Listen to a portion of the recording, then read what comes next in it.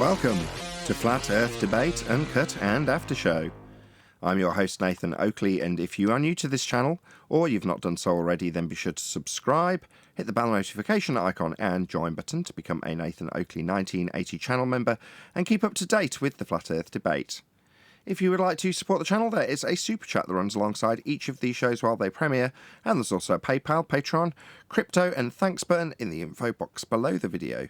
Speaking of Patrons, this show's sponsor, I'm going to do a quick shout out to all of you who do support me on Patreon. So a massive shout out of thanks and appreciation to Flat Earth Sage, Goldie McKiernan, Phoenix Rising 86, Retro Bill, More Books, Canna Bear, Fibre Oats, Michael Kahn, Rob H, John Kays, Patrick Gunnels, Banter, Will Brax, Troy Shuker, Harry Blade, Mobile Max 777, Neo the One, Rob W, Open Minded, Reese Pound, Del West Watson, Maria Neelands, Unbelievable Productions, Blue Ridge Ranger, The Real Gabster, Liam Nedrick Jr., Abraham Mohammed, Adrian Quintana, Skeptic 936, Life is Short, Texas Mike, and David Wayne Foster. So a huge, massive thank you to all of you for supporting me on Patreon. Now I will hand over to whoever is in Discord and Google so you can enjoy their dulcet tones while I set up for today's live show. And it creates an ego, right? And if you know anything about the philosophy of the ego, it's the death of the ego is essentially experienced as the death of the self.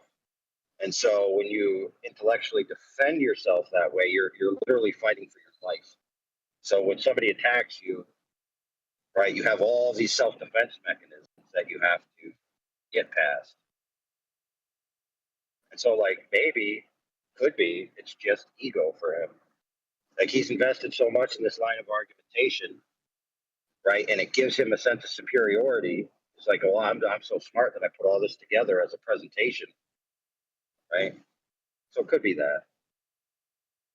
Well, yeah, I think the ego is a pretty big part of it, big part of all of us, right? I mean, when you talk about God, you can't be where you're at right now, not go, yeah, there's definitely a God, because you don't end up in this mess that, well, you can call it whatever you want to. The wonderment where you're at, you don't have this without God. I mean, number one, that's obvious as a day is long.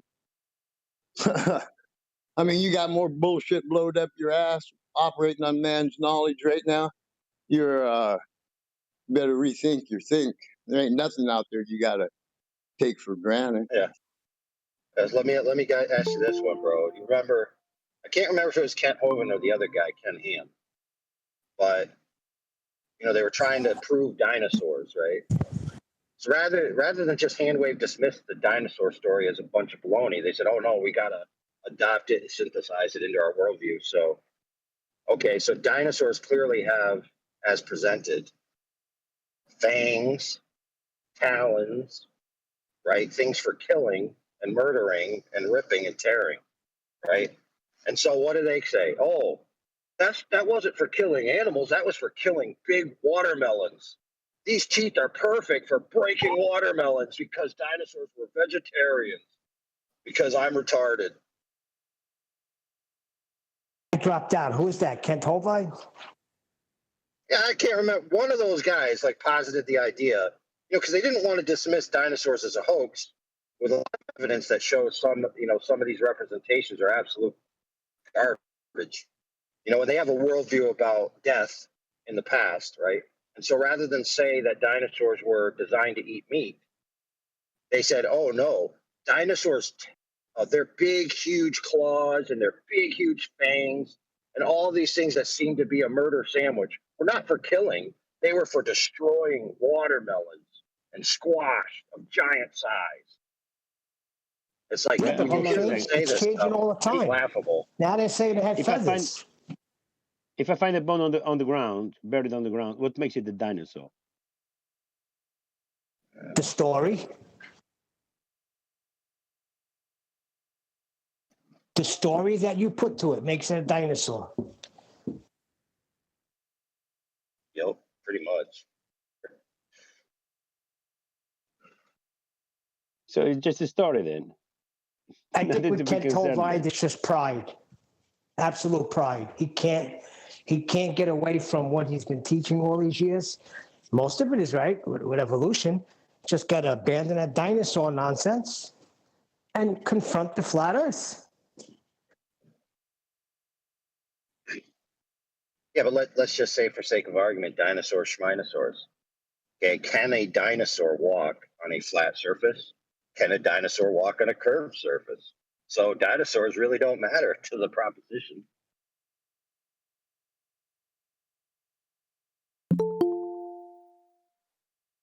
I'm saying, but most of his teachings has been on that, correct?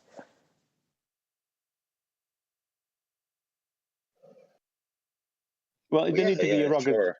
Don't need to be a rocket engineer to realize that there is no curvature observed or measured or anything. You know, to realize that we live on a flat plane, it doesn't take you expertise. Yeah, but Neil's got a point. If you're an apologist, right, for a religion, to where the mainstream consensus scientific narrative goes against your religion, and there's certain parts of it, you have an option of synthesizing that into your religion or researching it to see where the errors are, right? And if you're going to research dinosaurs to try to decide whether it fits or doesn't fit, it seems to me that if you were doing proper scrutiny, you would come across the idea that dinosaurs were largely a hoax, put up by two guys in the past who were competing against each other and kept on topping each other with their nonsense. And you might come to the conclusion, wait a minute, what if most of what we've been told about dinosaurs is baloney? So I could just dismiss most of this story. I don't have to synthesize it into my worldview because it's crap. Yeah, but they need to keep the what's it called, the fossil fuel nonsense around. Yeah, what a joke. The dinosaur nonsense needs to be there in the fossil table. Listen, that's what I heard the other day. Everybody has to go electric because the fossil fuel is running out. How the hell do they know?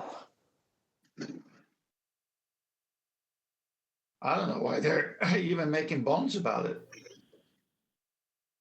Yeah, meanwhile, there's oil wells that have been replenished. There's oil wells that have been reopened and are full again. They were empty and now they're full again. So what happened there?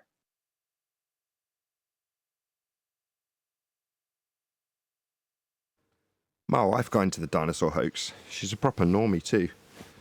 And once she'd figured out some of this stuff might not be true, she wanted to go and have a look for herself. This is before we had any kids.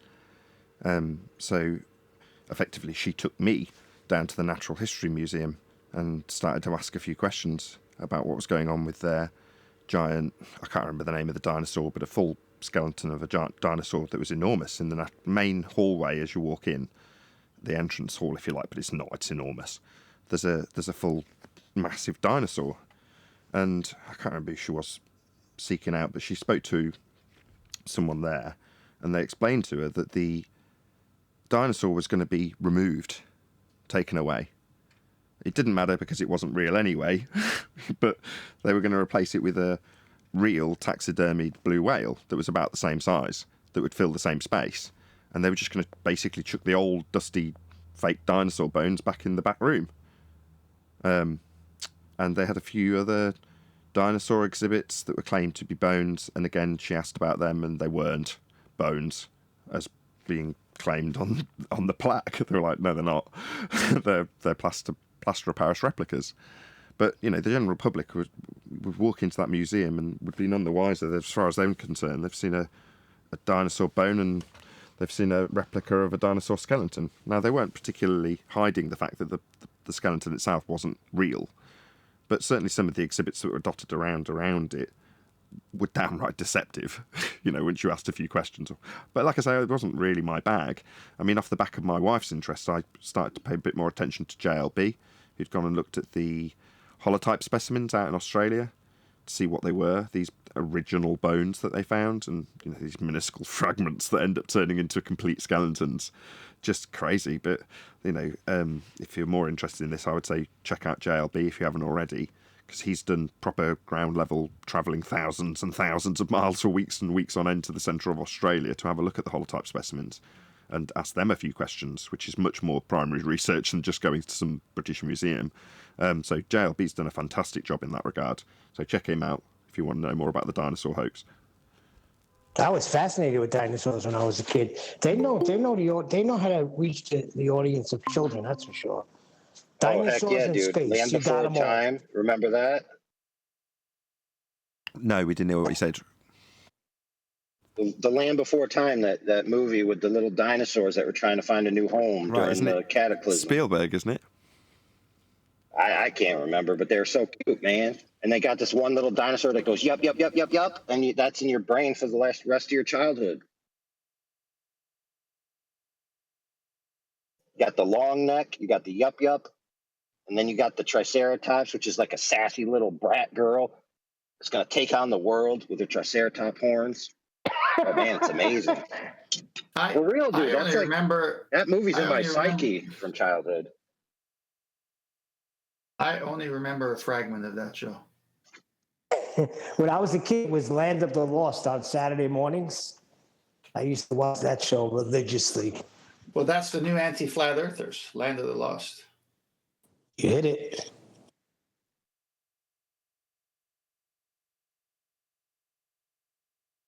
Yeah, they once found a tooth, and they made a whole dinosaur out of a tooth.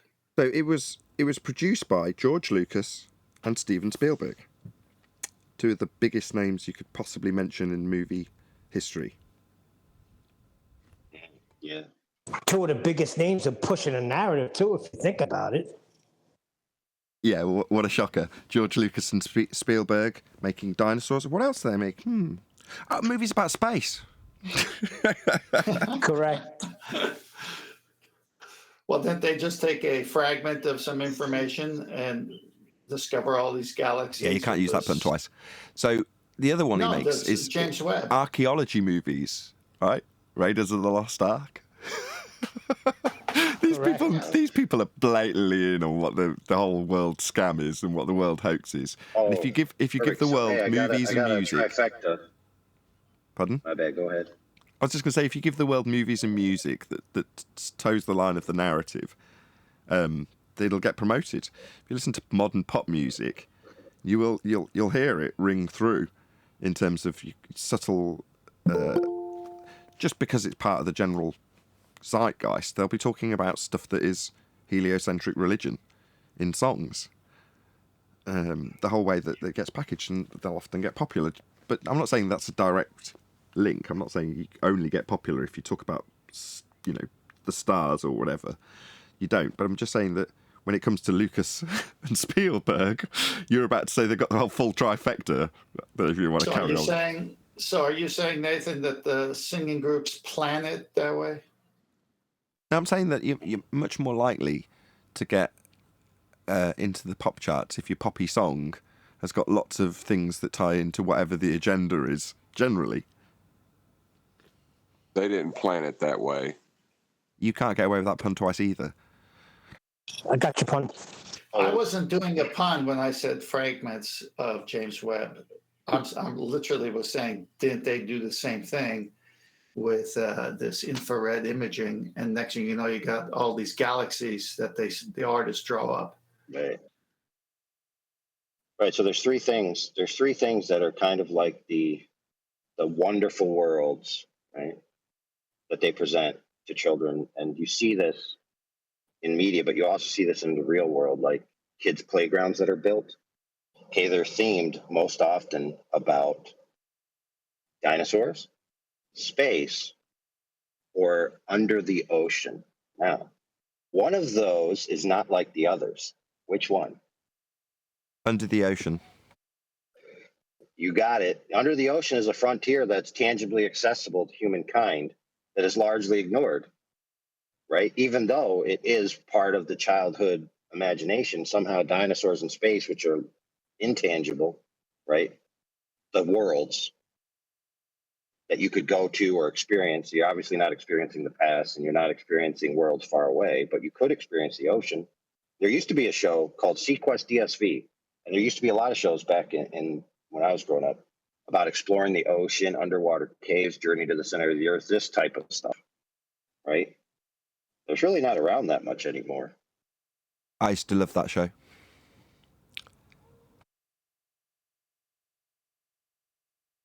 Seemed genuinely dangerous as well. You know, they do fairly reasonably compare the fantasy realm of space with under high pressure under the ocean. You know, different but the same in terms of the danger level they portray. But actual danger does translate into actual death when it comes to people underwater. That's the reality of it, right? Unlike space. But space isn't real, so, you know, you don't have to have any death in Narnia if you don't want it in the storyline. If it happens to promote something in the storyline, you know, whatever narratives they had about rockets that were on their way to space, no, they weren't. You know, I'd go out on a limb and say all of that's fake too, even if they've claimed there's death, because the entire narrative is a travel to a place that doesn't exist. So if you're going to claim in a story that isn't real about a place that doesn't exist and a journey to it that somebody's died, I'm just going to say, no, I don't believe that. I'm sorry. Like Aslan dying. No, I don't believe there's a talking lion because the whole story takes place in Narnia. No, I don't believe anybody died in space if they're claiming that they did, because space isn't real. Unless they had to kill the person because he was going to blow the whistle. The narrative's too good. The whistleblowers don't matter. In reality, if you look at the anti-flat earthers' reaction to us challenging it with decent evidence, that would be the same on a whistleblower. They'd just be condemned by the general populace because... Talking about the guy that got killed, one of the guys that were going to go to the moon or something, didn't get killed. Oh, yeah. Where'd you get this story from? From the same people, I guess. Right. Yeah. These kind of... You're talking about Grisham and the other two astronauts, and Correct. And the story, the way it's told, is that they pumped in 100% oxygen, which everyone, no, that's too dangerous, don't do that. And they did it anyway. And then, of course, a spark or something in a fire, and they all died instantly. What did they say? And then after that, they said the reason they died is because at the same time this was happening, Christian was saying, if we can't even communicate between the building and this module, how are we going to do it from the space or the moon or whatever? Yes, very dramatic. So that's why they put that story around it. Correct. He was questioning things. Communication. He was questioning communication from building to that. And then next thing you know, the 100% oxygen, which doesn't make sense. Why did they even do it? In fact, did they do that? That's the case. Did they? You know they did that? That's what they say. Well, let me finish. That's what they say. But they also say they got a vacuum chamber in Sandusky, and why don't they put astronauts with their flimsy suits in there to test it? They also say the sky is a vacuum, a violation of natural law. So everything they say is nonsense, because they are liars. They claim to travel to a place that doesn't exist.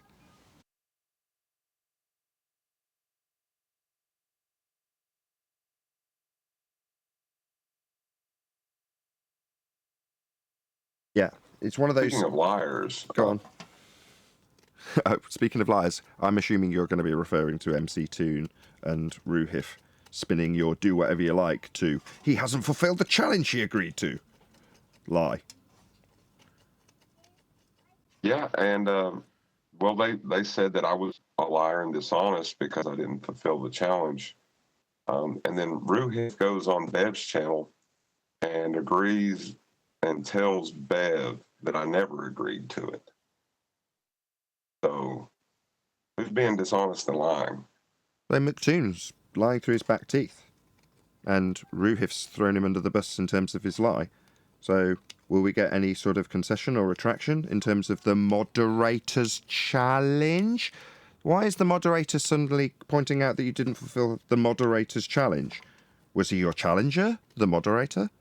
I'm slightly confused about why the moderator is calling out a guest on his show for being dishonest for not fulfilling the moderator's challenge that he didn't agree to fulfill. Does this guy just not strike you as really horrible? Like just a disgusting person? This is McToon. Just a scumbag lying bastard. I hope you rot in hell, McToon, you lying sack of shit. Well, we Well- said that from the beginning about McToon. That's number one. Number two, I sense dissension in the ranks.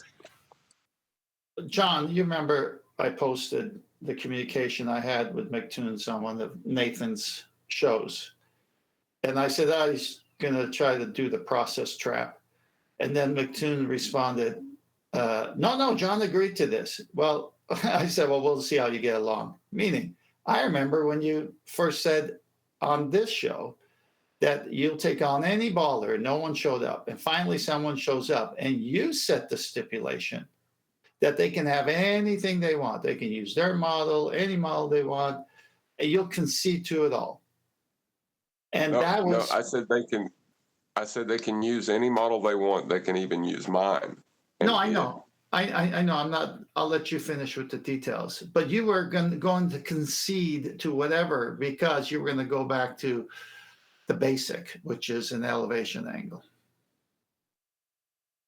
Oh, definitely. And I believe I'd even told them that. I said, I'm not wasting my time doing your ridiculous challenge. You do whatever. Well, I'm not that's going to argue past the point that you concede.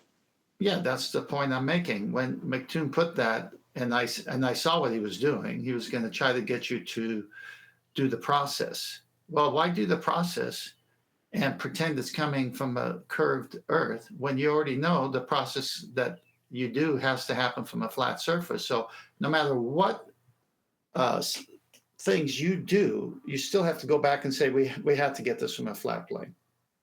That's where you had them. And that's what was your debate rules. And McToon decided he was going to Sorry, no. Just got to interject there. Sorry, the debate was with a character called Ruhif. This McToon guy that you're suggesting should have things fulfilled. He was supposed to be the guy keeping things moderate, but he's now calling out a guest for being a liar for not fulfilling his challenge. He was supposed to be the moderator. No, correct. I'm not missing that point. But McToon somehow thinks because he sent John instructions that said you need to do this, that those were the rules that he had with Ruhif. I see. So when debating on a quote-unquote neutral platform, you must fulfill the task of the moderator in order to have an opportunity to be cut off after 5 seconds of speech with the opponent. Seems really fair. But this is what they do. You're a lawyer when you don't agree to their terms and you don't go through with their terms, you're a lawyer. I got the same treatment from Wolfie and all these trolls that still to this day calling me a lawyer because I agreed to do his flight plan challenge just to get him to turn up for the debate. Then he changed the stipulation on that challenge and decided that he wanted it before the debate. And I said, no, you get it at the debate. And then he kept on pushing to want it before the debate because he had no intention of turning up for the debate in the first place. So the only reason I was doing it was to get him to go, to be there. And I said, no, I won't do it now. That's the end of that. And because of that, now I'm a liar, or I'm dishonest. Yet it wasn't me who changed the stipulation and decided that they wanted it at a different time. So they do stuff that's completely underhanded, and then they try and call you the dishonest one. Shocking. When you What's the never definition agreed of to a moderator? Say again, Neil? I said that shouldn't shock you anyway, but what's the definition of a moderator? Moderator is somebody who keeps everything on an even keel in terms of the two opponents, doesn't let the discussion get out of hand, doesn't let it get out of control, decides some of the points, keeps time if someone's taking up too much. There's loads of tasks of a moderator. What one of the tasks of a moderator isn't is to set challenges for one of the debating parties. Now, Thank you. people might turn around and go, you do that all the time. I go, yeah. Am I claiming to be a neutral platform? I'm claiming to be in the minority. Yeah, that's what I'm claiming. I'm claiming to be in a little corner of the internet, in the minority, the hated, persecuted minority. So, yeah, I don't claim to be neutral. The people who oppose us, who have the entirety of the Western world perceivably by them behind them, claim to be neutral, and then the moderator will set one of the challengers in the minority a task to fulfill and then call him out as a liar when he doesn't fulfill the moderator's task. This is the joke, this is the nonsense we have to deal with. Here, in the minority, we have an open door policy for anybody to come, and you will be heard. Even though you've stepped into somewhere that's reasonably within their rights to do the kind of underhanded nonsense that our opponents do, because we are in a severe minority and persecuted for being in that minority. They're not, but they use all the underhanded tricks in the book. It was also a task that I didn't agree to, and they knew that I didn't agree to, and they've admitted that I never agreed to. So they're liars as well. Yes, yeah. It's not just underhanded anymore. It's outright lying. Right. So you on your neutral platform are underhanded liars. Well, does that shock us? No, but the audience hear them telling us that we should go on these neutral quote-unquote platforms. And we go, no, screw you, or pay me. Because then I'll get some value out of it, because I'm certainly not going to get any value out of it if I go on for free of my own volition. I'll get this kind of crap, where I'm told that I'm a liar. If I don't agree to do something and then turn up and don't do it, I get called a liar for not doing it because you said I had to, and I didn't agree to. Yeah, that's just the kind of shit that I don't want to do for free.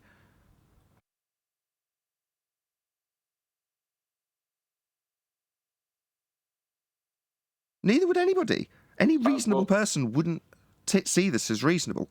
But because most of the people watching that particular show will be of the ilk that likes to see us persecuted, they see it's perfectly reasonable. Oh, it's perfectly fine to prod your fingers at this person for lying. Prod your finger at him for claiming that you can't get an elevation angle from a squiggly line. Preposterous.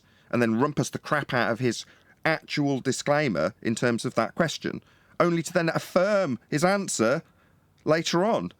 You know, these are unreasonable people. Further to that, to question credentials when there's a debate about the nature of the reality that we're existing upon, not somebody's credentials. But that's what they'll descend to. Personal attacks for a guest that's given up his time to go on their show. That's what we get. So I'll go on your show and you'll start doxing me and personally attacking me, questioning my credentials? What the hell? That's how you treat your guests? Oh yeah, really tempting.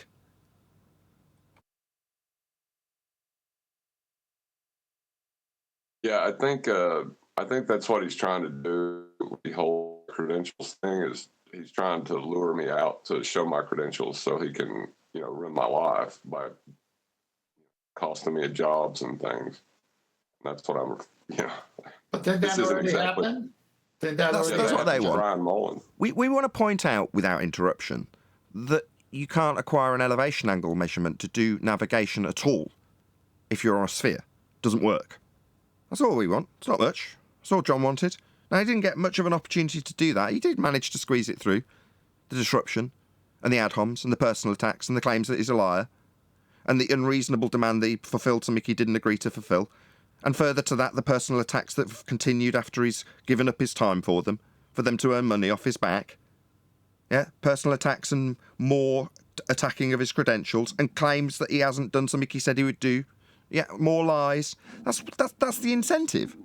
You guys not understand why we tell you to screw yourself when you ask us to come on your shows? Tell us that, well, everybody else would go on a neutral platform. That is the textbook definition of what you think neutral is.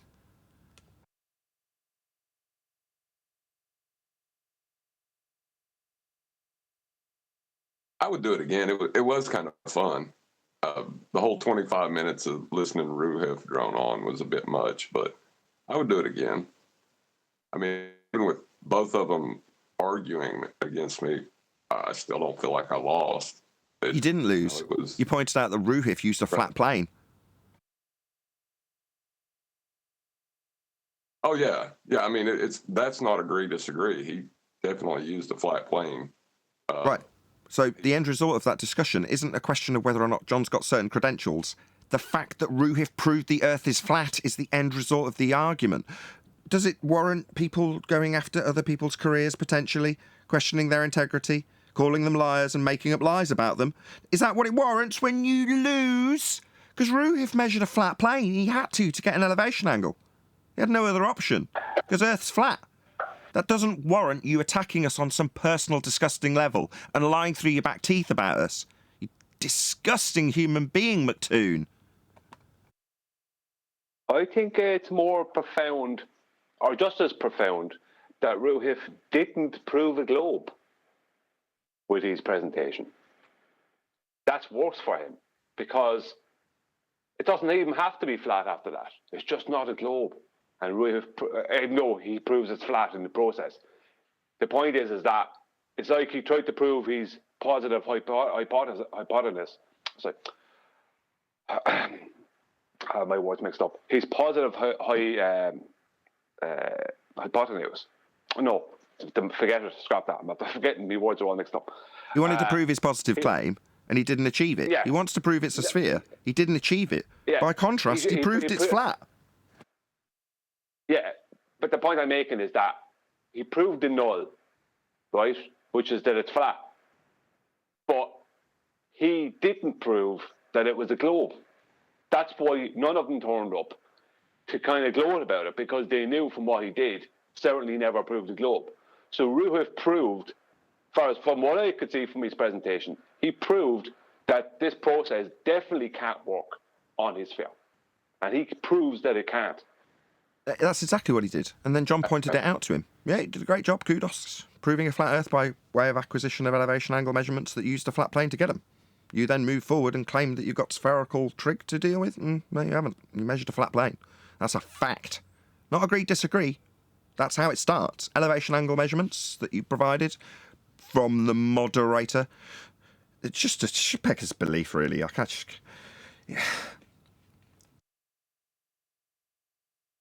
I would like to know if there's any ballers in Discord that would, like to comment on what they think about the neutral platform. Is there any bull believers? You're not going to get challenged at all on your spherical belief in this question that John's just asked you. His question, if there are any ballers, and I'm not sure if any of them in there, I'll have to go check and see if they're all off mute now, which they will be in a moment. Do you feel that what was offered and claimed to be neutral was neutral?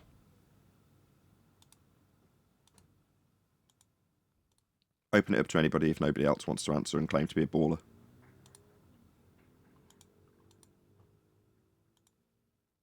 You're all off mute now.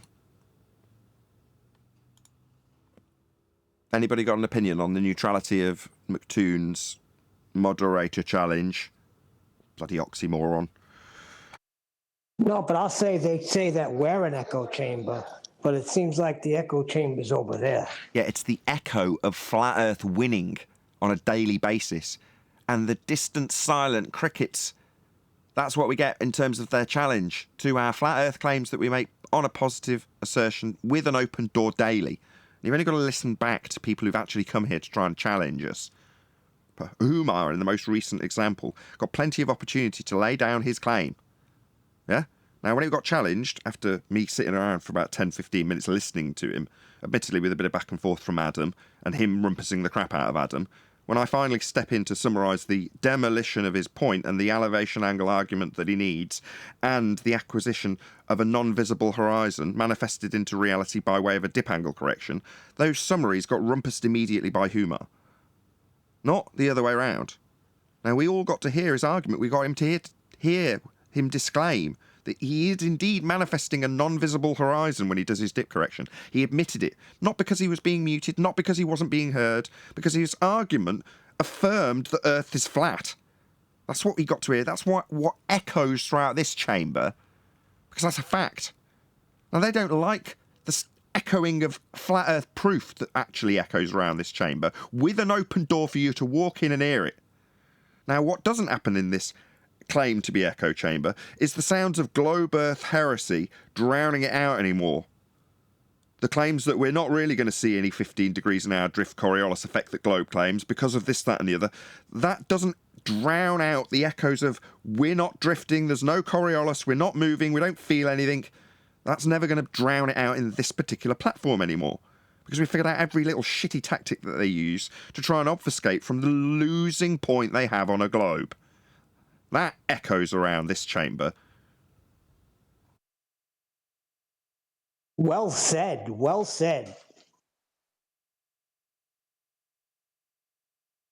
What was funny is that in Ruhif's presentation, the 22-minute one or whatever it was, he spent all that time not claiming a tangent plane while using tangent planes. Do you know what I mean? He wouldn't say, he never said the term tangent plane. He wouldn't address the term tangent plane from his presentation, if I remember correctly. It reminds me of Bob and his whore. Remember Bob and his whore? Yes. Just didn't label the geometric horizon. What's this, son? What are you drawing a line there? Why hasn't it got a label on it? Would that be the geometric horizon we can't see? You know, he denied bendizonal in that. Okay, bendizontal is a response from a flat earther to an anti-flat earth heretic. So you have to expand on that carefully, but go ahead. Well, what they usually argue when you're arguing geometric principles is that horizontal is from the center of Earth at a radial value out from the center of Earth, is what they say horizontal is. McToon said horizontal is not that. Horizontal is a plane. I understand. What you're essentially saying is that canon? I don't know if that's just wiki canon as opposed to actual globe canon. That disclaimer that you've got the centre of Earth always being relevant because it's due to your position in respect to the centre of Earth that you've assumed would mean that you've got bendizontal. So what that means is that a straight line that you move along with a presupposition that you're actually traversing a curve means that a horizontal line is bent. Now, that's obviously an oxymoron. It makes no sense, but that's been turned into the term bendizontal. Now, the moment you have to actually perform celestial navigation, you don't assume that. You assume a horizontal plane from your position out in all directions for as big as it needs to be. Well, that violates the idea that horizontal actually follows along a line that's referencing the centre of a presupposed spherical Earth. So tangent planes violate bendizontal, and bendizontal is a response to the claim that horizontal is in reference to the centre of a sphere Earth. I just need to know whether or not that actually is or is not canon, that original claim that horizontal is reference to the centre of Earth. It could be wiki canon. We'll have to find out later. I just thought it was interesting. I'm not sure either. Very, very interesting. It makes me smile a lot, John. You're really on fire and have been for quite some time.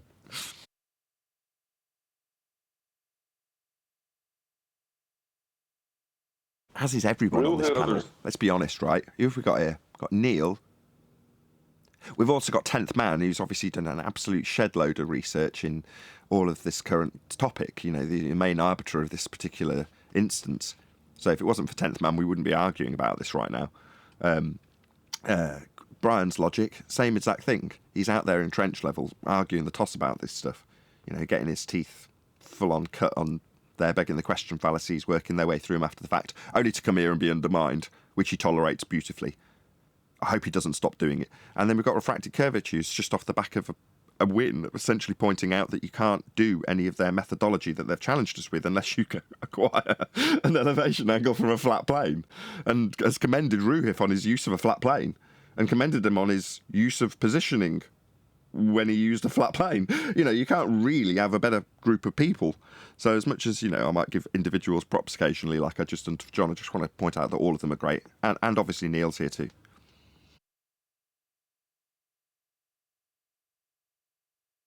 Well, Neil.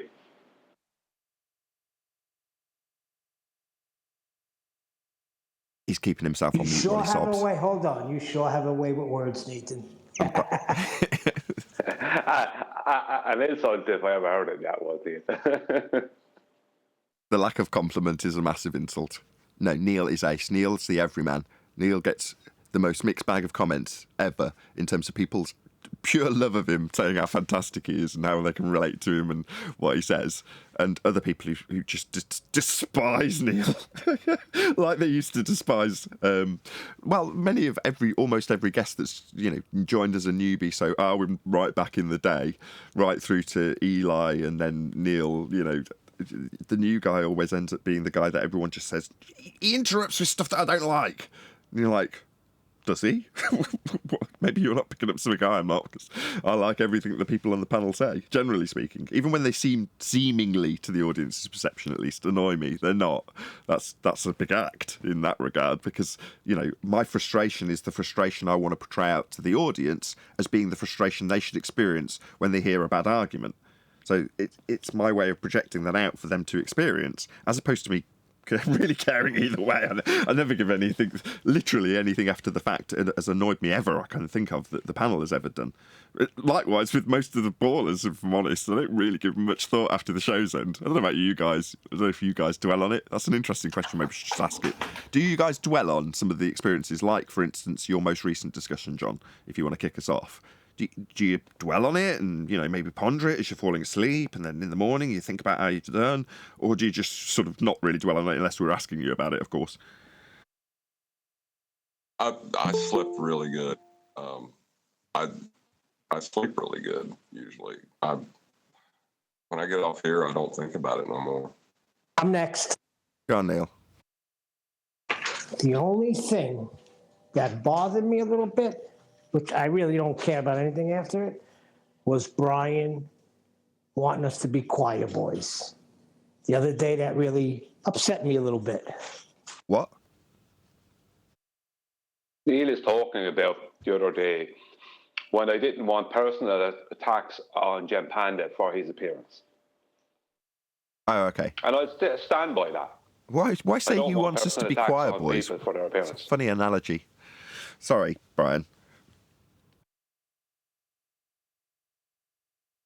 I just say I stand by that. That's what QE put in. He said, so we're Nathan's choir boys now? Okay, that's fine then. If QE said it, then it's okay. If you said it, then... Well, we must be choir boys. Morning, guys. We got to McTune. Okay, Brian's point was absolutely correct. And if you want to take anything that QE said in this regard, right, the real boss, not Dearth, who we pretend to be the boss, but the real boss, that's Betty, makes it abundantly clear. I'm stuttering because I'm in fear of Betty, actually. Just get my composure. Betty makes it clear to QE that he needs to do what Brian said. For every reason, and every time it happens, QE can't disagree, he has to concede, he knows she's right, because she is, and so is Brian. Brian's right. It weakens our arguments when we attack people on a personal basis. You don't like this at all, do you, Neil? By the way, Because how does it weaken the argument? My original question, do you dwell on this stuff? The only thing that makes me angry was the only words I needed to hear to then move on to the next person. Because clearly, Neil, yes, this is obviously dwelled upon by you. Yes. Just this. We've got about 60 seconds before the live show goes. Neil, if somebody is new and listening into this, and they hear we are attacking someone because they have a hump on their back, do they care what else we have to say? Doesn't matter what argument we have. As far as they're concerned, these people are great a-holes. You know, there's no need for it. You know, I wouldn't like to have the hump on my back that... Okay, but if they listen in for a while... So why would I attack them on it? Okay, but they're not going to listen to just one show. They're going to listen in for a while, and the colors will come out, who's who, and who's what, who we are, who they are. He said a lot of things about you, a lot of things about me, a lot of things about Nathan. Okay? I fight for my friends, not against them. Yeah, but I'll address that he says about me, but that doesn't mean I'm going to attack him on his appearance. He hasn't attacked me on my appearance. He hasn't said he's some big stupid Irish idiot or whatever. Or if he has, I don't care. But I won't attack him on his appearance. He's just, all I know about him is he's our opposition. I just want to squeeze this in before the live show starts. There is an exception. I had to twist it out of Arwen, although it wasn't something I would have done. But when Arwen kind of... He didn't, I linked it for him. Got the connection for his appearance linked to his mental anguish and pain in the discussion. Now, when Arwen did that, yeah, it's right on the borderline, but in many ways, that's why I liked it and why I drew the connection to just take what seemed to be a personal attack from Arwen and turn it into something related to the subject. We directly talk about the psychology, which we speculate about, as would any psychologist in any regard ever. And not that we're psychologists, but what I'm saying is our speculation in that regard is subject-specific and relevant. And if you can link that back to somebody's appearance, as Arwen did, although it's on the knife edge, it's just about tolerable. What you were doing was very different. You're just calling him the hunchback. Now, admittedly, I'm on screen getting, a few snickers from some of the people who realise the irony that I've got a thumbnail with his face transposed onto the Hunchback of Notre Dame in the cartoon form. Well, that irony wasn't lost on certain people, but it didn't alter the discussion point. A subtle thumbnail with no direct connection just rolls on by without anybody noticing. It's only going to annoy him. That's the point, right? To have the same low-brow, below-the-ribs dig that he's having at us. In other words, I am sinking to his level. That's not ironic in the slightest. It's just unfortunate. Now, when someone like Betty points that unfortunate reality out to me and QE, we have to sort of shrug our shoulders in shame and go, yeah, we're diluting our own point. Yeah, it would be better if we controlled our anger and frustration, which is really all it is. Anger and frustration taken out on someone else's physical appearance. In this case, Gem Panda, looking like a hunchback. Well, Gem Panda didn't prove he had a curve of the earth moving left to right or front to back, as he's claimed, after, or later, I forget which, disclaiming that the housekeeping questions were nonsensical questions, in spite of one of them being in direct contravention to his actual claim he made there and then in public. So that is a point that's worthy of dwelling on, as opposed to him looking like a freak. Look, he went there to just troll. Guys spent time, I'm sure money and effort to go out there and speak, and this guy just comes shouting. Yeah. Come on. Yeah, but you don't need to state the obvious. Everyone can look at him and hear him and make their own conclusion without having to have too much intelligence to come to that conclusion which you've come to. Look at this man shouting. Look at Adam asking him why he's so angry. They're not listening to his arguments. Why? Well, because he's diluted them also. He's diluted every one of his points by being an angry man, looking like a troll. Well, if we're going to apply that standard to him and only focus on the fact that he looked like an angry troll, which is what you are focused on, you are inadvertently making my point for me, which is he's diluted his point. Let's take it away from this. Didn't he dilute his point a lot by getting so angry and looking so frustrated and foaming at the mouth? Probably because of the dehydration on a hot day. Yes, he did. So forgive me. Sometimes I'm a little abnormal.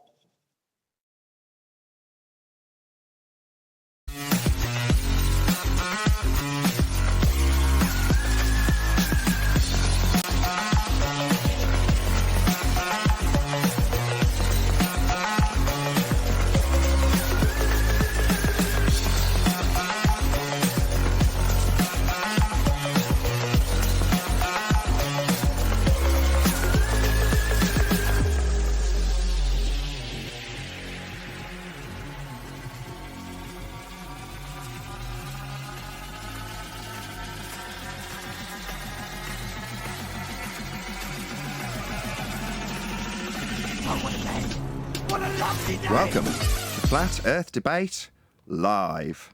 I'm your host, Nathan Oakley, and if you are new to this channel, or you've not done so already, then be sure to subscribe, hit the bell notification icon, and join button if you'd like to become a Nathan Oakley 1980 channel member and keep up to date with the Flat Earth Debate. If you would like to support the channel, there is a super chat that runs alongside each of these shows while they are live, and there's also a PayPal, Patreon, crypto, thanks button, and all that good stuff in the info box below the video. Most importantly, if you'd like to join the discussion, simply mute the page you are currently watching, then click the link in the info box below this video to join the panel and express your views on the nature of Earth. If you do join, please don't swear. If you do, you'll be ejected. And if you are, please don't try to rejoin the stream using sock accounts. You'll be warmly welcome back on the next stream. Please also share the show on social media. Sharing the show obviously increases the live audience, but this in turn increases the chances of a more diverse panel, so please share the show on Facebook and Twitter. Now, we are joined by Brian's Logic, 10th Man, Arwin, Chocolate Sane, Refracted Curvature, Neil, did I miss anybody? I don't think I did. And a whole bunch of people in Discord, so welcome one and all. Hello, hello. Good afternoon. Hey!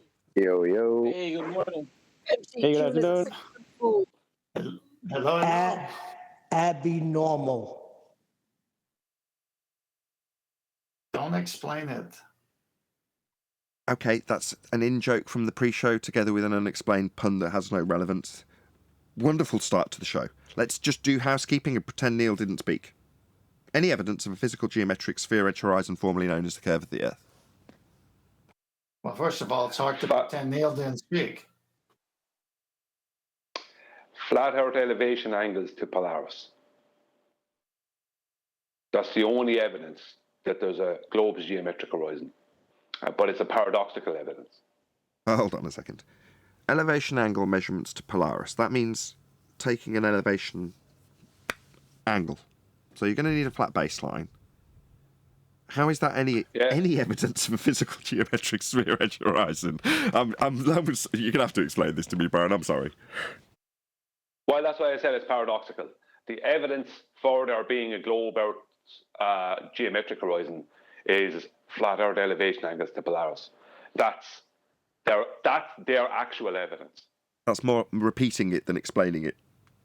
Well, all they have is flat Earth elevation angles to Polaris, proving that the horizon is not a geometric location and the Earth is not. You see, there it is. That's why I was going to summarise after the fact with.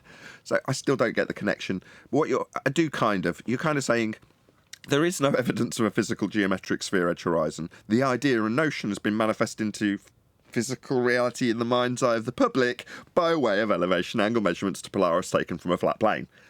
Good enough summary? Well, yeah. I mean, you asked the question, so the honest answer is, there's only flat Earth elevation angles to Polaris. That's the only thing they have, which proves the horizon is not geometric. Well, okay, So this isn't going to help me in the next answer then. Any evidence of the R value, Brian? Flat Earth elevation angles to Polaris. That's the same answer as last time. Well, that's where their maths comes from. So don't attack me. I'm only the messenger. They back engineered flat Earth elevation angles to Polaris into a radius value. A radius value? Hold on, let's just start this again. So you got an angle taken from a flat baseline, right, to Polaris, right? Well, that angle is off a flat baseline. That cannot and will not and isn't a curve with a line moving to the centre of it, i.e. the curve of a circle with a radius, because the angle itself is off a flat baseline, Brian. So, like with last time, this in no way can be or will be evidence of an R value because it's a violation of the angle itself to claim that the bottom line of that angle is curving with a radius moving to the centre of the circle that it's curving along. It isn't and can't be. It's preposterous. Okay then. I've got 6 more slides. Hold on. Brian's going to summarise the point that is actually what they do, though, isn't it, Brian? Well, yeah, I mean, I'm trying to give them something. But the only thing I can give them in reality is flat Earth elevation angles to Polaris. Yeah, that's all flat. I can give them. That's the only measurement I can give them. Perfect summary. But it's not going to be what they need. Yeah, you're not going to like it, but you're going to need a flat Earth for that. Good summary. Thank you, Brian. Go ahead, 10th. Yeah, there's 6 slides of masturbate to support Brian's claim there. If you want to. Okay, we're starting with the guy. I mean, I don't see the problem. I mean, once you get an elevation angle off a flat, level plane, and then you just attach a cool story to it, throw in some math, carry the 1, and then there you go. You got a radius. Then from there, you can get your geometric horizon. I mean, yeah, it's great. Bob's your uncle. Everything works out beautifully. You notice how Chocolate's just completely ignored what I said in response to Brian, which is no. When you take those angles, those are straight lines meeting at a vertex. The bottom straight line is your baseline for your elevation angle. So to assert that line along the base, which is flat and straight, to be an angle, somehow is in one way or another related to a curved line with another line meeting it that goes to the centre of the circle that curve represents, is a violation of the very angle that you're measuring, Chocolate. I'm sounding like a parrot, but that is the same response I just gave to Am I missing something? But you're missing the link, man. I said you add a cool story to it, throw some math in there, and then you got a radius. Should it be that simple to work out? No, because it violates the I angle. don't see what the problem It's the third time to charm. Nah, It violates the angle that you just getting measured. hung up on details. Hung up on the angle that you need. Yeah. Zanuck told us that too, didn't he? We're getting too hung up on that angle that you take off a flat baseline. Yeah, that's because that proves Earth's flat. Is this an echo? Would that be an echo chamber? To assert that both Zanuck and now Ruhif have used flat Earth elevation angles to prove a flat Earth, basically. I mean, that's what they've done. I mean, Zanuck told us we don't need to get hung up on the flat Earth proof bit, when he moved forward after measuring a flat Earth with angles that couldn't be anything other than a flat Earth. And Ruhif the same. Instead of admitting that he's used flat Earth elevation angle measurements to find his position that he got congratulated on for doing. He proved the flat Earth. Well done, Ruthie. I mean, that's the end of the argument, isn't it? That's it. Well, it gets uglier because they were claiming that horizontal was from the center of a sphere out, that things are horizontal and curve. That's bendizontal. I think Bev coined that phrase. So they're in violation of bendizontal now. Sorry, if the line that you're representing now is the baseline, i.e. as you move your position from one point to the next, your position is only relative to the centre of a sphere Earth, then that would give you a bent line. That won't give you an angle, though, will it, John? No, that's why they what? Yeah, I was saying that's why they need the tangent plane to be a flat plane. But they've always claimed horizontal is from the center of Earth, right? So now they're in a conundrum between the two. It can't be both. Yeah, it must be painful to be an anti-flat Earther, globe Earth heretic. Got your first slide at 10th. All right. To Brian's point, here we got 90-degree angle. You can see the observer zenith. And you could say where it says zenith, 90 degrees. Let's assume that's Polaris, just for example. So when does Polaris disappear to the viewer on Earth? When it's at zero, when the person has moved to the equator line. Correct. Well, that would mean that it's got to be a straight baseline all the way to zero. Yeah. Because you're talking about angles, right? Yeah, this line along the bottom, if this is, let's say this is point A where the guy's standing, and let's say that where it says 0 degrees just happens to be a couple of 100 miles away. Well, according to the globe Earth, when you traverse those couple of 100 miles, you've traversed a spherical surface. Well, that would mean that this isn't a straight line anymore for measuring angles. But this isn't 0 degrees because this is apparently bent now. No, it just doesn't work anymore if the ground is bending. It just doesn't work. Well, we're back to, is it perspective or is it Earth curve? And what does this slide tell you it is? If the baseline has to be interesting question. I don't care what it is. What I know is that it's measured flat. I don't care what it means. That's my the second part of the sentence. Since the baseline must be flat all the way, it must be perspective, as Brian said earlier. Moving on. Next slide. This is from the Navy footage that shows a person showing a maypole representing Polaris, or the sun, or the moon. It doesn't matter. Let's just say Polaris. Let's keep it on track. So Polaris is there directly over the Earth somewhere, and that pole is its zenith, just like the previous picture, 90 degrees over the Earth. And this guy's got this right angle triangle. Now that baseline on that right angle triangle, does that look curved or does that look straight? Sorry, you answering your own question with right angle triangle there, I think. Well, just work with me. Just work with me. Does that look? Well, it can't be curved. Yeah, so that radius from the circle of equal altitude cannot be curved, right, Brian? Exactly. Okay, so we saw the first one, which is a 90-degree right angle. We see the second one now tying it into celestial navigation with a circle of equal altitude, with the radius being straight to match the baseline of the previous slide. Next slide. Now we go and get a picture from a navigation YouTube channel, and he agrees. He agrees that when the sun, or let's call it Polaris, for example, keep it true, it could be any star, is directly over the Earth somewhere, that's the zenith of 90 degrees over the Earth. But if you're going to take an elevation angle to it, it's going to look just like the previous slide and the previous slide. You need a straight baseline in order to get an elevation angle. He's showing you right here. Next slide. But then he also shows this one, same channel, and shows that much needed, necessary elevation angle, which requires a baseline all the way from the GP to the observer on a curved surface, and sends a strong message to us. Like, what the heck is this? How does this work off of a curved baseline when you need a straight baseline? Next slide. Then you have the circle of equal altitude. Anywhere on the circle is the same distance. And they show that yellow line on the bottom slightly curving. But then they make a frightful error by putting 90 degrees. You can't have a 90 degrees to a curved surface. So look to the top right box. 90 degrees is height observed. Complement angle must subtract from 90.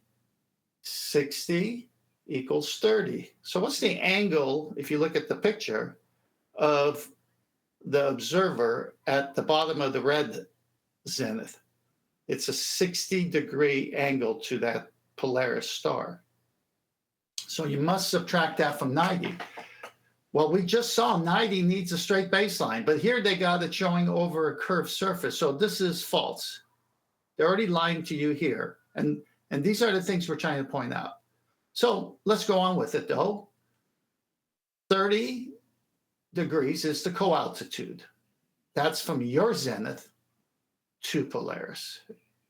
And times that by the nautical miles, 60 nautical miles, you get 1,800 nautical miles zenith distance. So that distance between you at the bottom and the star's GP, your GP and the star's GP, that's 1,800 nautical miles. And the way you got that was from the co-altitude, because at sea, you don't have a plumb bob to get your zenith, which is the red.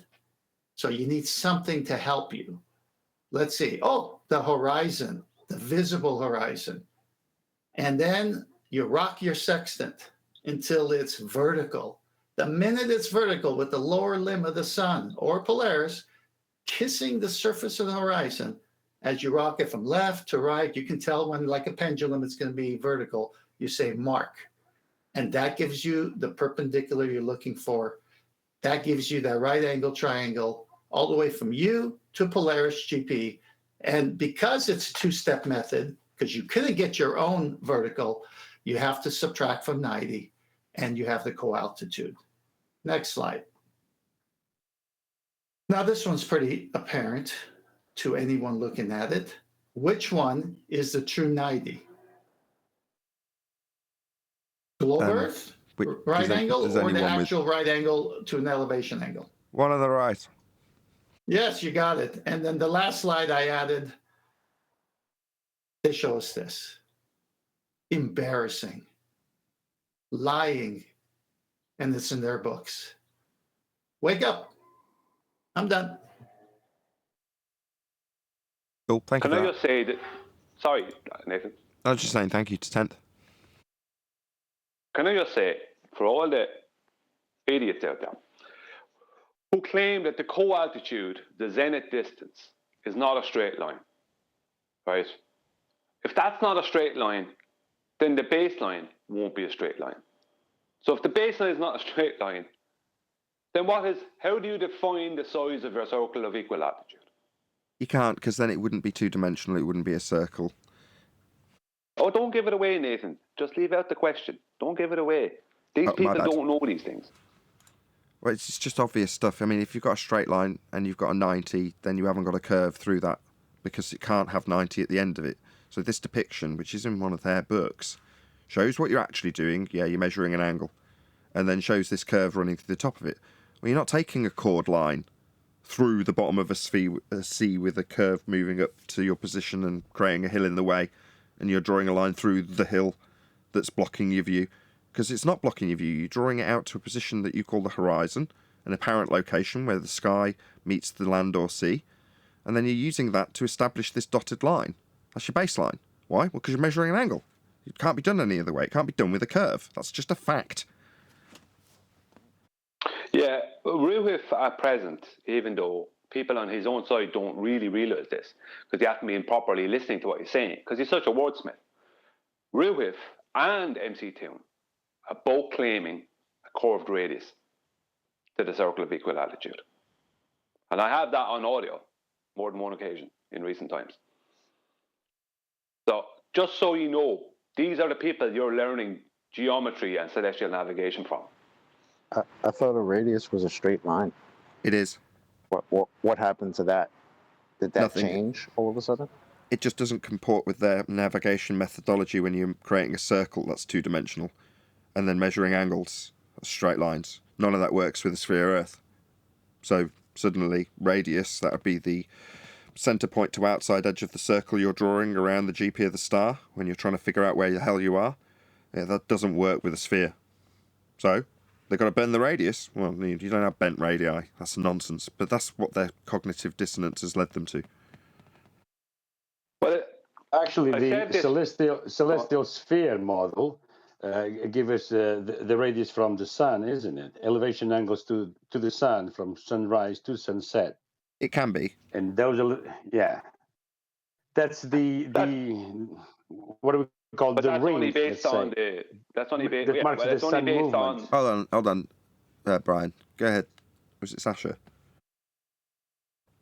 Jorge. No, it's George here. The Armillary sphere has lots of rings, and one of them is the sun, which is the equatorial plane, and that is what they get the radius, a radius value from.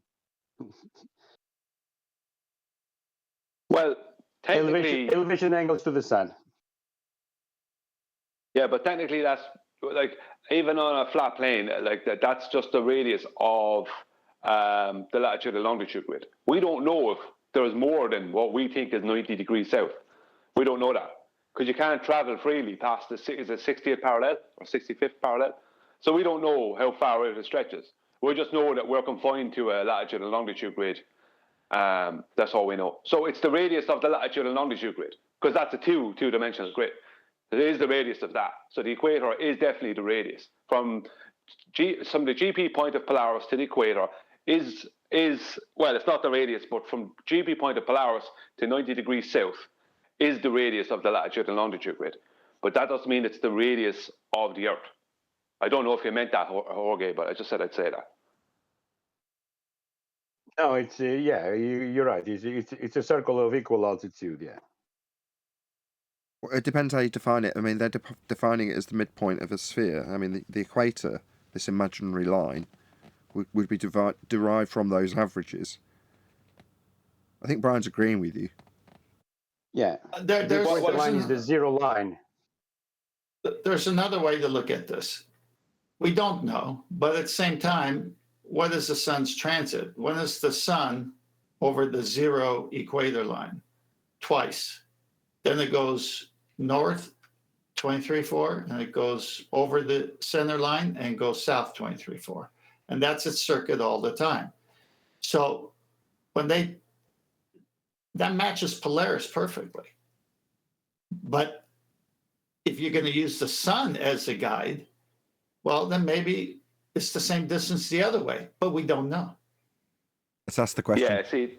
Let's just ask the question because we're tying into it so nicely. We're dovetailing into it nicely. Any evidence of the distance to the sun? There is only an angular size of the sun. And you're going to need an elevation angle for that.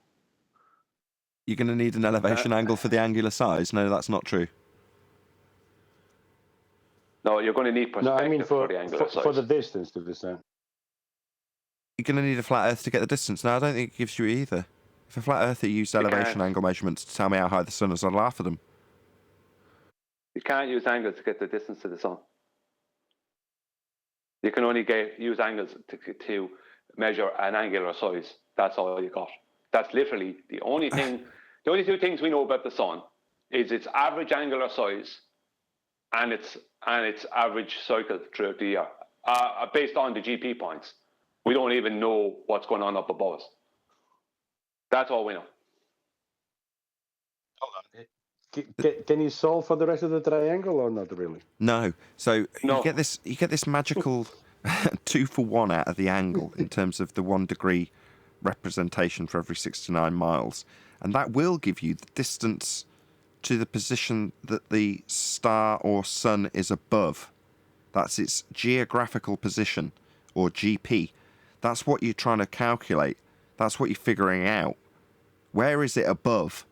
In other words, when you're measuring these angles, so you look at the sun over there and you measure it, you do all the maths and you go, right, now I'm going to draw a circle around its GP based on my knowing where the sun or star is above at this moment in time. That's why you need the almanac, to note the time that you measured it, so that you can say at this specific time the sun was above this specific position. Now, I'll stress the sun is above this specific position. That's what you get from this measurement. Not the sun is X high or anything else in terms of its positional data. You can't solve the other side of the triangle with this information. Do you know why, Jorge, you on a can't globe? solve it? Wouldn't the sun be over half the Earth on a globe? You can't make this comparison with the globe either.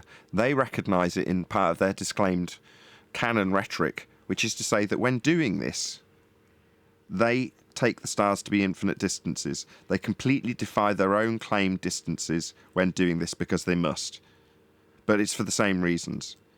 We would say here in isolation that we can't calculate for it. And Brian's moved on from that to say, if you calculate the sun's height and you calculate it with that side of the triangle, well, what happens when it moves closer to the horizon? Has it dropped? Is it lower?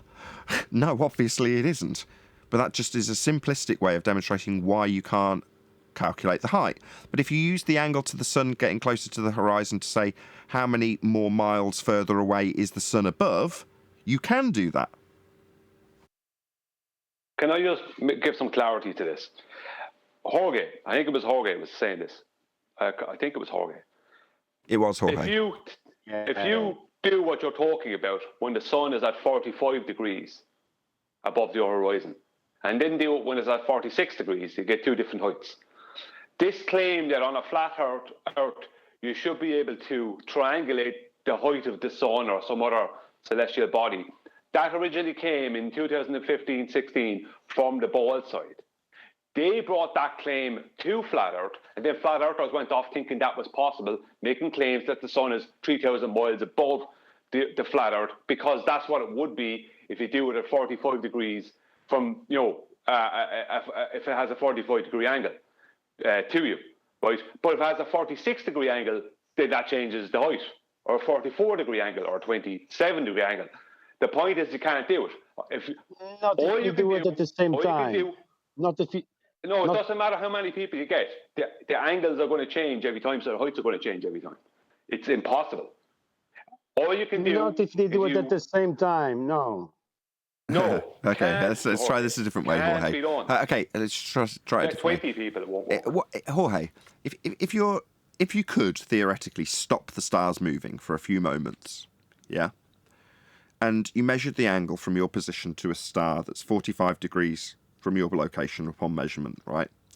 If you raise in altitude 1,000 feet, will you change the angle that you measure? Bearing in mind, in this hypothetical scenario, the stars have stopped, just for this example. Will the angle measurement change at altitude, Jorge? At altitude? No. But surely, if you can acquire the height of it and you raise up higher, it will drop because you've got closer to it. You've moved up. 1,000 feet. So you're 1,000 feet closer to it if it's got an ascribable height. Therefore, the angle decreases. It must, right? It's a 90-degree angle.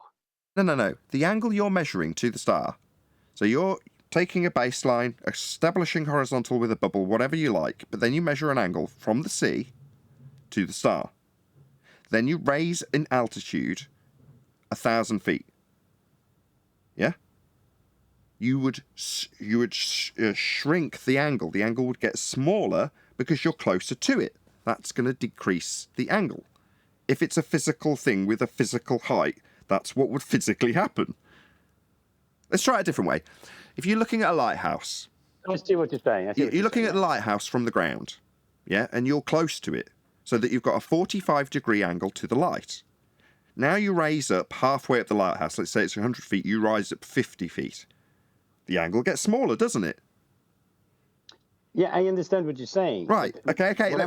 Okay. So you understand so far. So with the lighthouse, you raise up, the angle gets smaller. We agree. Doesn't happen with the stars, though, does it? Yeah, but you're not rising, are you? And if you have more than one observer on the same plane, on the same horizontal plane... So you're just going to whistle past what I've said. Okay, Jorge, you've just completely whistled past what I've said. You're going to now say, but if I keep them all the same height... We're not all at the same elevation, number one. Can I have a go with it, Nathan? Because he's not understanding what you mean. Okay. If you have 10 observers and they're all seeing the sun or the Polaris at 45 degrees or whatever at 45 degrees, that means they're all at the same angle to that star or sun or whatever. If one of them moves closer or further away, then the angle will change. It doesn't matter what one person seeing it at 45 degrees or 1,000 people. That won't change anything. That doesn't give you a height. Because that height will change with every change in degrees. There is no ascribable height to any celestial body. I'm sorry. You can't do it, even with 1,000 people. The ballers are pushing this nonsense.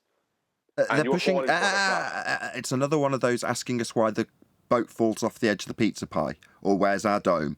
Their weakest aspect in this regard is the fact that they have to relinquish their claim of distance to these celestial items when they do navigation. Not to mention the fact they need a flat Earth to do these angles in the first place. But when they do them, they state quite clearly that they are considered to be an infinite distance. They have to be when they're doing it on a sphere. So they have this problem, and then they say we should be calculating the height.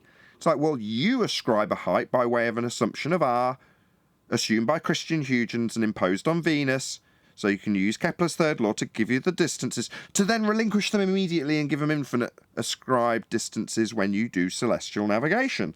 So that's their problem. I, and none of us on the panel, have said we know the height and have claimed it in a model. They have, but they can't use their heights. They claim their infinite distance. Why would we need to suddenly tolerate them demanding that we give them a height?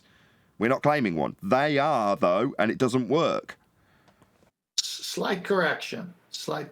They are not. They need to. Slight correction. They are not doing it from a sphere. They're doing it from an equatorial plane. And they still say there's no way of knowing the height. Okay, almost 120 people watching. Woohoo! Shout out to all of you who've tuned in live. Thank you very much to all of you. Smash the share button, as that's why we've got almost 120 people watching live. So please share the show if you've not done so already. And a massive, huge, warm welcome to all of you who've just joined us. Please share the show. Do we move on with housekeeping? Any single viable hypothesis from any of the fields of astronomy, cosmology, or astrophysics?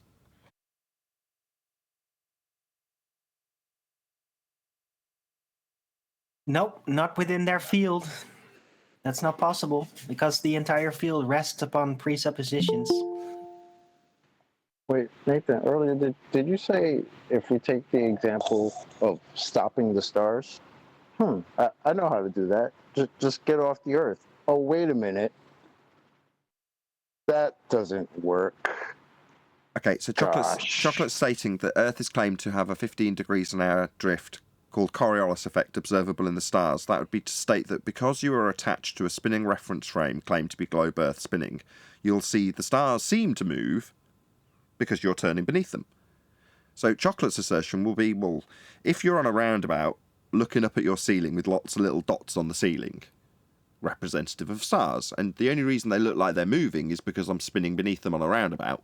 If you get off the roundabout, shock horror, the lights that you've attached to your ceiling stop moving because you've got off a spinning platform. You're no longer observing Coriolis effect if you're not attached to the spinning platform. So Chocolate's saying, well, if Earth's claimed to be that spinning platform, you've only got to get off it and the stars will stop moving. But that doesn't happen. You can watch the stars with a drone not attached to Earth, and they're still moving. So it's not that Earth's moving underneath them to cause them to seem to moving. They're just moving. Yeah, but they say you never get off the Earth. Well, no, I just said you can get off it with a drone. You can hover. You're not attached if you're on a drone. The claim is that you're attached to a non-inertial turning reference frame, and anything that leaves the non-inertial turning reference frame, like a bullet or a football, is claimed to drift because you're still attached to the Earth that the football or bullet isn't. Well, a drone isn't attached. So with a drone, you should see the stars stop. You just don't. They claim Earth and atmosphere are one. No, they don't. They claim that there's a 15 degrees an hour Coriolis deflection, which would require Earth to be turning underneath for the ball to drift. The people who are heretics that come here tell us Earth and atmosphere are travelling together. Well, then there'd be no claim of Coriolis drift if that was the case. They've made up their new nonsense because we don't have Coriolis drift as claimed by the globe. So no, they don't claim Earth and atmosphere move together. That would negate the globe's claim of Coriolis drift, i.e. us turning beneath things to see them drift. So no, they don't, Neil. You're just talking about the heretics that don't really believe in globe claims like drift, because they say Earth and atmosphere travel together. Well, then we wouldn't have the globe's claim of 15 degrees an hour drift, which we don't see. I keep forgetting to call them heretics when I get into that debate with them. I got to put that in a memory bank. Well, it's the same heretics Well, who you and look your at a reference frame 90-degree have been angle doing- and say the baseline could be curved. That's different. That's an argument with celestial navigation and how it's performed. If it defies what we don't or haven't established yet as canon, with this moving to the centre of Earth as bend horizontal, No. Is that canon? No, listen to what I'm saying. Neil says, yeah, but they claim. Well, they're going against the globe claim when they say there's no drift. That's what you're contrasting it to. Now, the world, encyclopedia, any dictionary will tell you what 90-degree elevation angle is. These same people come here and go against that. They're always going against something, but they're heretics about angles and they're heretics about globe claims. Right on. Speaking of heresy, any scientific evidence of gravity? Any observation of gravity first? Gonna have to start there if we're talking science. Unfortunately not, no. It's a pseudo-Riemannian for space-time bending. We don't exist in a fourth-dimensional space-time medium. The time is just a concept. Disqualification. Yeah, that's not even So absurd. that gets the gong then. Chocolate. Yeah, Gravity big is gong. not chocolate. Gravity's never been observed, just like the geometric horizon has never been observed. So it's just a word then. Well, no, the geometric horizons claim to be the horizon. The horizon is claimed by globe Earth believers and normies alike to be the physical geometric limitation to your view based on a sphere edge getting in your way. That's supposed to be the horizon. We've debunked it and have dealt subsequently with the anti-flat Earth / globe heretics and their nonsense assertions that the horizon isn't Earth curve. The Earth curve won't block your view because the horizon we see is a refracted, non-geometric, non-physical position. Well, that's not Earth curve. But that's the anti-flat Earth / globe heretics. Most people do believe that the horizon is Earth curve. We can just debunk that with the black swan.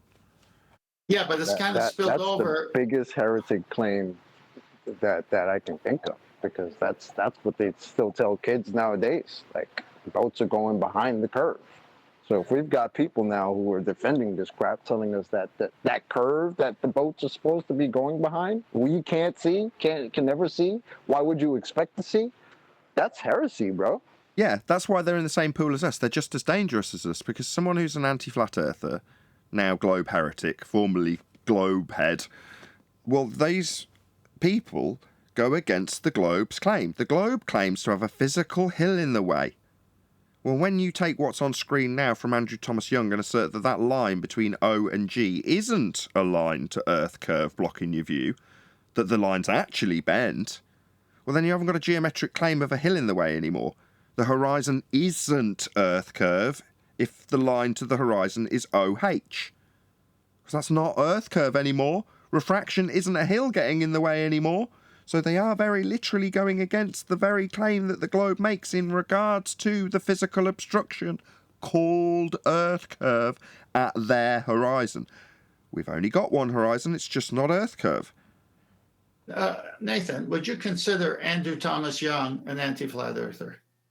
Absolutely. Okay, perfect then. See, I was going to tie my statement to him because he says it's there, but you can never see it. And then he says it's a thought experiment. Well, Earth curve's a thought experiment because you can never see it, even though it's simultaneously claimed to be proving the Earth at the horizon that blocks things in the distance.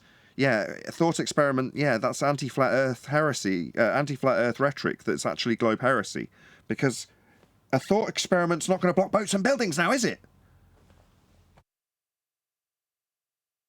Yeah, Well, it's worse than that. we debunked Earth curve. 2020, Black Swan. If the Earth was a sphere with a radius of 3959, then every distance to Earth curve could be no more than 1.2 times the square root of the observer's height in feet, as claimed, marked with a dotted line O to G in this diagram. That's Earth curve. However, in the Black Swan images just on screen, the distance to the horizon is beyond the geometric limitations of a physical Earth curve edge getting in the way of stuff. Ergo, the horizon is not Earth curve. Sorry. Would you agree that if it's mathematical and can't be seen, it's a thought experiment? Earth curve is a thought experiment. The horizon is not a physical limitation, and that's what Earth curve is. I mean, But it's worse than that. I love the. Sorry, Brian. Go ahead, man. No, you go talk. I go after one. Yeah. I was just gonna say, I love the current concessions that we need a flat plane to get the elevation angles. But I just love the fact that the Black Swan had these guys literally say, why would you expect to see the geometric horizon, aka Earth curve? I love that. And the batshit craziness that they exhibited after the Black Swan, to me, is beautiful. Even to this day, even after the sextant argument, just... Examples include, we do have a geometric horizon. We don't have a geometric horizon. We do. We do. Other examples include, quote, Tim Osman, nobody's claiming the horizon's geometric. No, that's not right, is it? Nobody's claiming... It's worse. Earth curve. Nobody's claiming the horizon is Earth curve. End quote, Tim Osman. That's double bad, that is. It's gaslighting themselves. That's what they were doing back then. They had absolutely no other recourse but to just double think in the moment. And now they're sticking to that. Don't forget, he brought pictures too. But the Tim let Adam get a word Osman in? was even more special because as he's saying, who claims that the geometric horizon's Earth curve? He's actually presenting us with pictures of the horizon labeled Earth curve. Correct. No, labeled. This is Earth curve. That was the head. That was the header. Several pictures of horizons labelled "This is Earth curve." Quote Tim Osman: nobody's claiming the horizon is Earth curve. End quote. I wonder if he was realizing what he was doing when he did that, or That if point- he was gaslighting himself. Point is mute. No, that at that point he didn't realize the argument that he was making was being debunked by the Black Swan. He didn't even know where he was at that moment. He came in after a year or so of not being around and was like, "What's happening on flat Earth? Oh, have you not heard about the Black Swan?" "No, I haven't." "Well, let me put it to you, Tim. If the Earth's a sphere radius 3959, every distance to Earth curve can be no more than 1.2 times the square root of the observer's height in feet, as per the Earth curve maths. And the distance to horizon in this image is beyond the geometric limitations of an Earth curve radius sphere 3959. So the horizon's not Earth curve." He understood it, comprehended it, and responded, "Nobody's claiming the horizon is Earth curve." Let this be a lesson, boys and girls. Always keep up with the flat Earth debate. The lesson there was don't say one thing when your slide you've just put up says the other. Or at least try to understand what the hell you're talking about before you show up here.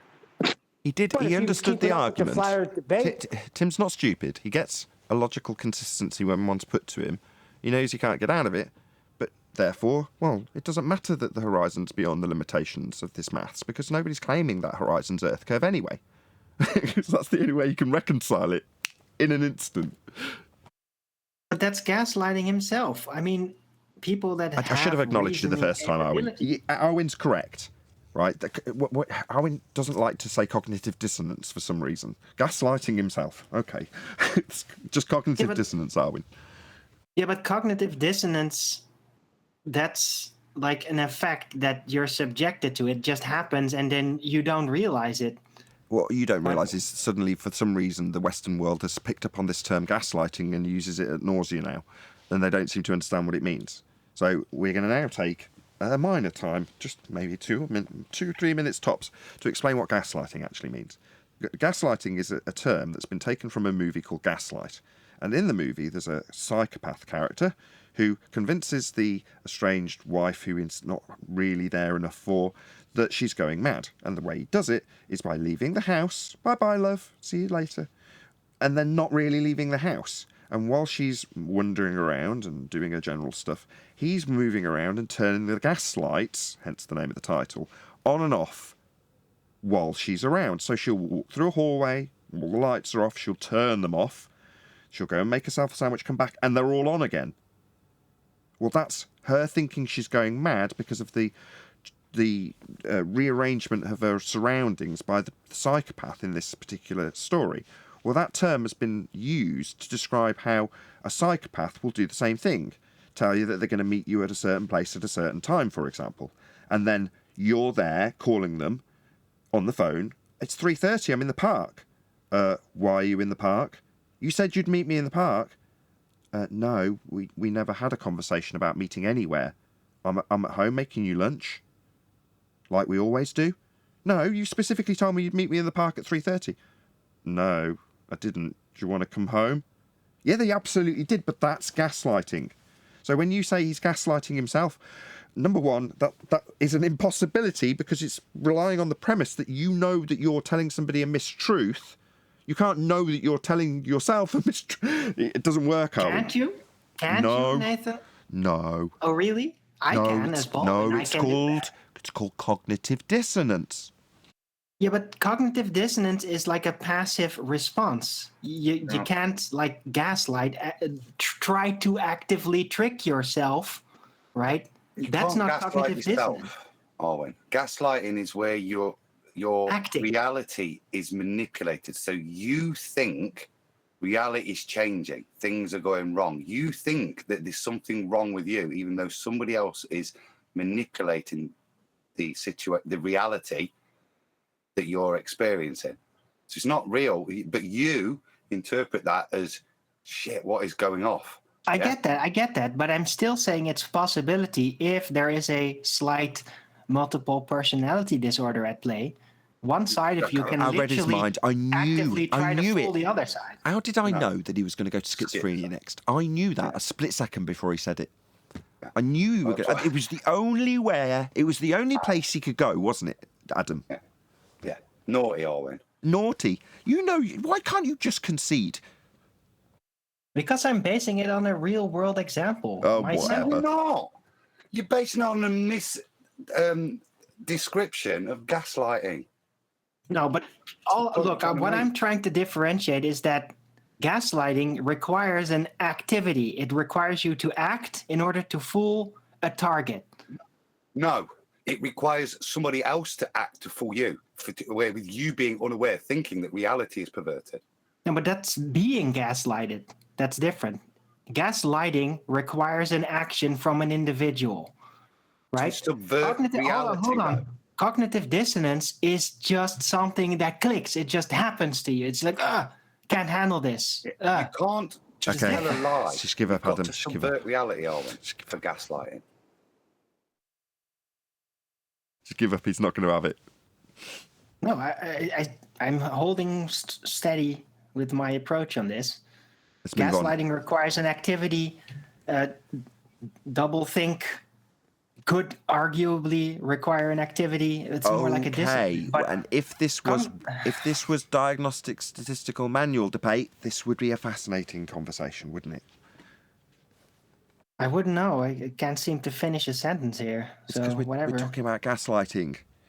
Tim Osman told us that the horizon is an Earth curve and no one's claiming it to be so. Right? Why? Who cares? He's a stupid idiot. And the claim is that the horizon's Earth curve.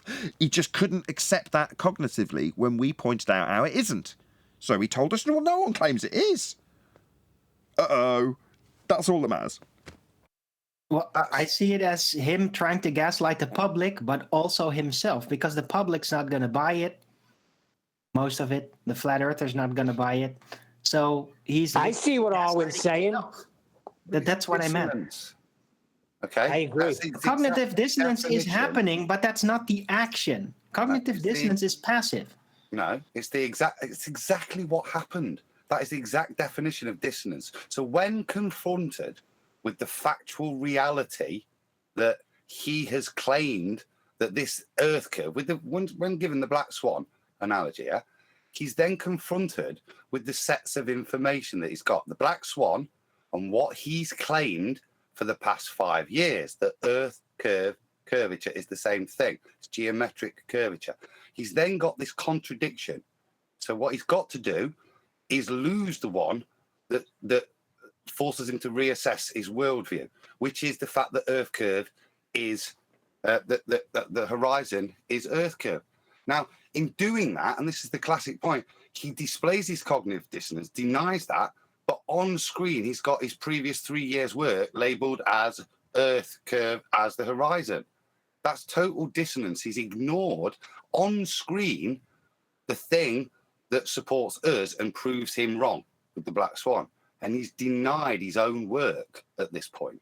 I agree. Cognitive dissonance. I agree with you. I never said that gaslighting yourself. Hold on. I never said gaslighting yourself isn't cognitive dissonance. It actually has cognitive dissonance within it. I just say it's more than that because it requires like full-blown action of trying to fool somebody. Don't start the sentence like that. That's naughty. You just worked it back in. I heard you. I'm not saying it isn't. I'm saying that by contrast, when he says that statement, it is the same as cognitive dissonance. No. Gaslighting is something else. You are naughty, Arwen. It tops it. It's just more than just. Hold on, you've got a supporter, Arwen. Cognitive dissonance you is got a something supporter. that You got a supporter. happens Someone's agreeing with you. Hold on. Let's just bring it up for the audience's benefit. So, Godzilla37, thank you very much first and foremost for the super chat, says, Arwen is right. Quote, gaslighting is an action. Cogdis is a mental state and passive. Good morning. Thank you for the super chat. Godzilla agrees with you. Thanks for the super chat, Godzilla. Don't gaslight yourself. Don't gaslight yourself, Godzilla. Doesn't gaslighting require intention to deceive? It also requires gas plumbing. Yes. I mean, we haven't even got into that. It requires intention and it requires action. And gas. And cognitive dissonance just happens to you. So what you're doing, Arwen, hold on. What Arwen's doing is divining his motivation. So you're saying this nonsense is to conceal? I don't need to. His actions reveal what's going on, right? If he would just be passive, ball win it to the point that we give up arguing. Yeah, he is. Yeah, he is. I gave him that ages ago. 5 minutes ago, I said, let's just give up. If he just like not done that video and basically like try to hide it all and then say, no, I never claimed that. Now that would be cognitive dissonance. He would literally be in denial that it ever happened. But he was still showing it. He was still showing it. He was still trying to manipulate the audience. Yeah, so, I'm going to show you how you're wrong. In the interest of hold on, Brian. In the interest of balance, I agree with you, Arwen, as does Godzilla. Can we move on, Brian? Okay. Well, no, but I have to say this. Tim Osman didn't know what the hell we were talking about when we said the Black Swan argument. He didn't know what it was. He just said no because that's what he always says because he's a liar. He's a troll, an admitted troll. And that he just said no because no was the thing to say that was against what we were putting forward. And then he went forward after that and destroyed himself because he didn't even know what he was saying no to. If he knew what it was, he wouldn't be coming in with those pictures in the first place. That's not correct. They didn't gaslight himself. No, that's not correct. That's not correct. I was the one having the conversation with him.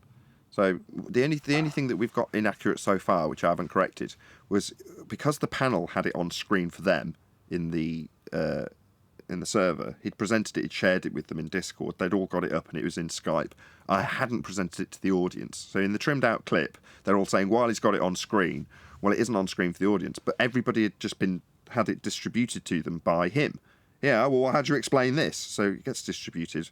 Further down the line, he denies that anybody's claiming the horizon is Earth curve 3 times in conversation with me about the Black Swan after having it in the most concise way I could muster, having explained to him. Now, he did listen, he did comprehend it, and that is the very reason he said that nobody's claiming the horizon is Earth curve, because it was pointed out to him that the horizon cannot be Earth curve because of the Black Swan showing it isn't Earth curve. That's why he conceded it. I'm not going to lose any credit in this regard. Go back and listen. He's in discussion with me about the Black Swan, having disclaimed he's never heard of it. Having been away for a while, which he had, he has it explained, he comprehends it, and then disclaims 3 separate occasions in 3 different verbalisations how nobody's claiming the horizon is Earth curve. He said it in 3 different ways, 3 different times. May I speak? Yeah, but is he willing to say anything to go against you? Yeah, anti-flat earther. But globe heresy in the process. That's why he got the name Timmy Clown. Yeah, but cognitive dissonance and globe heresy in an anti-flat earth instinctual reaction to respond to say, well, if you're saying the horizon isn't Earth curve, well, nobody's saying the horizon's Earth curve. Who cares? That was his instinctual reaction. But the reaction is in contradiction to what is just distributed to us, which is, this is Earth curve title. Here's a picture of a load of horizons. Hey, Nathan. But that's my point. I think something snapped in them when we went from calling it Earth curve to the geometric horizon. I think some of them snapped. Yeah, Like, they didn't literally. like that. Speaking of snapping, can I get refractive curvature to comment on the 3 screenshots of Master B? Phil B was saying something, and I responded, and he gave a peculiar answer. Okay, for the audience's benefit, Phil B. At Rick Beck, there is not a chance in your lifetime you would pass one of my classes. Is that the first one? Yes. Second one, 10th man. Please feel free to read your own comment. Phil B., in one of your classes, would you ever teach that an elevation angle can work with a curved baseline? Question mark. Response from Phil B. At 10th man. Of course, my students know calculus. That's interesting because he obviously doesn't. If he's asserting he can get a angle from a curved baseline. But can you approximate with calculus what your angle would be to a particular part of a curve? No. What you do is you first you have to define the curved line using straight lines. So that you'll get graph paper and you'll set up Cartesian coordinates to graph the line. Then you'll use a formula for that curve based on the lines from the graph, right? Then you can turn that curve before you carry on, what I've heard so far you describe is you making it flat, correct? That's correct. That's the next step. So, then you make it flat. Go on, sorry, you said that's the next step. Okay, maybe I'm ahead of you when I shouldn't be then. Yeah, that's the next step is to take that curved line and use a transformation equation to make it flat to get an angle. So both grammatically and factually, Phil B's wrong, because Phil B makes a statement in response to the question, would you teach your students that they can, that an elevation angle can work with a curved baseline, can work with a curved baseline.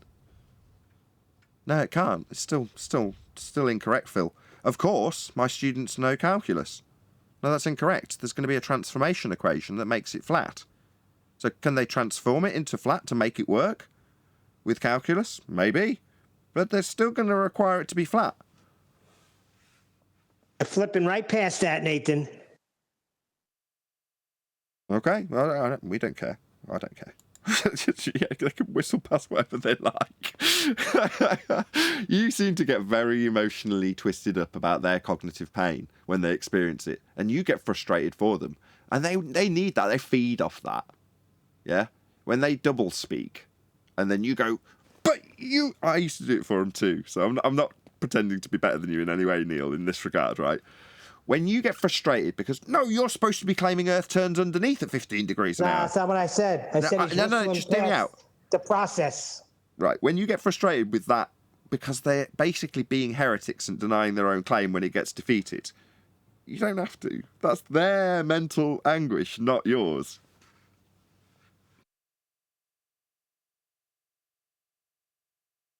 Zero response. Trust me, there is no anguish involved. I'm installing flooring right now. That's just not true. Nobody believes that. And he's flipping right past the process that refracted curvature laid down. They don't count that. They discount that.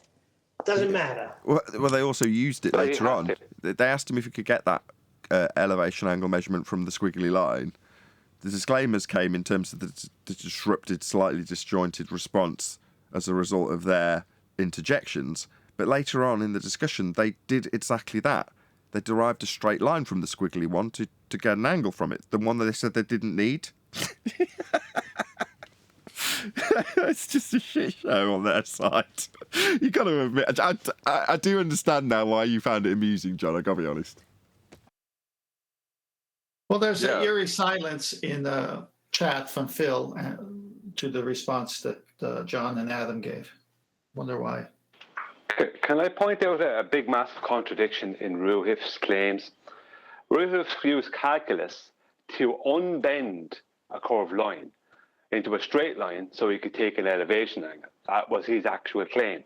Then later on, he was arguing for a straight line horizontal that's coming from the lens of a theodolite, right? And it's not touching the ground.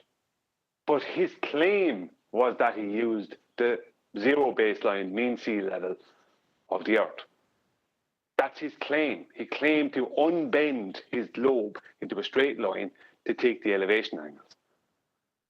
But he didn't have to unbend the globe when he took the angle, did he? The elevation angles aren't measured by doing calculus or unbending globes. You just take an angle. No, they're not. But the point is that he contradicted his own argument, because at one point he was talking about unbending a curved line to make it straight and then use it for a 90 degree. But that line he's talking about unbending is mean sea level.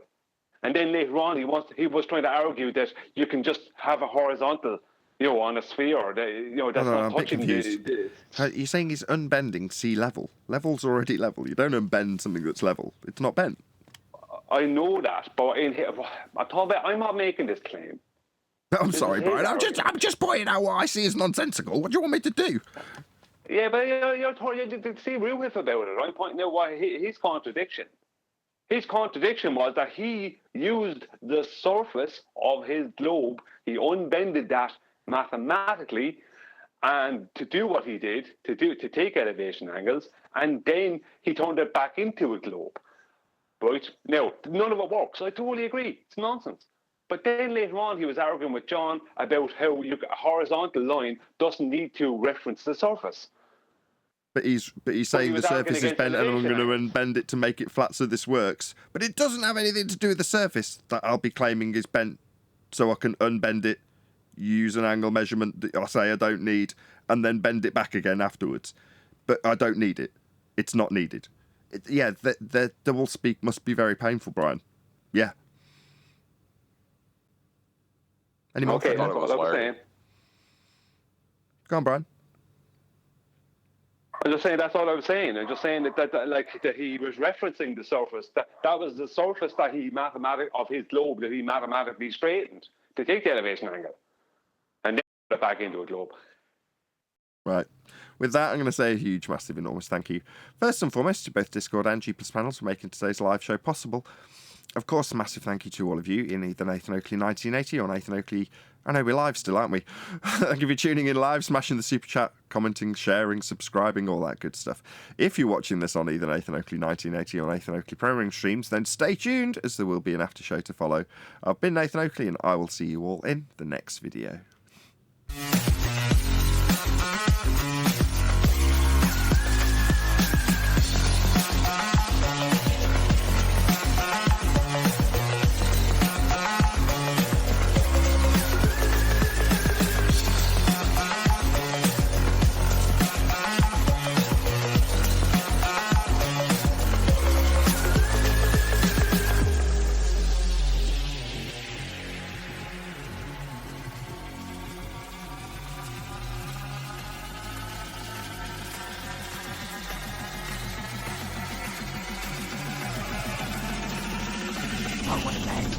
What a lovely day!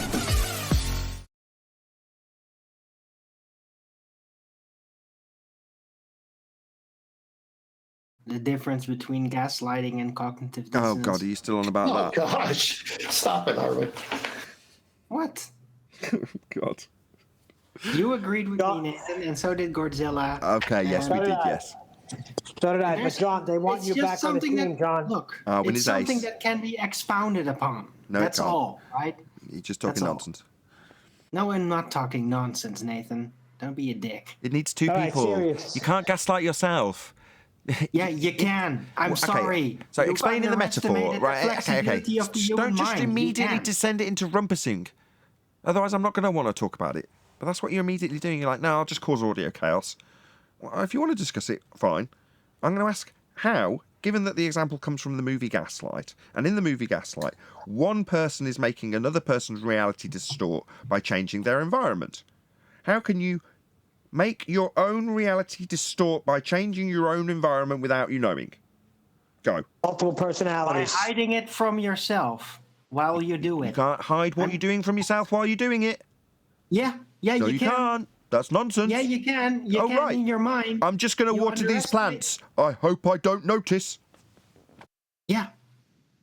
I'm sorry, you underestimate the flexibility of the human mind. You really do. And I'm not saying that you should oh yeah, of course they could do that. No, it is crazy, okay? But it is happening and people can actually do that. I know from personal experience how that works. Give us one practical example of somebody gaslighting themselves then. Okay, I will, if nobody interrupts me, okay? In the past, I've been witness to freaky things and crazy things, and then I would literally tell people, okay, yeah, I'm okay with this for now, but I'm going to forget all this, and tomorrow I literally will not remember any of this, so don't count on me remembering, right? Take out of this whatever you can. It works. It works. The mind can do that. Or at least mine. Maybe not everybody's mind can do that. Mine can. That was incoherent to me. Can you just give me an example? Not some freaky stuff. And I told myself, that didn't make sense to me. I'm not going to go. You just need to explain it clearer so the point you're making, the example you're giving is understood. Because I didn't understand that at all. Well, usually it requires a pretty heavy situation emotionally. And so I'm not literally going to give you the details of such an example from my life. I'm only going to give you the Make one up that would be equivalent then, No. so that I can comprehend what you're talking about. Just a rough example of how you can gaslight yourself, how you would do that. Okay. Being witness to really dark criminal conspiracy talk and activity, like that, criminal things. And then literally being yeah, I don't agree to this, but I'm not going to resist, and I will be forgetting everything about this. And then actually do forget it, right? It's a task. It's you gaslight yourself. You literally make yourself erase it, not tie any of the information to you. spiritually. It's very elusive. I don't know how to precisely describe it, but I understand that. So you have an event happen in your life, and it's easier to deal with by erasing the memory as if and putting it in a box where actually, as far as you're concerned, psychologically, it didn't happen. It becomes out of standard reach for your typical consciousness. Cool, I understand that. That's not gaslighting. Oh, really? Isn't it impossible to gaslight yourself? Doesn't it require a minimum of 2 people? Well, that's what I disputed. But look, this is colloquial. All of this is colloquial, right? The gaslighting is from a movie. I get that. So if you don't like it, there's nothing I can do about that. It's a colloquial up for grabs concept, and I just tried to expound on it. That's all. If you don't agree, there's nothing I can do. Doesn't gaslighting require at least 2 people? Yes, that was my point. It reminds me of a little story. I'm hopefully going to diffuse this circumstance with a little story about Martin Liedtke. Do you guys know Martin? I am aware of the gentleman. So, yeah, of course. Back in the day, a long time ago, Martin was in a bit of a bad place, and my wife was quite concerned about him. So we just had a baby. We had Eleanor newborn. Gives you an idea how long ago this was. But we tootled up to see Martin. Excuse me. And we got there, and he took us on a tour and showed us around, and we went back to his place and met his mother, sweet old lady, rest her soul. And he started showing us various different maps, bringing us out his history books and showing us the various different research that he'd done, and described it all to us in length. And at one point, his mom turned around to us, looked at my wife and said, "Doesn't he talk a lot of shite?" And my wife and I looked at each other and kind of didn't really know what to say. Anyway, that's my story. Wait, Martin Liedtke's mother said that? Yes, it was absolutely hilarious. Wow. Well, that's good. That means she was a wise lady. Because Martin does, and he knows it. But we're all having fun, and he's having fun, and his streams are very fun, right? Very enjoyable. But he does talk a lot of bullshit. Do you remember his streams? Do you remember when his mum was in the background of his streams? Do you remember that far back? Yeah. Go and look at... Oh, maybe they don't exist anymore. He lost that channel. Oh, damn. Oh, it doesn't matter. I would reference it, but it's probably not in existence anymore. There was a time back in the day when Martin was looking after his mother, so he was essentially with her all day, every day, to look after her. She was very old, very frail, and Martin was working very hard to keep her sane, because she wasn't. She lost her marbles towards the end, unfortunately. So she'd wander off and stuff. It was very stressful for him, bless him. But you can imagine it pushing him right to the edge, and it did.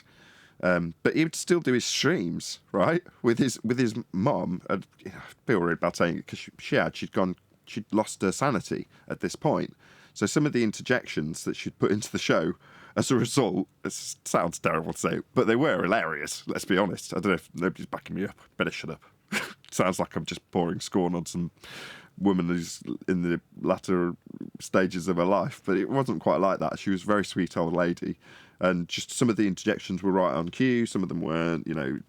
Martin streamed a lot, and there were just points where his mom would interject into the stream, and it was just absolutely hilarious for whatever reason. I think I missed those moments. I didn't know she was like there in his house and all that. And I've not always like been following every stream Martin did. Yeah, she was basically sat next to him. So he'd have what he'd do to present. Yeah, I remember that. I remember seeing that. Well, that's how I got to know him. So I sent him, I didn't realise how much space it would take up, but we sent him like a music stand. Because what he was doing is, at the time, he was holding his laptop up to a book that he was holding. You couldn't see anything. It was just a blurry mess of shaky cameras and books being tried to hold in front of him. I was like, you've obviously got your laptop on something. Here's a music stand. So we sent it to him in the post. So just put your books on it like it's a lectern, and then just, point the laptop, flap the laptop screen towards it, and then everything will stay still, and you'll be able to read the book that you're presenting. So yeah, but then when we got there, we realised how limited for space he was, and suddenly we'd given him this thing that was more of a burden than anything else. But there we go. That's how you get started in YouTube. Most people have got pretty crappy streams when they first start, because they don't know what they're doing. But that's just life, isn't it, when you first start on these platforms? Right. Now, I love Martin. Look, he such a, like, underneath everything, he's just a really nice guy. He's very warm. He's a warm person, warm personality. And I did my first stream with him, right? It's like first online stream. It's like he was like, yeah, let's do this. He was just great. And I really like Martin. So I almost feel kind of guilty when I say, like, yeah, but he does actually talk a lot of bullshit. It's just, there's no malignant intent behind them. He's just kind of like muddying around a bit, having fun with it. Yeah, but it's popular. He is very popular, yes. So I love you, Martin.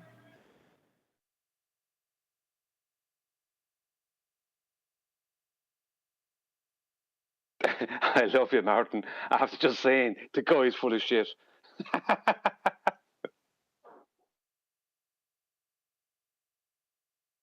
Right, but at least it's fertile shit, right? It's not toxic. Not really.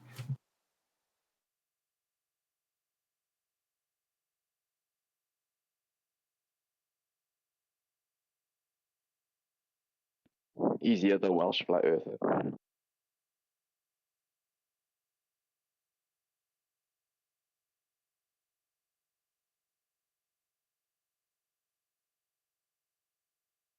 These guys nervous During having the it on last video. show,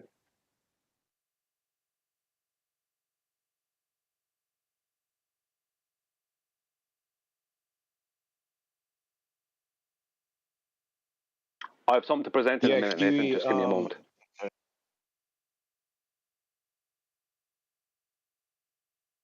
Yeah, QE said that he thinks that gaslighting would involve at least two people. I believe that you can gaslight yourself, though. Right. If you So can you're two people? compartmentalize your own consciousness, then yes, you can do So- that. You so can you must be gaslight the other bipolar part then. of yourself, right? Well, no, So you must be you can psych bipolar then. yourself. No, you So can you psych must be yourself up to bipolar something. then, since you're addressing me. So it requires. Do you agree that gaslighting requires two people? No, I do not. Oh, so define gaslighting. It's manipulate by psychological means into questioning their own sanity. Okay, so Can you do that that to person must yourself? be manipulating. So to manipulate by psychological means you must have a minimum of two people, unless the one person is manipulating himself by psychological means. Wrong.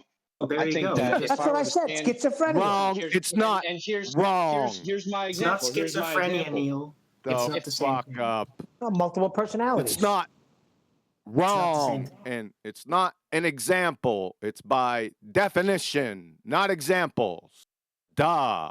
By definition, you can still manipulate yourself psychologically. Yeah, that's what into I just questioning said. yourself. Could I I just said some yourself. clarity to it, I can guys? manipulate myself psychologically into thinking that what I'm about Okay. to do is sane. Can you not?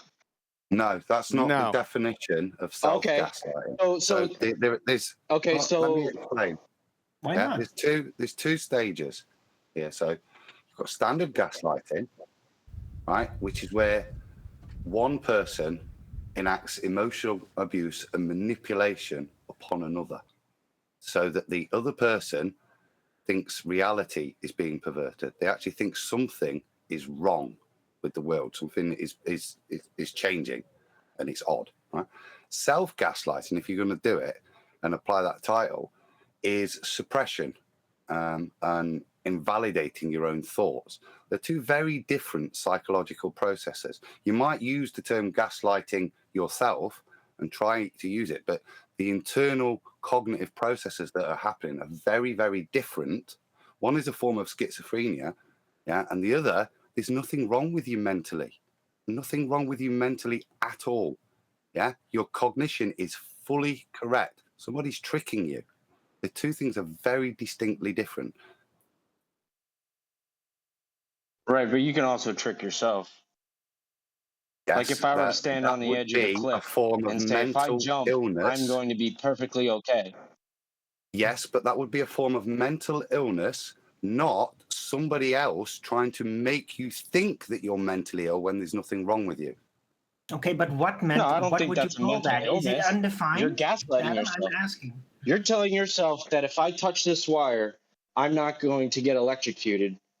But then when I go to touch it, I get electrocuted. But I mentally manipulated myself psychologically to prepare myself or to underestimate the outcome of the situation. I'd say you were mentally ill.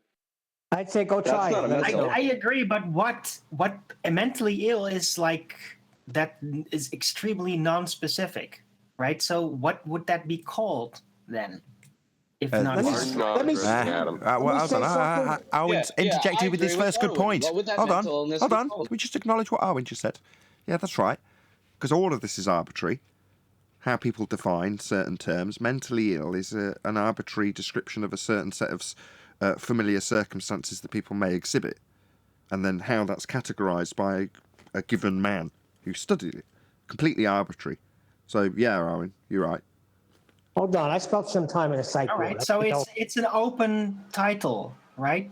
What would we call it? I like to call it gaslighting yourself, because it is something that very specifically described type of action is something that seems to be happening a lot. To just call it mental illness is like covering the eyes from the details. Like there's something specific of it. Hold on, let me give you an example. In doing that, Arwin, I will, Neil, but in doing that, I hope you can recognise how using that same term conflates two very different things. One person on their own has got issues, mental illness, however you want to describe it. In the other case, the person who thinks they're mentally ill isn't mentally ill. There's an evil person manipulating them, right? There's two very different things. And to use the term synonymously is, to me, to confuse the very different terms that they're describing. One person being individually mentally ill. Two, a person being perfectly mentally sound, having no issues whatsoever, but being tricked into thinking that they've got mental illness by another person. They're very, very different things. Okay, but hold on, because I think, in my opinion, evil is kind of mental illness. It is aberrant behavior. It is not sane. Right? So I'm only asking you to recognise the point, not for you to reiterate how you keep calling it a mental illness. Do you recognise the differential between the two? That they're very different things, the two things you're describing. I understand what you're trying to say, yes, but I think you're using your own example in your head of some more of a sadistic example to formulate a definition for gaslighting. That's what gaslighting is. As I described, if I'm standing on the edge of a cliff and I psych myself out that I'm not going to get hurt, even though 9 out of 10 chances I'm going to get hurt, I gaslit myself. No, you didn't. Right, my friend, that's not what gaslighting is. Mental illness. Right, I explained in the live show where gaslighting comes from. Comes from a movie called Gaslight. And it's about a guy turning on the gas lights to manipulate someone else, to make them think they're going mad. That's where it came from. And you're saying, nah. The definition of it is about a movie about one guy telling himself he's going nuts. No, it fucking isn't. It's about a guy manipulating a second person. That's where the term comes from.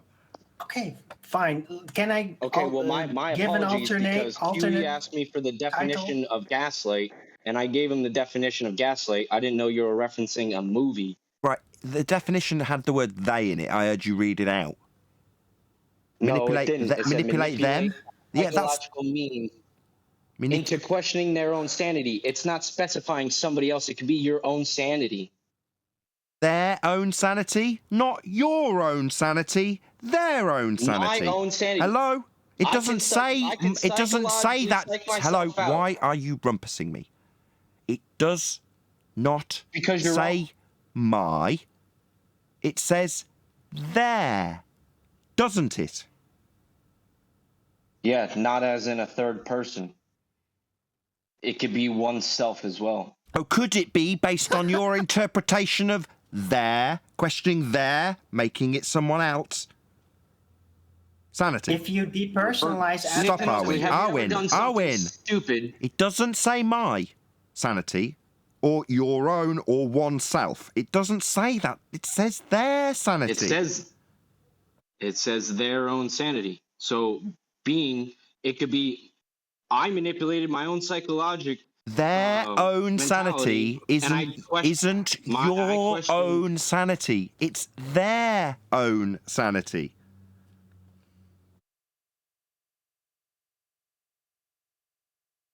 Makes sense, given that it came from a movie called Gaslight about somebody manipulating somebody else into thinking their own sanity was being going awry. That's what it is.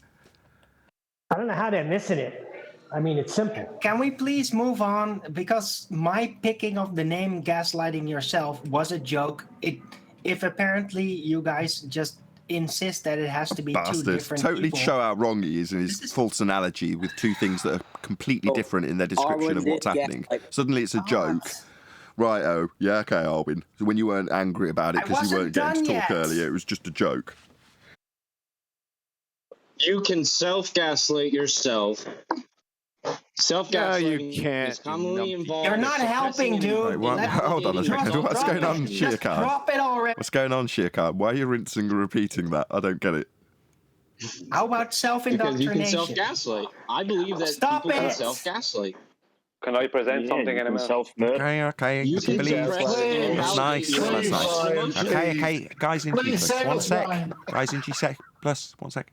That's nice. You can believe whatever you like. Meanwhile, gaslighting is a manipulation of a third party into believing they're insane by changing their environment to make them think that they are insane. That's what it is. You can think and believe whatever you like. Nathan, when you get into a fight with your wife and you know you're right and she's wrong, you drop the subject because you're suppressing your own thoughts and emotions, correct? I find that very difficult to visualize because it's never ever happened. Self-gaslight. We never get into fights. Are you married with yourself, bro? Are you married with yourself? Yeah. No, do I have to be? When I get into a fight with my friends or an argument and I know I'm right and I drop the subject, I'm suppressing and invalidating my own thoughts and emotions. That's self-gaslighting. Tell me I'm wrong. No, let me get it right. Being wrong. Hold on. No, that's being wrong. When you're defeated, you're shown to be incorrect, and you go insular and stop talking. That's just being wrong. It's not self-gaslighting. It's self-indoctrination. It's not gaslighting. I concede, okay? Can we please move on? Is it just me? We've got a load of fairies that don't like being wrong, but they want to call it self-gaslighting. That's fine. I like the word gaslighting. I think it's funny, but apparently, semantically, it's incorrect, and I concede to that. Right, Tim Osman was just wrong. The horizon is claimed to be Earth curve, but he said it wasn't because he's an idiot. Nothing to do with him self-gaslighting. He was just wrong. If we keep talking about self-indoctrination. Just call it self-indoctrination and let's move on. Why have we got to call it something because you say so, Arwin? What's going on here? Because it's something that specifically is happening a lot. In defeat, so Arwin, as he's going down in flames, wants to grasp for something. He wants to make his demands. Give me something because I die. Fuck, Nathan. What are you doing? You're demanding that we call it stuff. No, I'm calling for it. I just think it's what are good you doing? To do that, to give names to effects that we are noticing out there. You're not the What's boss the of problem me. here? I agree not to call it gaslighting because that's technically incorrect. You pointed it out to me, but I'd like to still give it just a specific designation because it's happening a lot. You may. I have given you permission. You may designate it for yourself. Good. Self-indoctrination. Not for anyone else. No one else has to use your definition. You may define it for yourself. That's correct. So I give you permission. Anybody agree to call this self-indoctrination? Would that not be a fair I have the name? perfect example of this. Hold on, let me just finish with Arwin. Yes, you have my permission to do so. Move on, 10th. Okay, I just looked it up and I have a perfect example. Here it goes. Have you heard the joke about gaslighting? Yes, you have. Very good. I don't remember you ever telling me a joke about gaslighting. Hold on a second. I don't remember you ever telling me a joke about gaslighting. Yeah, we did, Nathan. All of us told you. When? Oh, Nathan, what's wrong with you? Hold He on. definitely told Can you you all that. be quiet? I've Nathan normally is got a gaslighting really all good ye. long-term memory. Nathan's already gaslighting you. I'm good with jokes. When did you tell me No, this? I don't sorry, remember Nathan. this. You were definitely told that joke yesterday. No, yesterday. No, we weren't. You weren't even here yesterday. There's a recording of it, Nathan. Nathan, don't lie to yourself, buddy. You're gaslighting yourself. Recording of it? What record? I record the show. I think I'd know if there was a recording of it. When did you tell me the joke? 2:34. You know what? Calling it gaslighting yourself is a gaslighting attempt when you're communicating it to. I'm very confused here. There was no joke about gaslighting. We've only just recently brought up the subject. It wasn't in contradiction before Arwin brought it up today. We haven't had any joke about gaslighting. There is no joke. We talk about the behavior of gas all the time. We told you. Come on. No, gaslighting joke. You're not keeping up, 10th man. They're saying there was a joke about gaslighting. There's been no such joke. I don't recall any joke. They said, yes, there 5 of us just said. Can I present this thing? The nature of gaslighting. We should just take a minute because I think Nathan's losing a grip on reality. Look, Nathan, you need to listen to it. We're all trying to tell gaslighting you yourself, what happened yesterday. Don't forget it, mate. That happened. Well, my short-term memory's crap, but normally yesterday isn't short-term memory. I'd remember if there was a joke about gaslighting. I'm not going nuts. This is just we told you. You I probably brought up you just didn't gaslighting understand. yourself in 2020, and you approved of it back then. Approved of it? It's come from a film called Gaslight. Yeah, but I used the term gaslighting yourself like 2 years ago, and you were perfectly okay with it then. I went to extinguish this little role play, unfortunately, lads. Yeah, what I was trying to do, Arwin, was go along with the idea that's being gaslit, that I have heard a joke, because everyone's telling me that I've heard the joke, but I'm not remembering any joke because there wasn't any joke. But that's the essence Because of you're gaslighting. gaslighting yourself. Thank you for ruining the conclusion. No. Also, Arwin, thank you. Not just killing the steam of the discussion and the role play. Yeah, that's the essence of role playing, the idea of gaslighting somebody. Me, clearly in the right, sane, because there is no joke about gaslighting. Now, appropriately, someone would jump in at this point and say, no, there was. That would be funny. Well, there was. Owen still doesn't get it. He's still saying that that's you gaslighting yourself. Everybody that was just telling That was a joke. That, bro, I can't even keep up with you, man, because you're ridiculous sometimes. I love you. We're worried about I already said that gaslighting. They're mainly concerned about me and my memory, because I should have remembered this joke. Me. Oh, come on. I'm worried about If you tell somebody about gaslighting yourself, that's gaslighting them. Okay? Is that good enough? That's a good way of turning it around. Not bad. Not bad. Not bad at all, Arwin. In a pinch, you can actually flip things around, but that pulls a full stop towards it, doesn't it, at the end of it? I think it's a meh for me. If you're trying to gaslight somebody else, you can tell them that you can gaslight yourself. To gaslight them. That kind of makes sense, Arwin. It's good enough. Well, there you go. Yes. I'm going to douse myself in fucking gasoline and yourself, light it if we're essentially, talking about gaslighting. I don't know, because Tim Osman and him failing to recognise his own bloody claim that the horizon is Earth curve when he told us that it isn't and no one claims it is. Brian, help us. I can't do anything until Nathan recognises that I'm trying to present something. I've had it up on screen for about 20. I've had it up on screen. I know everything that's going on, Brian. I've seen it. It's on screen. It's been waiting for a break in the conversation. There's no point handing over to you if Arwin's convinced that he needs to carry on this little tip that he was on. Now isn't. Now we can transition. It's been on screen for the whole time. Look, I didn't want to be forcing it, but now I kind of had to force it because because of time, and I didn't know if you're going to do it. What do you want me to do? Beg? I mean, I don't mind if we don't do it. No, I just didn't want to. I didn't want to have to say. I didn't want to have to be saying, "Look, I have a presentation. I have a presentation." I didn't want to have to. I don't feel obliged. I'll take it off. You go and have a cup of tea. Please, Brian. Okay, this is for a very specific reason. I'm showing this. Remember, I said recently we were talking about. We were talking about how when the bowlers have a serious problem with something, and we're not really kind of paying much attention to it. They just keep on having a problem with something, and we're not paying really a whole lot of attention to it. I don't remember this. When did this happen? Can you give me a date? Was it recorded? Yeah. I don't Are know you what date it sure? was. It was recent. I don't think this ever happened. I'm questioning my sanity it right did. now. But anyway, right.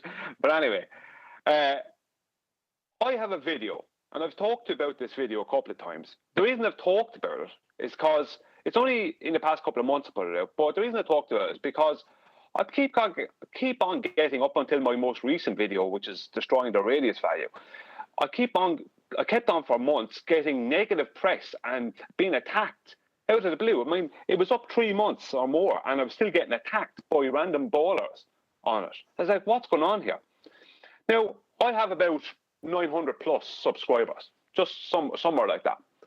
And my average video would get between 600 to 700 and would be a kind of okay views, anywhere up to 1,000, or a good video would be 1.3 thousand, maybe 1.4 thousand. I don't think I get a whole lot more than that views on my videos. But I looked at this video that they were all attacking me on for ages.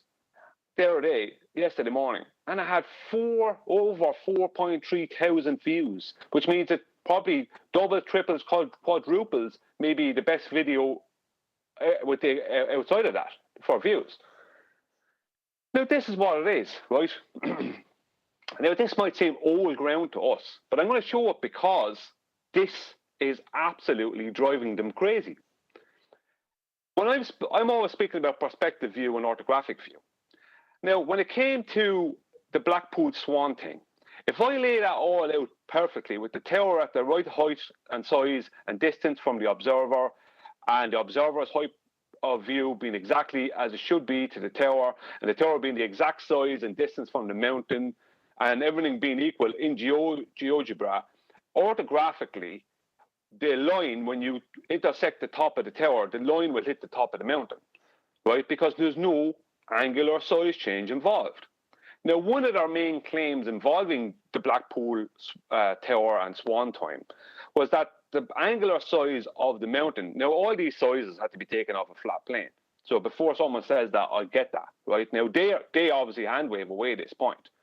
But this is what I did, and I annoyed the hell out of them. The angular size of the mountain is a little bit more. It's only a little bit more than the angular size of the tower.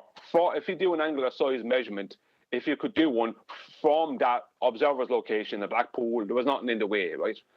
So you could see the tower from base to top and the mountain from base to top without any obstruction. Then the angular size orthographically, right? Orthographically, the angular size would be, because that's how the angular size calculators do it, would be slightly bigger than the tower. So what I did in my video, and this is a mock-up of what I did in my video, was I made the tower, right, with the object in the foreground, further from the observer, and I made it slightly smaller in angular size than the bigger object in the background.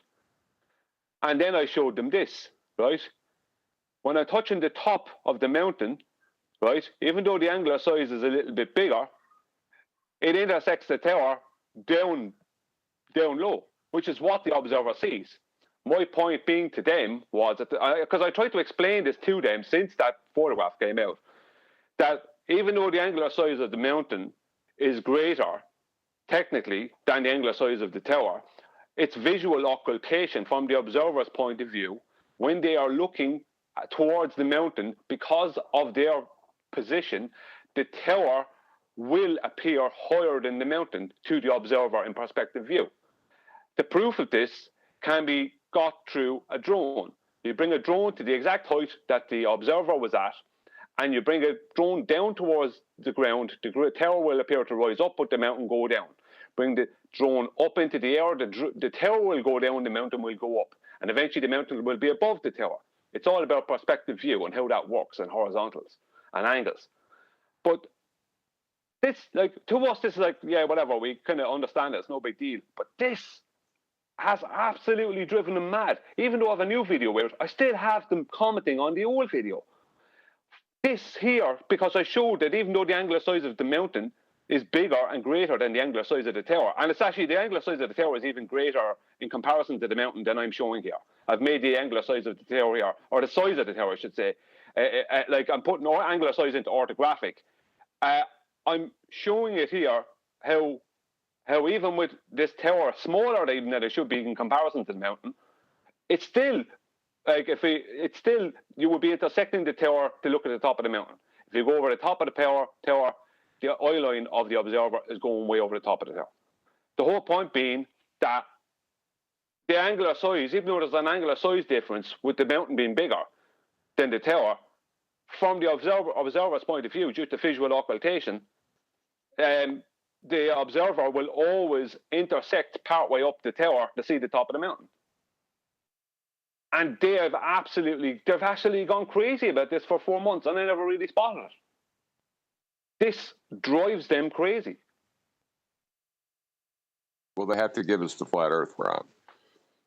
I know they have to do that, but they are ignoring that point. They're completely ignoring, which we expect. But this then, like this is what I did in my video, and it absolutely drove them crazy. The fact that I was showing that even with angular sizes as a difference, that it wouldn't matter. The mountain is still, if you put those angular sizes into orthographic view, the mountain is still going to appear lower than the tower due to visual occultation at the time. Isn't this just like if we roll? Oh, sorry, go on. I was just going to ask if this wasn't just frustrating you. You sure you're not just gaslighting yourself with this? No, I'm pretty sure that I'm okay.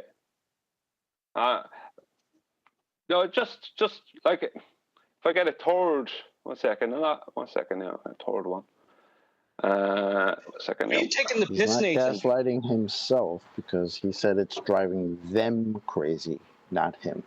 No, knock it off. Stop taking the piss out of it. Yeah. I mean, if we take this line and we raise up the observer. I'm sorry, I've caused this for Brian. Can everyone just shut up? My poor taste joke. Yes, I was taking the piss, and I apologise. I won't do it again. No need. You're right. Brian, feel free to continue. Sorry, I caused that interruption. I won't be long. I know people want to talk and laugh.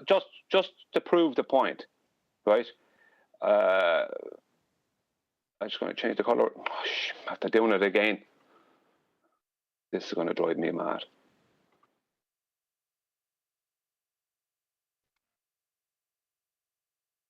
Okay, right, in the bin with that.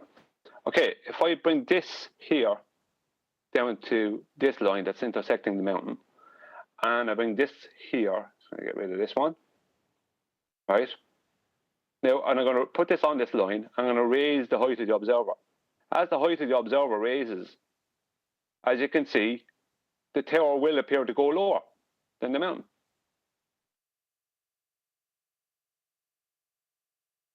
Because that's how we observe things. That's perspective. This absolutely, and this is, I can't even show it here like you could show it in perspective view, because I can't show perspective view. I can show a depiction of it, but it's not going to be like having a drone and raising it up and bringing it down, or a helicopter going up and going down. Like, this absolutely drives them mad. I just said, I pointed out that this is driving them mad. They're still attacking me months after I put up this video. So that's the end of that. Cool. Thank you, Brian. I'm sorry I interrupted you right at the conclusion. No worries, I don't share my screen. Just going back to the you're saying about this, the horizon's not physical. It makes me laugh because it's like, well, where's your so-called boats disappearing now then? Are they disappearing over the Earth curve before the horizon, or are they disappearing over your curve after it disappears due to perspective when it gets past the apparent horizon? I mean, it's just stupid, isn't it, what they're saying now? Does it even matter? Once it's not physical, it means it's just optical. And that's our whole point. It's been the whole point the whole damn time. That's what I was trying to say earlier, actually, when you were on that point. What they're actually claiming is that boats can't go over the horizon. If you listen to their claim, they can't go over the horizon because everything's being refracted up into the horizontal. So they can't go over something because everything is moving in a horizontal. Yeah, and if you're saying their apparent, their Earth curve is the physical Earth curve is before the apparent horizon, the boats disappeared before the horizon in their world now. Yeah, well, there is no horizon to go over now. That's the thing. That's what they've stated. That the horizon is not geometric. We don't view in a geometric horizon. They claim that it's a refracted up horizon, right? And that everything is refracted up into the horizontal. So nothing can go over that. So just basically stating boats can't go over the horizon. And that's what they're saying one day. Sorry, Brian. I feel like Bill Nye was very clear on this point. They'd be better like he off was very saying that the clear as boats well. are Mandela.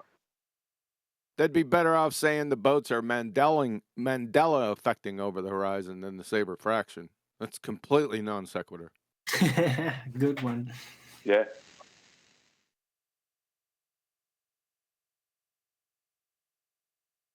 Ask them to define what refraction is. Anytime, just stop everyone that says refraction and ask them to define it.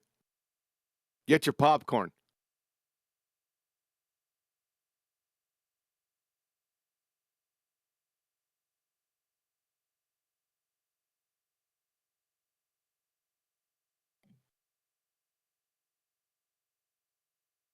Any Globers want to tell us what refraction is?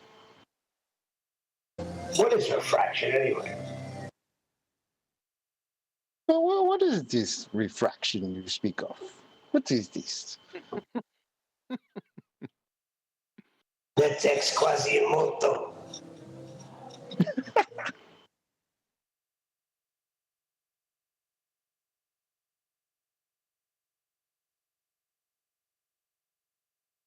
But why did Bill Nye go into this refraction when he had his little toy boat over his little toy globe?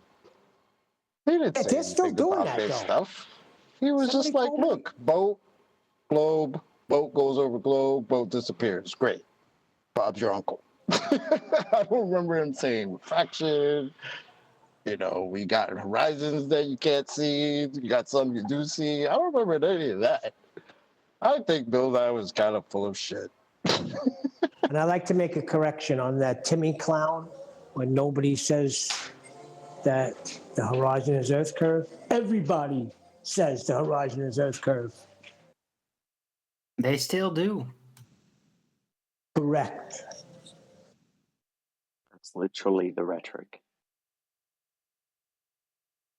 Yeah, but when you don't know the rhetoric and all you're used to saying is Earth curve, and the people that debating you, right, all this time have been saying Earth curve, and then one day, all of a sudden, they call it a geometric horizon, which is what it's supposed to be. All of a sudden, that fucks you up. Not really sure why, because it's literally supposed to be what that is. So I'm not sure why that confuses you as you simultaneously present pictures of the thing that you're claiming nobody claims it is and labeling it as what it is. That's weird. Might want to get your shit together. When you say refraction, do you mean the refracted geometric horizon? Chocolate, are you talking about the non-refracted horizon? As Ruiv says. The non-refracted horizon. I always thought there was just a horizon that you could see, being that it's defined as something you can see. I didn't know there were versions of it that you couldn't see that are still defined as something that you can see. That's a little weird.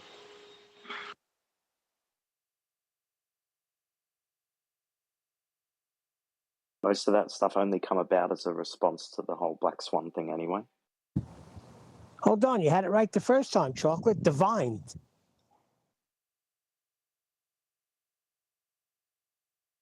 And that's one of the reasons I love the Black Swan so much. It's made them literally go batshit insane and tell us nonsense like, oh, why would you expect to see the geometric horizon? We have an atmosphere, guy. Chocolate, how do they correct for Stamp that which is invisible? How do they correct for that which is invisible? Use invisible correction. Oh, okay, got it. Simple.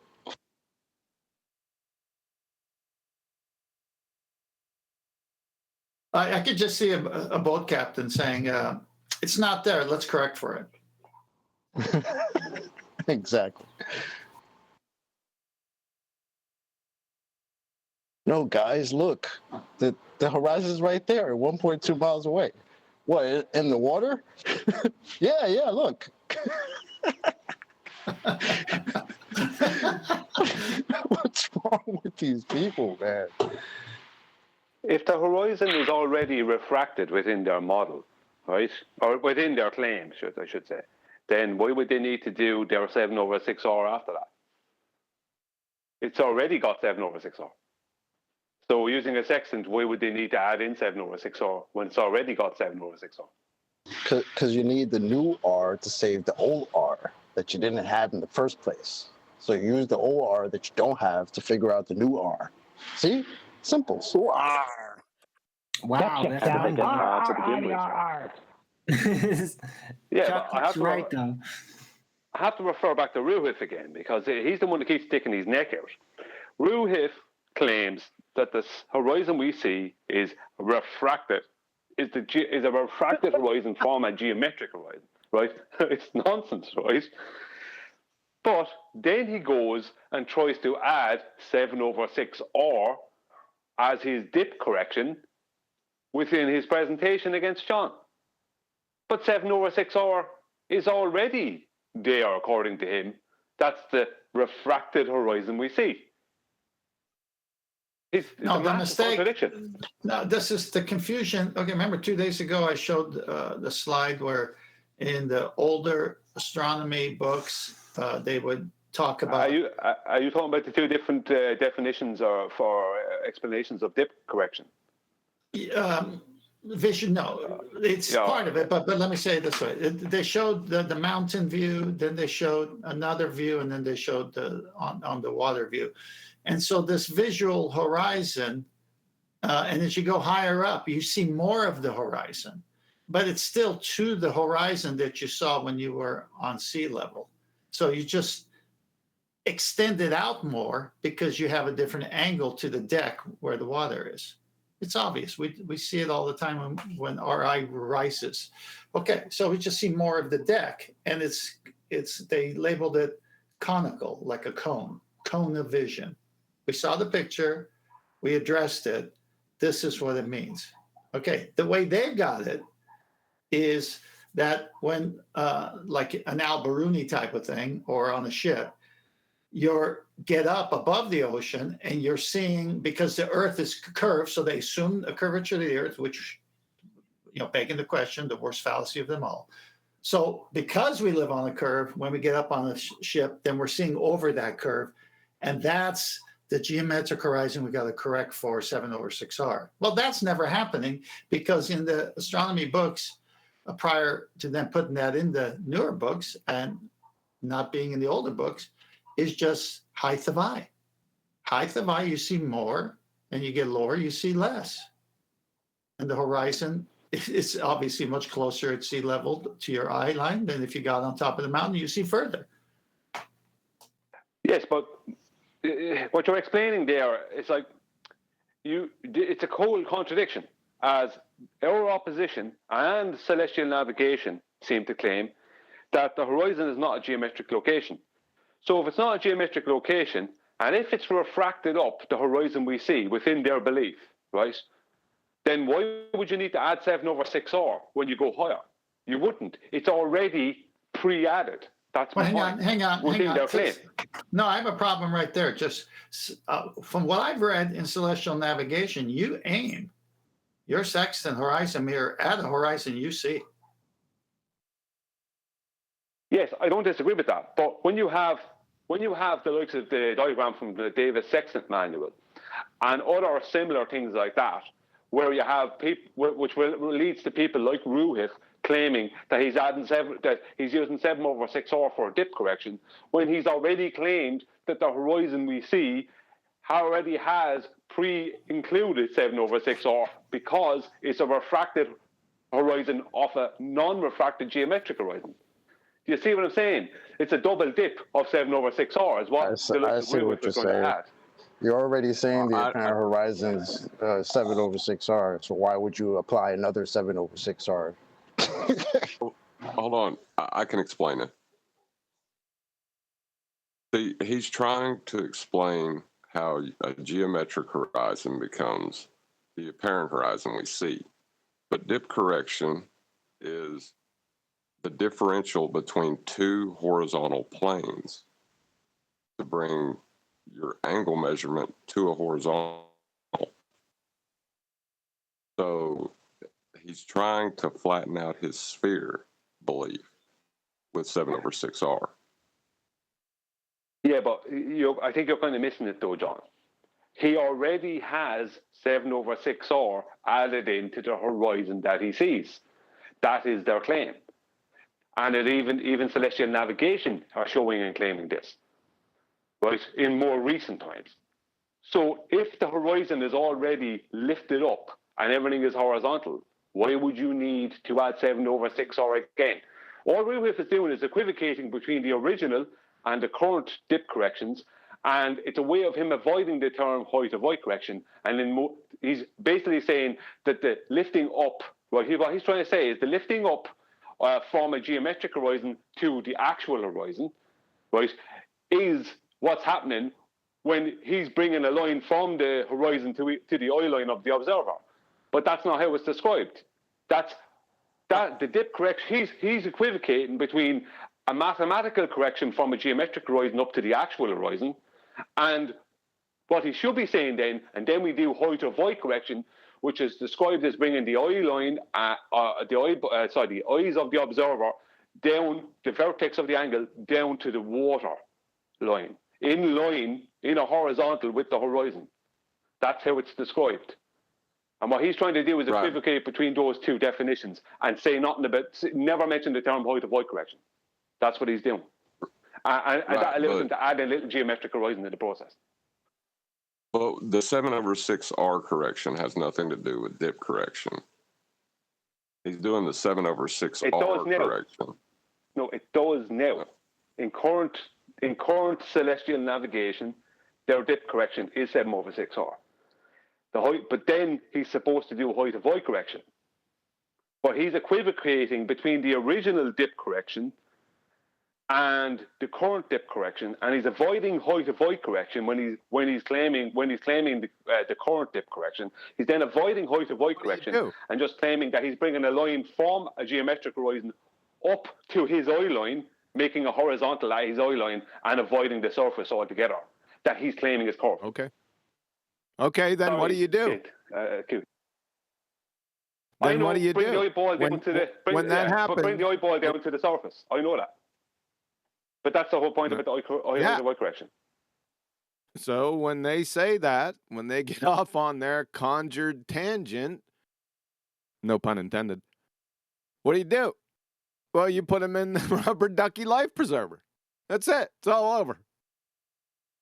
Yeah, well, the thing about it is he then should still claim a 7/6R dip correction at that point. Yep. John, I would just like to point out that that's the point where they start telling you can get an angle from a curved baseline, and then they start calling you stupid and saying that you're a liar and you're not who you say you are. And well, then they have to produce it then.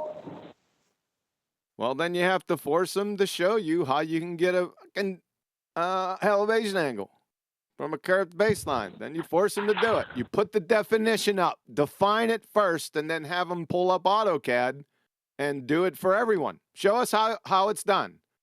That's when you do that. It has nothing to do with the rubber ducky life preserver. As soon as they start going off on their dip, horizon, dip, I don't even know where they came up with this. But as soon as ask them the constituent parts of dip correction, and after they list them all, which are going to be stupid, then you say, what if I put you in a rubber ducky life preserver? What happens to all those constituent parts that you just named off up there about the dip correction, whatever the fuck that is? right? What happens then? They all still have to constitute dip correction. But then when you put them in a rubber ducky life preserver, they all go by the wayside. They disappear. Right? You did put that to Hoymar. I got to go get break. You put that to Hoymar, and when you did, he said, well, it just can't be done. Like, you're telling me you can't sit in a rubber ducky life preserver or on a life raft and use a sextant to figure out where you are? Yeah, you can. He said, no, you can't do it. That was his answer.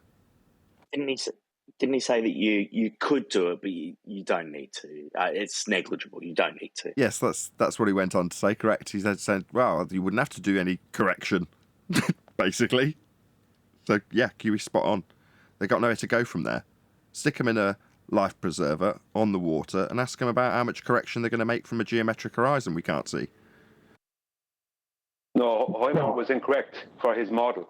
He should have been claiming a dip correction even from that point. Up a dip from his geometric horizon up to the actual horizon. Even with his eye line on the water, and that's mean sea level, he's still, within his claim, he still should be claiming a dip correction from his geometric horizon up to the actual horizon. Right, and then again, QE pointed out that what he's attempting to do is manifest a non-visible geometric horizon from the dip correction itself. Yeah, but 7/6R adjustments to the apparent horizon isn't dip correction. No. It is in today's current celestial navigation, John. It wasn't originally. Originally, it was just height of light correction. They were the same thing. But now dip correction is 7/6R. And height of light correction is done after that. But nobody does dip correction because you can't see the geometric horizon. It's only a mathematical thing. But it's in their manuals and whatever else. Diagrams. What, I'm sorry, I went off. Really? Since when? What year? What year? Those manuals. Well, I know that I don't know when the original claim changed, but I know in the current, like the Davis Sextant manual, for instance, that diagram shows the dip being from the geometric horizon up to the actual horizon, and then height of eye being a separate thing altogether, which brings the vertex down to the water. Let me explain my understanding of it. And I'm looking back to find the slides from the other day as I'm doing this. So much like how they draw a circle underneath their tangent plane, which doesn't exist, they show the line, as we've seen and Nathan showed, to a geometric horizon. That doesn't exist. Oh, and they also show the curve of the ball when they do that. OG, I think it was called. It's not there. This is all imagined. What they're using is the tangent plane and tangent plane only. And so when they changed sensible horizon to being a horizontal eye level extending all the way to the celestial sphere, they went against previous books that showed that the sensible horizon was you having an obtuse angle to the horizon at sea from a mountaintop. And as you got lower and lower, that angle changed. And by the sheer fact that there is no dip correction at sea level proves this is what they did, and there is no geometric horizon to adjust for. It's just in the picture because they have to show that the higher you get, you're looking over the curve of the Earth. But this never happens because the only thing you see is the visual horizon. You can't see any further than that, and that's all flat. And that's why when we show the current dip correction, it's from a horizontal at the eye line correcting to if your eyes were underwater. And that's it. Height of eye, that's it. Everything else is fabrication and not real. Yeah, but here is the Davis Sextant manual on screen. Here is the diagram. This is a screenshot from it.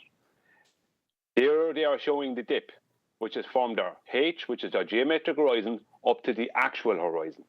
And then they have height of eye, bringing this line down to that line. Do you know what I mean? There are two separate things. Hang on, let's read. Originally, it was just one thing, just height of eye, and dip correction was called, and height of eye were the same thing. But now they have this 7/6R correction here, and then height of eye. Now, in reality, they just have this horizontal plane and height of y. But this dip correction is a globe correction, mathematical. First of all, this picture is not real, and this is not happening. Due to the height of eye of the observer, okay, we see the height of eye of the observer, which today they call their sensible horizon. Okay. The visible horizon, H, falls below the plane tangent to the Earth. Okay, so there's your eyeball on the Earth giving you your plane tangent, and they're saying because you're standing up, you're having this depression angle or this obtuse angle if you're holding a sextant. And then they show curved surface and it says it falls below your tangent plane. Okay. Now, this doesn't make any sense because when you do dip correction, okay, it's from your eye height to the sea level, which now is on that tangent plane. And that is dip correction in the celestial navigation books. This dip that they have from H to up to the tangent plane never happens. Ever, ever, ever. Never happens. They have to show it, though, because that's how they fool people. And I'll tell you why I know this is true. Because the actual pre-calculated angles are not from where this guy is. Cut that circle in half, and it's from an equatorial plane. And where is that dip correction involving a geometric horizon? It's from a flat surface to begin with, and you got to match it to a flat surface on the ball, so they have to show this dip thing that doesn't exist. The guy up there is not taking sextant angles and comparing it to some other guy who took it from a curved surface who adjusted for the geometric horizon.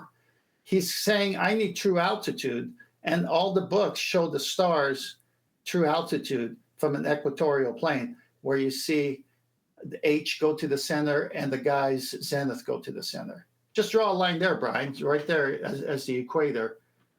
That's what he's got to match. Yeah, right down the center. And that's what he's got to match from up there. Now, how do you match that from up there when down there is all flat?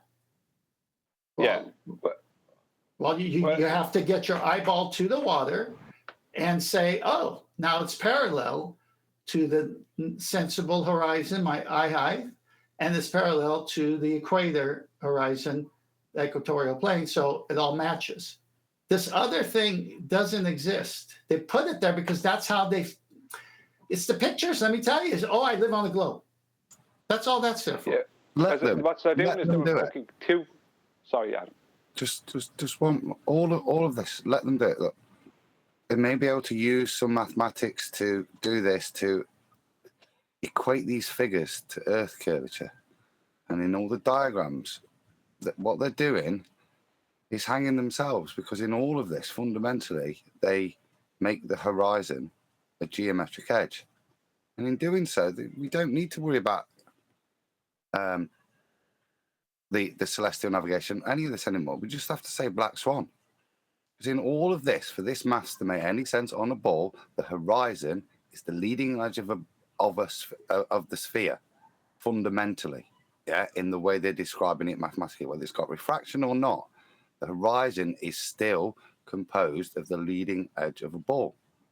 Black swan, guys. Yep, that's it. What they have here is they're depicting two different tangents.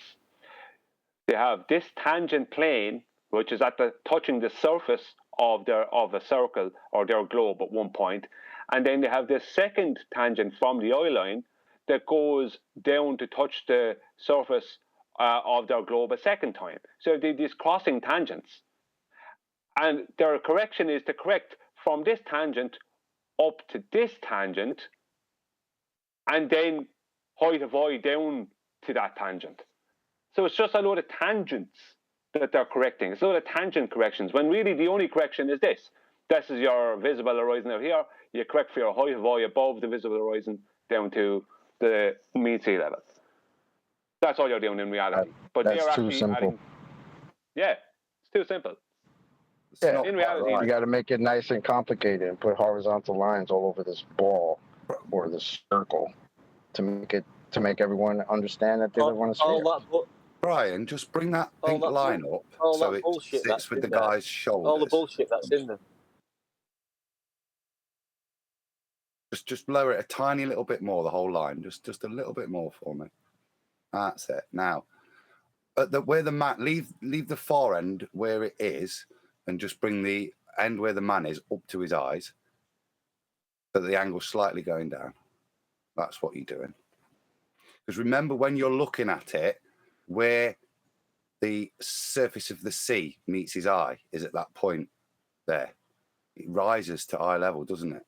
So that's what you're measuring, that little bit.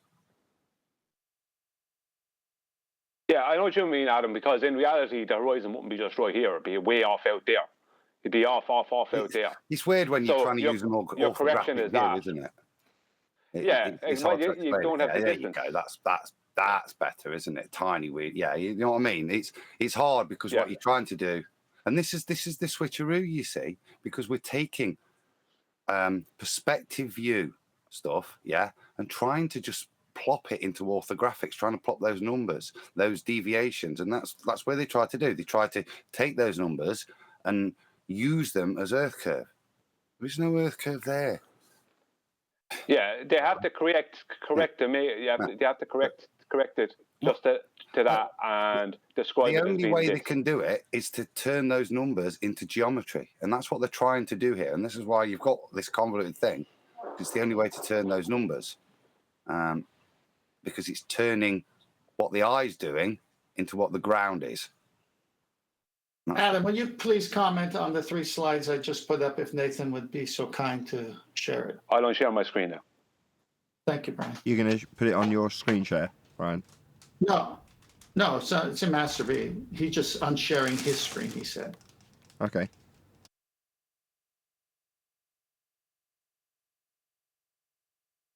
It's right after the Gaslight movie poster. Thought that might be nice for the thumbnail. Well,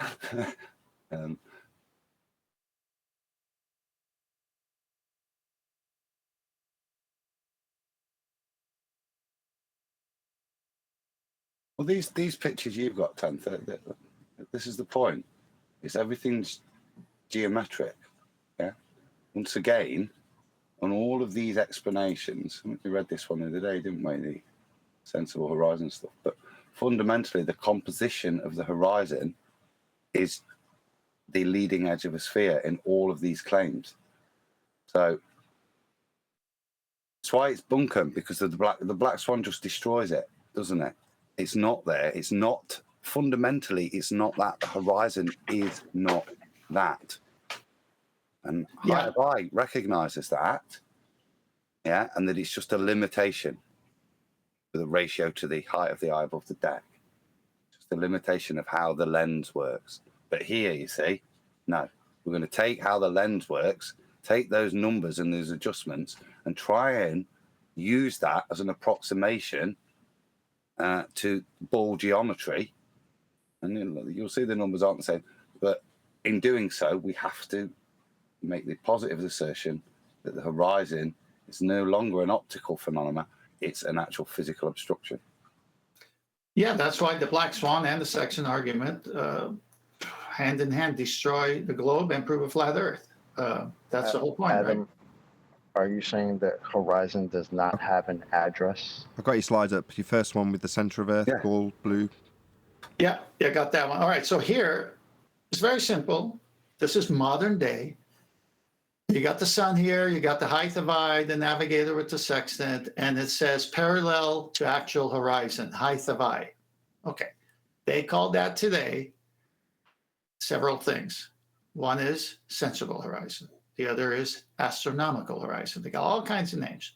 Okay, we only have one horizon when we look out, but they decided that if you're standing up above the surface of the Earth and look straight out, that is called the sensible horizon. And it's a straight line. And this is what a plumb bob would give you, and you don't need a flat Earth underneath you, you get an angle. Yeah, agreed, 100%.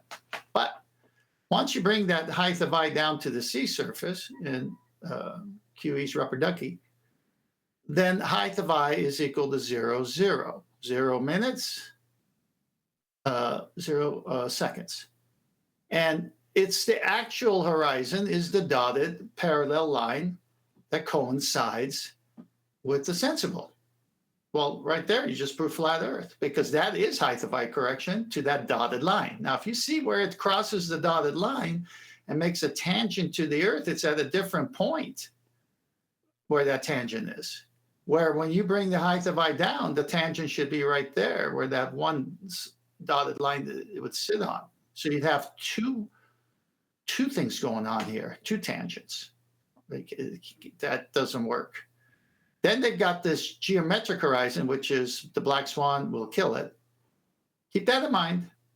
And just remember, everything up here is done to match what was done at the center off of a flat equatorial plane. Next. Here's the description of a sensible horizon, which they've changed. The sensible horizon, on all sides of us, we see a circle of land or sea, or both, on which the sky seems to rest. Go back to the previous picture. Does that sensible horizon seem to rest on any land or sea, or is it straight out at the eye height? Anybody? Straight out. Is that straight out? It's not resting on any land or sea. Go back to the writing. Let's start again. The sensible horizon on all sides. Okay, circle of equal altitude on all sides. We see a circle of land, okay, or sea, or both, on which the sky seems to rest. Well, what is the horizon we look at where sky seems to meet the ocean, right? Okay, that's that. So sensible horizons where the sky seems to meet the ocean, it sounds like here. This is called the sensible horizon. If we observe it from a little boat on the sea or from a plane, this circle is small. But if we look out from the top of a ship's mast or from a hill, we find it greatly enlarged, in fact. The higher we go, the more is the horizon extended, not dropping, not below. Always, however, retaining its circular form, which is what? Where the sky meets the land or sea, as it said, not that sensible one that goes off into space. Now, the sphere is the only figure which looked at from any external point is bounded by a circle. And Adam picked this up so good. Orthographic view, external point. No, this happens on a flat plane. I said you can go to the salt flats and look at the lowest level, and as you rise up, you see more of the salt flats. That's happening on the flat plane. It's the same thing. So because they're bound to their ball, they have to say it this way, but it's contradictory. Next slide. Last slide here. Look at the sensible horizon here. Is it touching sea or land? Well, the previous slide said it needs to. And here, they don't even have the visible horizon doing it. But they do have the geometric, non-existing, invisible horizon doing it. It's all a figment of their imagination. It's all in the definition of terms.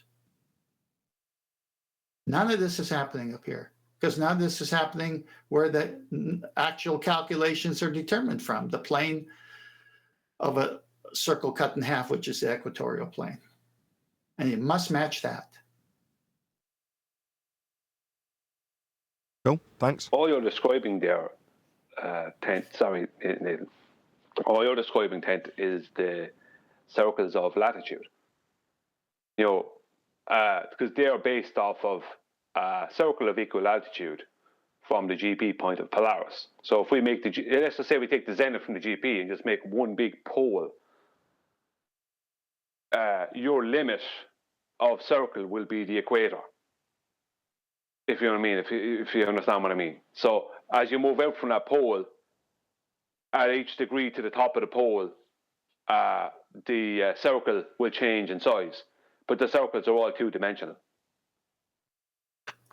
Yeah, what I'm trying to prove here is that when Ruhif and Hoymar or any of these jokers come on and say you don't need a flat baseline for an elevation angle, is because they have told us that the straight line from your eye line, the sensible horizon, which they've said it, and they've even also called it astronomical. I think Bob did that once, but they're interchangeable. That is a horizontal given to you by a plumb bob or a bubble sextant. So go on. Another thing's just occurred to me. You know what I'm saying? They're perverting the numbers and converting what is a perspective view into an orthographic claim. Just thinking that the way in which they apply the mathematics, there is no limitation to the eye in the way in which they resolve the numbers. So as far as I can see from their mathematics, the higher you go, the further you see, and there will never be a limitation to that. So we know that we can go so high, but eventually you stop seeing any further. Yeah? Because you just can't see any further. It's not the case in this claim, is it? That's right. Remember, Adam, I detailed how the higher you go, as per your viewer height, the less distance you can see. So if you when I showed it, if you take a 6 mile high airplane flight and use like a P900 and infrared filter, like Jay Tolan did, the furthest he could see would be about 1,000 miles. Whereas from a 1 inch point above the water surface, I could see a boat 6 miles away. Because now that 1 inch divides into that 6 miles a whole lot more times than that 6 miles for Jay Tolan divides into that 1,000 miles. And you have to remember, he used a P900 and an infrared filter. So the higher you go, technically, the less far you could see, which is the opposite from the globe claim. But you're saying that percentage-wise as compared to the smaller distance, correct? Yeah, percentage-wise. I mean, if you stand with your eye line at about 5'5", 5 feet 5 inches off of the water line, you can see your distance to what you can see on average will be greater from that height as per division than looking at the window of an airplane. Even though you will see further looking at the window of an airplane, but if you divide your observer height by the distance, you actually are not seeing further. You're seeing closer. Well, not close, but you're seeing less far. I don't know what's the best way to describe it. Well, hang on, let me try something else. Nathan, go back to the picture of the citation that showed the mountain and the 3 different horizons. Let me know when you're there. Brian, I feel you though, because they're the same people telling us, "Oh, look how distorted the oil rigs are." That's why you could see the horizon past 10 miles, right? Because of all the distortion in the air. And they're the same people who tell us, "Oh, the only reason we don't see the geometric horizon at 1.2 miles away is because we have an atmosphere." So these people think if you take away all the air, you'll see less. They don't even believe the shit that they say, man. They don't even believe it themselves. Well, they don't understand the consistency of their own mechanical claim, right? They don't get terrestrial refraction, the natural consequences. They don't even look into it. They just use it as a scapegoat, and they don't really figure it out. They don't master it. Some of them do, but they just lie. They just lie. 10th, you getting ready to present something? Well, I have a picture. Nice I already picture. presented it. I'm trying to get Nathan to show that middle picture. I got something after you're done. All right, yeah, it'll be quick. And yeah, whoever said that about them lying, yeah, they do that, definitely. Oh, But never what else can mind. you do? He You don't have an vacated. argument. He vacated the premises. Sorry, Chocolate. I had my eye on a Glober in here, but he quickly vacated when I said that. Go. Please continue. Did they go over the horizon? Is that why we can't see them? He Mandela affected over the horizon. He Mandela.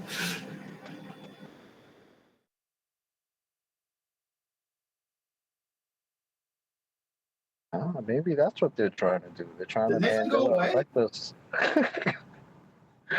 To say that's why we can't see the geometric horizon anymore. It's Mandela effect. I think Nathan went away. There's no one driving this ship? Nope. Doesn't seem to be. We coasted.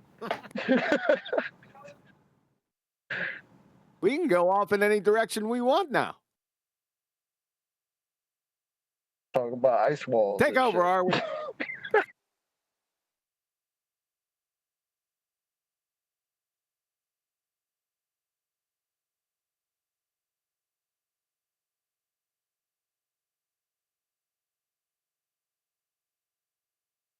Tried to step away there, guys. Well, not You're you came not back. the only Nathan one. stepped away. He hasn't come. Do you get my point? I was making, Temp. I've not noticed it before. Yeah. There is no limitation to their view. The only thing that determines how far you can see is how high you are, and therefore the point of obstruction of the Earth. So if you're high enough, it doesn't. The only thing is Earth curve that's limiting your view. There's no other limitation in their thing to the eye. There is no limitation to the eye whatsoever. Right. Not. Yeah. But haven't they been saying that, telling us that we're ridiculous for thinking perspective is a thing? That's been their whole thing, their whole shtick the whole time, right? The only thing that hides anything in the distance is Earth curve, according to these clowns. Yeah, they say all the time, if the Earth was flat, why can't we see the our Eiffel Tower from the US? Yeah, I love that 4-year-old question. And But that's I mean, that's something a 4-year-old would ask. It's ridiculous. No, I'm not talking about. Okay, so I'm not talking about objects because obviously they will get smaller. But if the curve of the Earth is the horizon, then in their math, the only determining thing, that determines what limits the view is the observer's height as it's obscured by the curvature. There is no limitation to viewing distance in the eye and this mathematics, The only limitation is the height. So the higher you go, the further you go, with no exception. Because the limiting step, the thing that determines how far you're seeing, is just the physical obstruction of the Earth curve. No lens limitation, nothing. Yeah, their column's only got one thing in it. Their column has only got Earth curve in it. The only limitation is the Earth curve in their mathematics. Yeah, that's all it describes their maths as the way There they you are. describe it.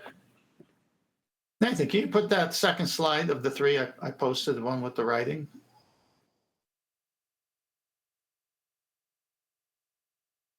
Yeah. So now go a bit higher. Go up in a balloon. You can see more curve. You can see more curve. You can see more curve. It's the only thing that's limiting your view. That's all that's limiting it, is just the fact that the curve blocks your view. But there's no limitation to the lens there. And objects will live in color.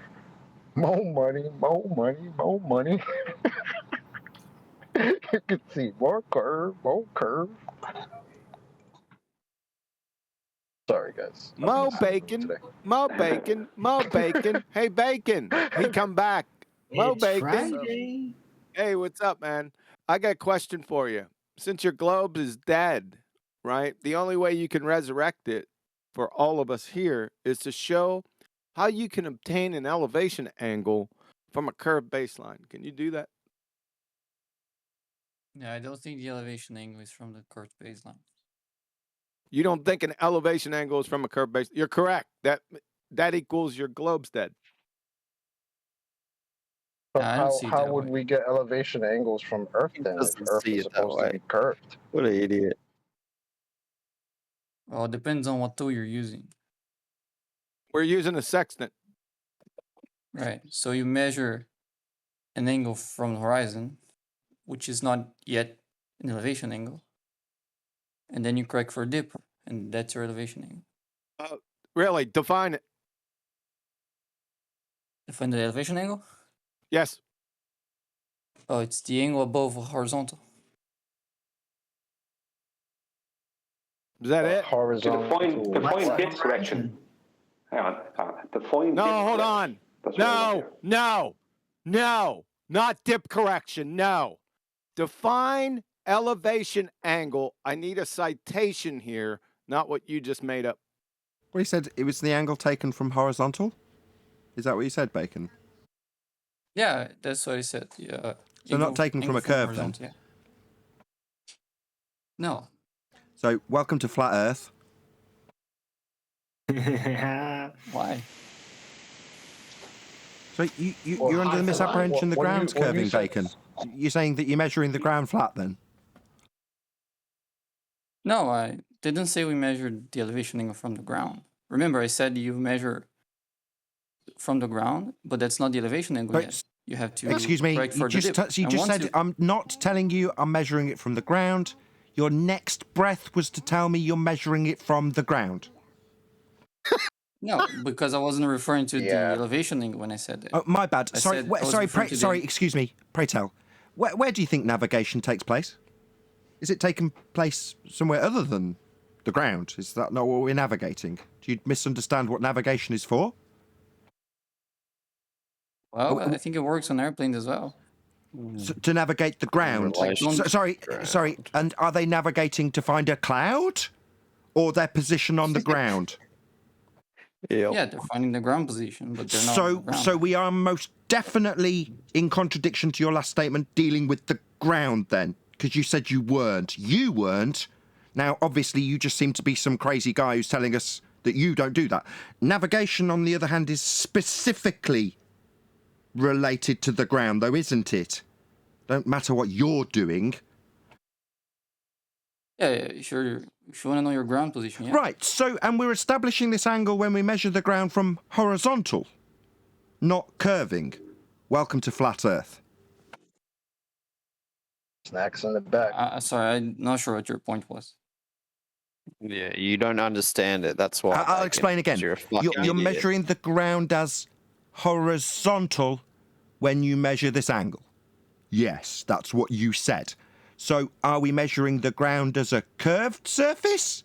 No, we are measuring it, quote, horizontal. Well, if we're using the ground at like horizontal, then like why would it dip from Lite? So if we're using the ground as horizontal, yeah, we are. Welcome to Flat Earth. You're going to ask me about the horizontal ground we're now going to be navigating and why it does... Sorry, we're now navigating a horizontal ground that we're measuring. Welcome to Flat Earth. Do you want to just acknowledge that before we discuss anything further? I didn't get your point there. That we're measuring the ground as horizontal, not curving. You think the ground's curving. We're taking an angle from a horizontal ground, though. Aren't we? Yes, No, that's what never you've just confirmed. It was rhetorical. You've defined it for us. Didn't say that. Oh, you didn't say we're taking an angle from horizontal? Yes, you did. No. I didn't say we were taking the angle from horizontal. I never said that. That's what you said the elevation angle measurement was. That's what you defined it as. You didn't get a citation. That's what you said. Specific. Hello, that's what you said. I was very specific. I'm going to say again what I said. It was very specific. I said the elevation angle is from horizontal. And I didn't say we are measuring the elevation angle. We are measuring... Oh, we are. Sorry. You're saying when we ask you how you measure an elevation angle, something that's absolutely required in navigation, you weren't talking about elevation angle. No, we were asking you how you do that from a curved surface. You defined it as being done from a horizontal ground that we're dealing with. You denied that we were dealing with the ground in between, but we are measuring the surface to navigate the surface, and we're measuring it as horizontal if we're measuring an elevation angle, and we are. We're asking you how you can measure an elevation angle from a curved surface, and you're telling us about how it's horizontal, the ground that we're navigating. So welcome to... You don't have to interrupt me when I summarise how the ground's flat, and you're telling us how horizontal it is when we measure it. That's the ground that you denied we were measuring when we navigated it. So welcome to Flat Earth. Third time's the charm. Do you understand now? No, I said I was lost. Oh, well, allow me to enlighten you, Dumbo, who doesn't understand that if you're measuring something as horizontal, it's not measuring as curving. Yeah, but it wasn't... Yeah, but you're not measuring a curved ground then. Yeah, but it's flat. Welcome to flat Earth. Not yeah, but yeah. Yeah, you're measuring it horizontal. The ground. That's right. Not yeah, but no, but yeah, but. It's just you're measuring a horizontal that you've defined, and that's the ground that you're navigating. Welcome to flat Earth. It's not curving. Do you get it now? Yeah, but. No, just yeah. I get that that's too strong. Good. Welcome to flat Earth. You get that you're measuring the ground as horizontal. That's not curving. Good. Welcome to flat Earth. Never mind it. Sorry, never mind what? That you haven't got a curved ground to measure horizontal? What? Never mind what? No, never mind. You ask me questions and keep just strawmanning me and strawmanning you? You've told me that you're measuring the ground, then you denied that we were measuring the ground. We've got clarity that if we're navigating, not what you do, what navigation is. It's measuring the ground. And what we're doing is measuring an elevation angle. Then you said you weren't measuring an elevation angle. And again, I clarified that what you do is inconsequential to what navigation is. It measures elevation angles. And an elevation angle defined by you is measured from the horizontal, not from the curve. Now, I'm not strawmanning you. I'm summarising how Earth is flat and measured as such. You defined what an elevation angle is and it's required in navigation. It's not a straw man, asshole.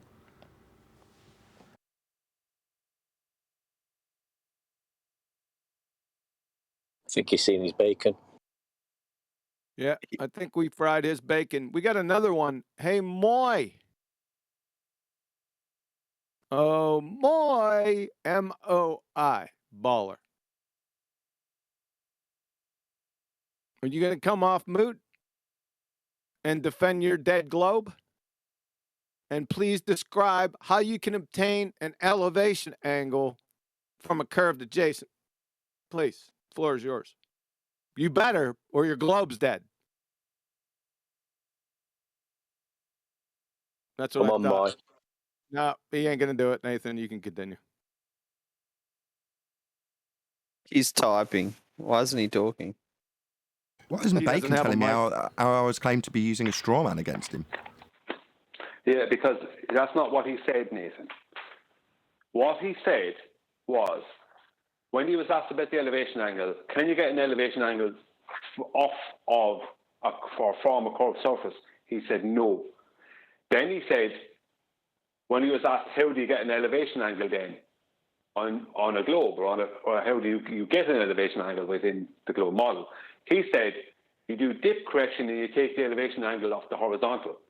And that's why I asked him to define dip correction, because what he's stating is that he's taking a dip correction from a geometric horizon up to horizontal. He's avoiding height of Y correction, and he's just going from there. That's what he's actually stating. So this horizontal line he's making has no connection to his curved surface underneath that he's claiming is there. Because he claimed a dip correction off of a geometric horizon, and he avoided height of Y correction after that. He equivocated between the two, the original and the current dip correction, and that's why I asked him to define it. So when he says you're strawmanning him, that is true, actually, in some ways. Are you referring to my response? Sorry, the dip angle. Yes. The dip angle he's getting in regards to the elevation angle measurement he needs, right? Yeah, the high of Y correction you're referring to is what I... Hold on, he's answering, Brian. I said the eye of Y correction you're referring to is what I was referring to when I said dip correction. They're just the same thing. Define the dip correction for me then. Sorry, what are we correcting from? Oh, it's the... it's the Nathan. correction. Yeah, so because the horizon doesn't rise to eye level, it drops. The dip correction is the correction for how much it drops. So it doesn't drop. It's at a parallel. Yeah. So go on. I couldn't hear it. He said the horizon drops. I said the horizon doesn't drop. It's at a parallel to the eye line. Now continue. He said the horizon drops. Yeah. I know what he said, and I'm correcting him on what he said. Please leave me do it. The horizon doesn't drop. The horizon is parallel to the eye line. Now, please continue with your definition of dip correction. Bacon. Oh, if I would accept your claim that it doesn't drop, then my definition wouldn't make any sense. So Yeah, like, because your so you guys definition don't is from a geometric horizon. Do you understand, Bacon? You're correcting not from a closed necessarily. geometric horizon. Yes, it is. Because your correction that you're claiming is a 7/6R correction. But the horizon we see is claimed to already have 7/6R added into it.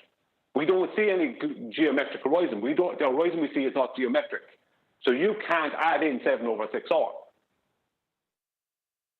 I never mentioned that. Yeah, but you to did. me, You inferred it in your dip correction. When you said dip correction, that's why I wanted you to define it. You're equivocating between the original dip correction, which is just height of void correction, and the current dip correction, which is not height of void correction. So you did not state height of void correction. You claimed the current dip correction, which is not height of void correction. okay, so let me see if I can find common ground. So say I have a bubble sextant and a nautical sextant, right?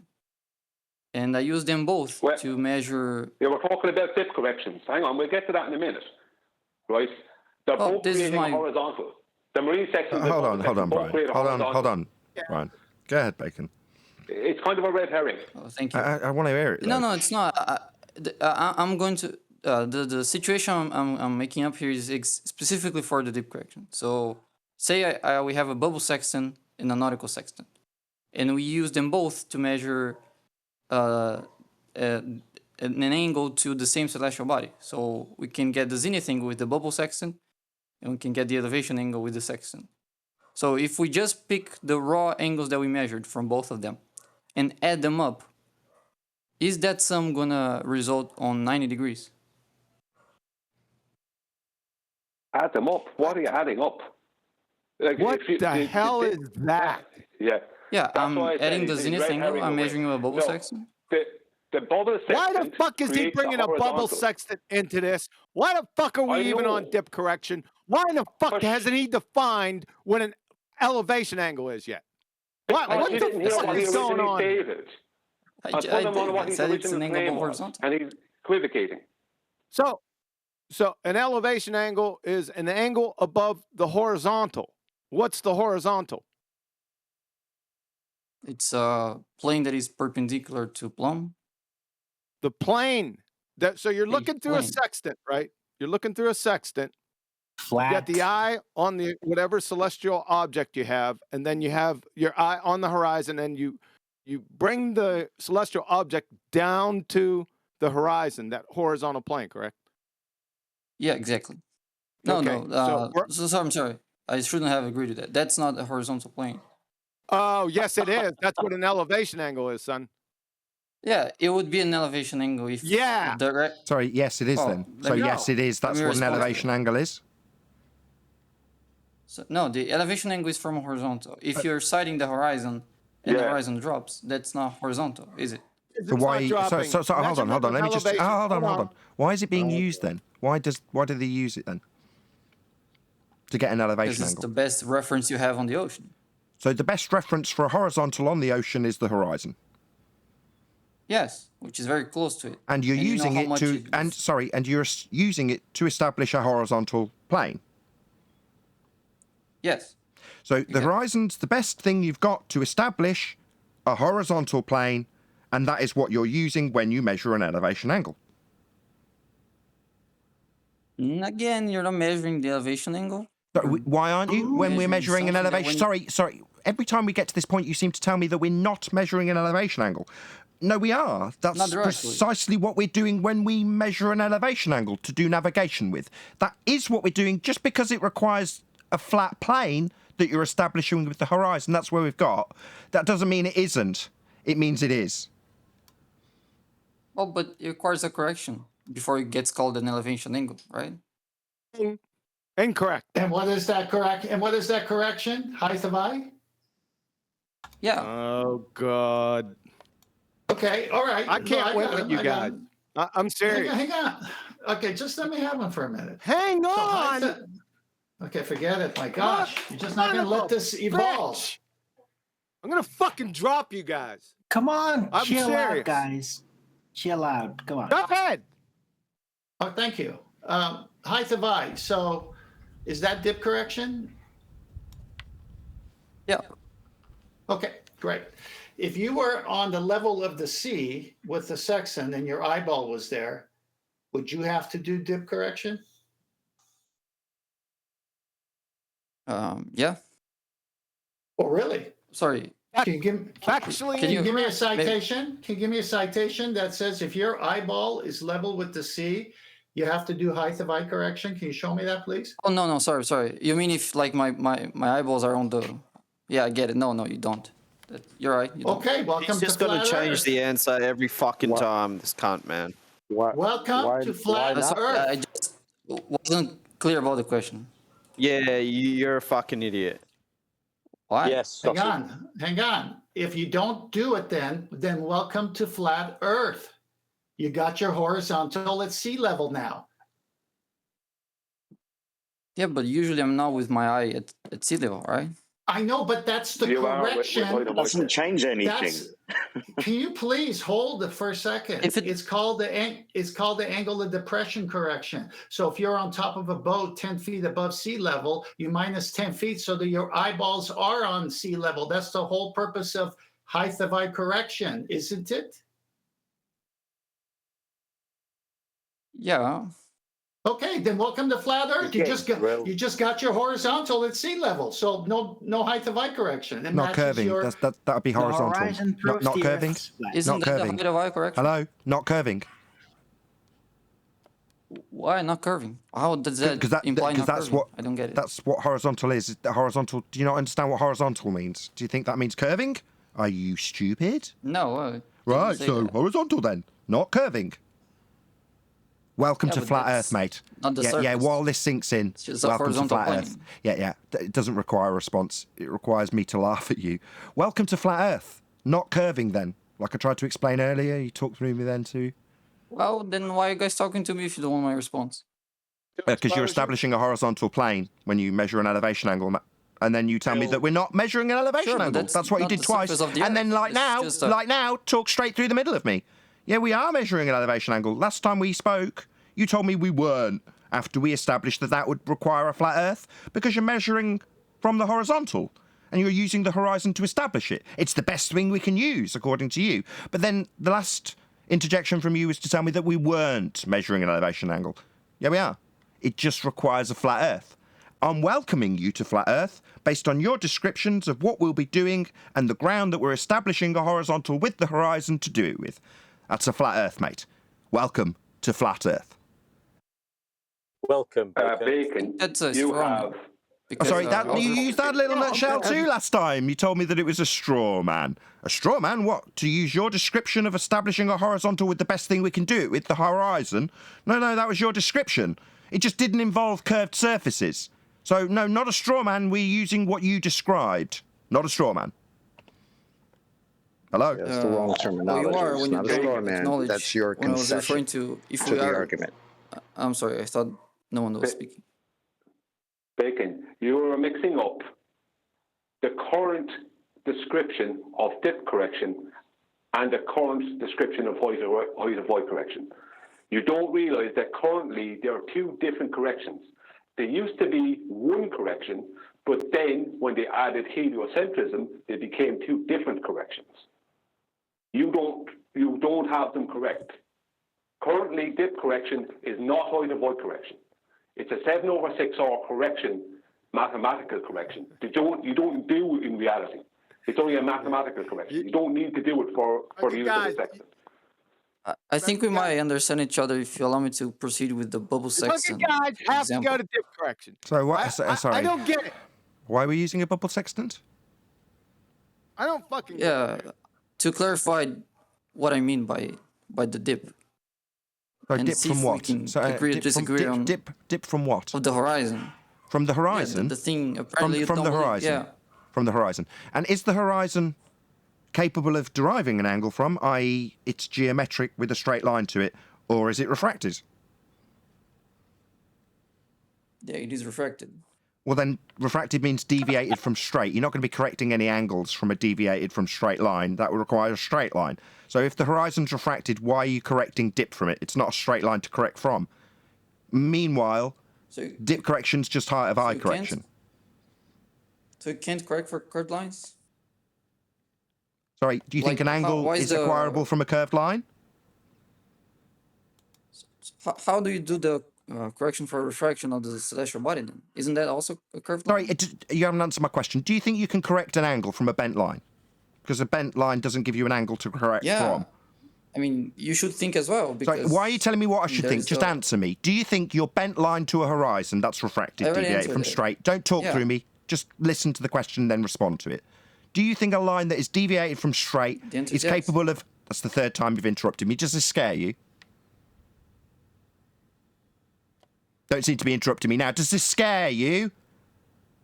I'll ask again.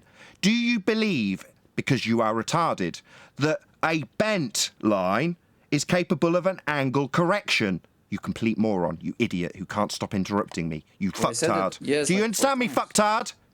No, bent lines you don't use bent lines to correct angles from. That's stupid. So you told me the horizon's refracted, you won't be correcting a dip angle from that then, you stupid idiot. Didn't you understand me? Oh, isn't the celestial body... Why are you telling me what something isn't? You're not acknowledging what I've just told you 3 times. You won't correct an angle from a refracted horizon. That's the 3rd time I've said it. Why are you asking me something, you stupid idiot? Just acknowledge that, no, you won't be correcting an angle from a bent line. Okay, so no correction for the bodies then, right? Don't tell me what there isn't. Just acknowledge whether or not you can do an angle correction from a bent line, because according to you, the horizon you're correcting this from is a bent, refracted horizon. You're not acknowledging it. You're asking me something. Why should I acknowledge that? Because you're saying we're doing dip correction from this bent line. That's why, you stupid idiot who can't keep up with the conversation. Why would that be a problem? Why would it be a problem to correct an angle from a bent line? Because bent lines don't give you angles. Are you stupid? Why not? Why don't bent lines give you angles? Yeah. You're stupid, mate. You're fundamentally retarded. Do you say what? You're fundamentally retarded, my friend. If you can't understand why a bent line doesn't give you an angle, there's no helping you. You're mentally retarded. Okay, so lenses don't exist. Sorry, lenses, we're talking about angle corrections. Angles are 2 straight lines.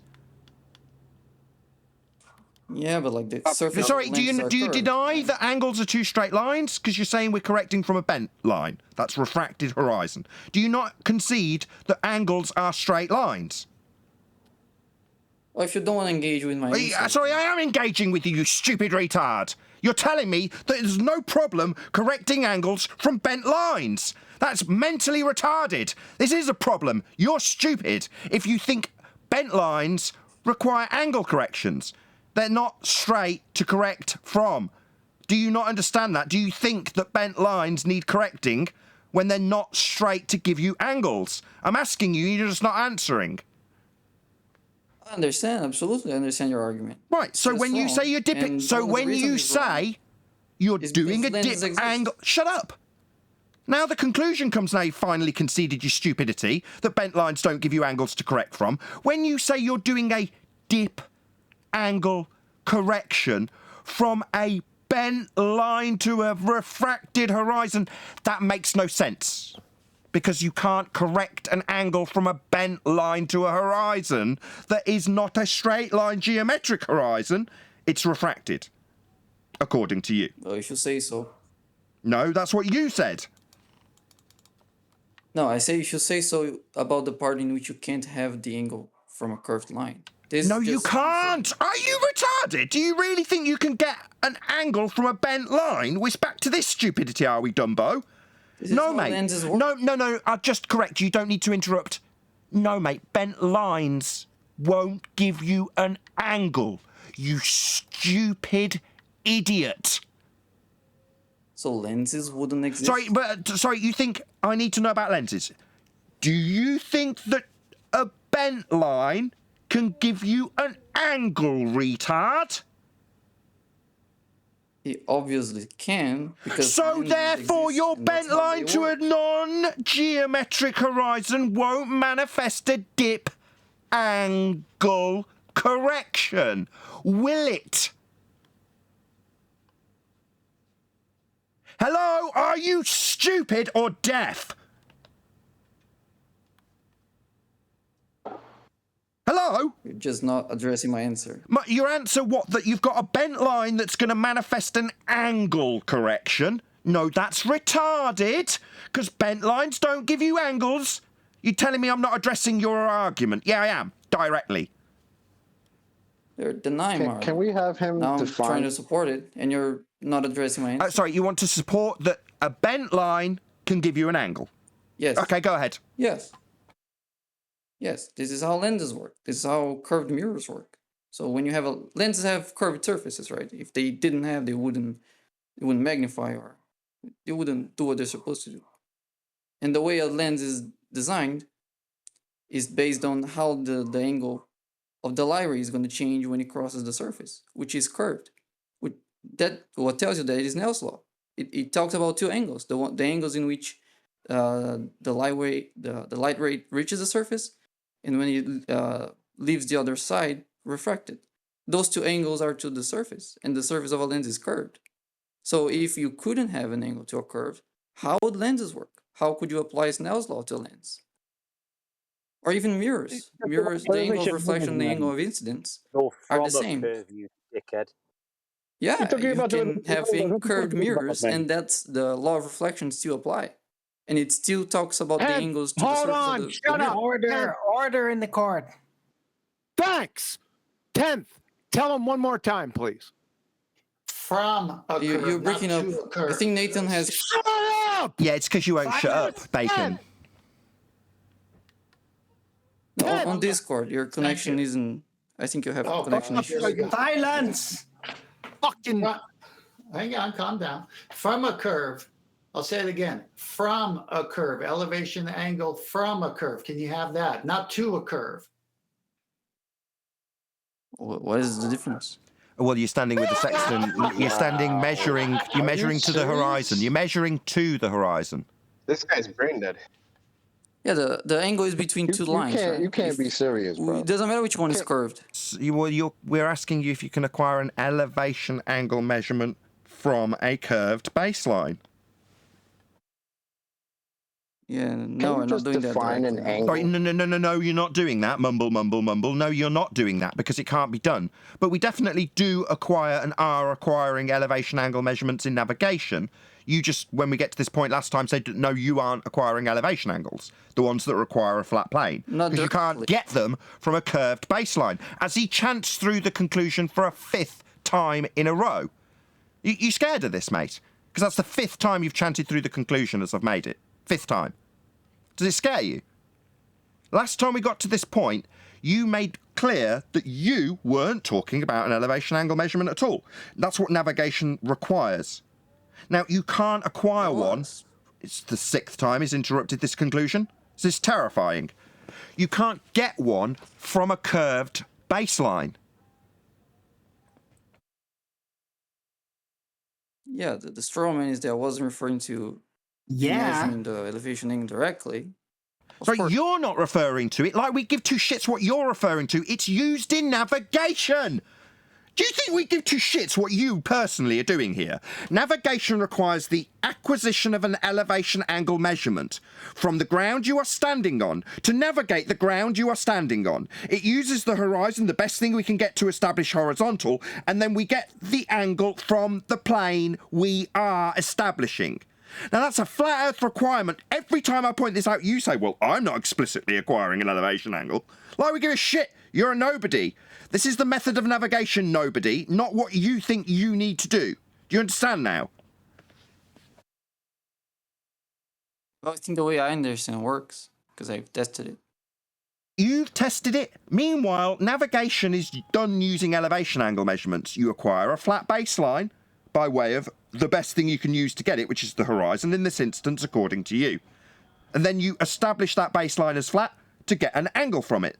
Now, none of that involves a curved surface at all. Now, maybe you'd like to tell me again for the 4th time that you're not doing anything with elevation angle measurements. Meanwhile, celestial navigation requires them. It's how the Earth is navigated. You use sextants to establish the Earth as flat to get an angle from it.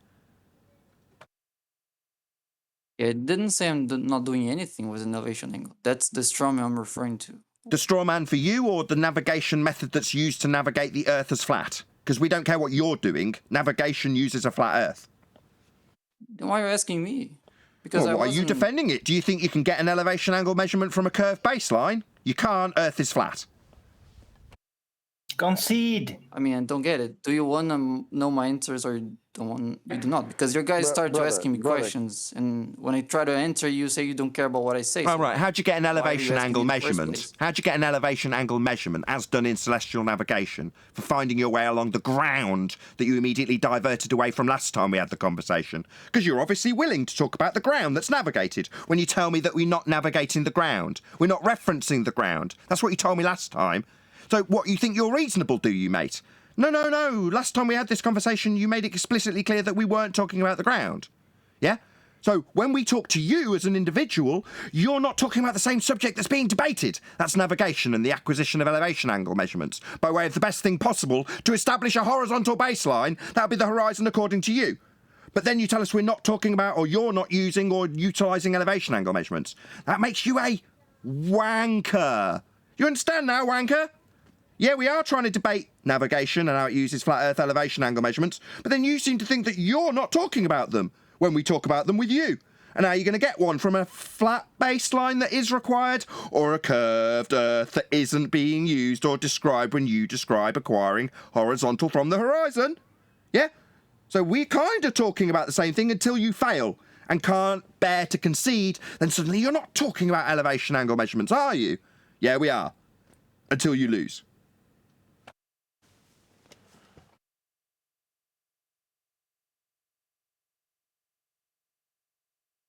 You want to tell me I'm using a straw man again? Yeah. But it's kind of pointless trying to clarify. But that's my straw man. It's pointless trying to clarify the straw man you claim I'm using and haven't defined or justified or given an example of how I'm using a straw man, or how I'm using a claim you haven't made to burn in lieu of one you have, when we're not talking about a claim you've made, we're talking about how celestial navigation is done, not what you've claimed. I'm not making up something that you haven't claimed. We're discussing celestial navigation here, how it uses a flat plane. Do you understand that now?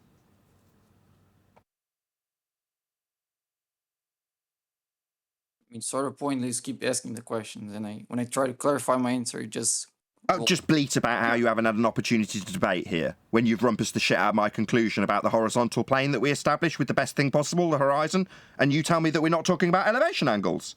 Yeah, it's just you're not getting a chance to clarify when you deny the very thing we're discussing. That would be elevation angle measurement. You said it wasn't that. Or the ground that we're navigating. You said we weren't talking about the ground. No, you're just an unreasonable wanker who denies the very thing we're discussing and then claims you haven't had an opportunity to debate and then interrupts me when I summarise how unreasonable you've been in claiming we're not talking about the ground. Do you recall telling me we're not referencing the ground? Do you recall that, unreasonable wanker?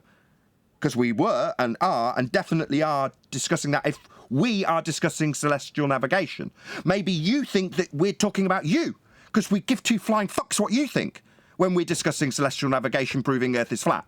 Maybe we're strawmanning you and your claims of how navigation is done when we're discussing celestial navigation done on a flat plane with elevation angle measurements that require it to be flat. Maybe we're strawmanning you with that, when you just say you haven't had a chance to speak when I ask you to clarify the strawman claim you just threw out spuriously.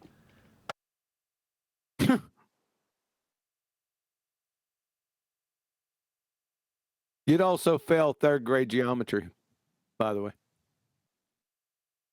I've asked you to tell me what straw man. What is the straw man that I have burned in lieu of an argument that you're making when we're discussing celestial navigation?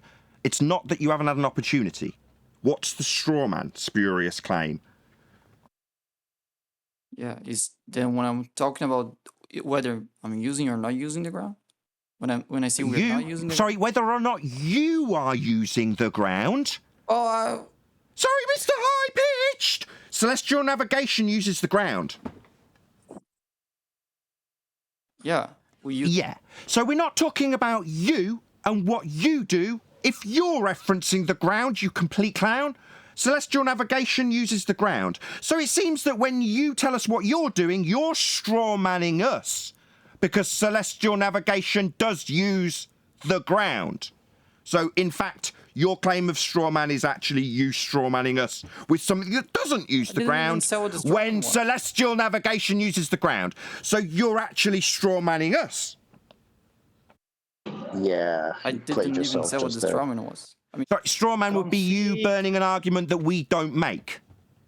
Right? Well, if we're not discussing what you do when you reference a non-ground, that isn't an argument we're having. We're talking about celestial navigation. So it seems you want to burn an argument that you would have about how you wouldn't use the ground. That's not what we're debating. Therefore, you're burning something we're not debating. That's the definition of a straw man. So you're now projecting your straw man use onto me, aren't you?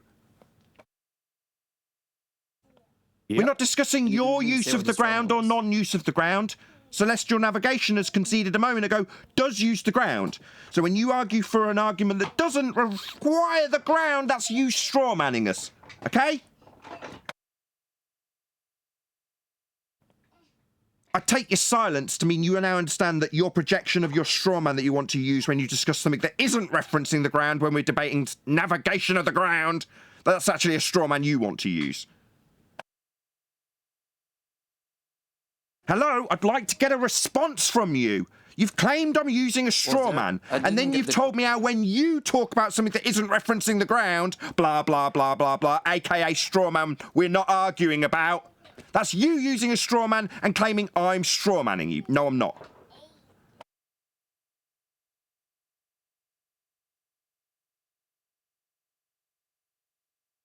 You know what a straw man is? yeah, I was trying to answer that.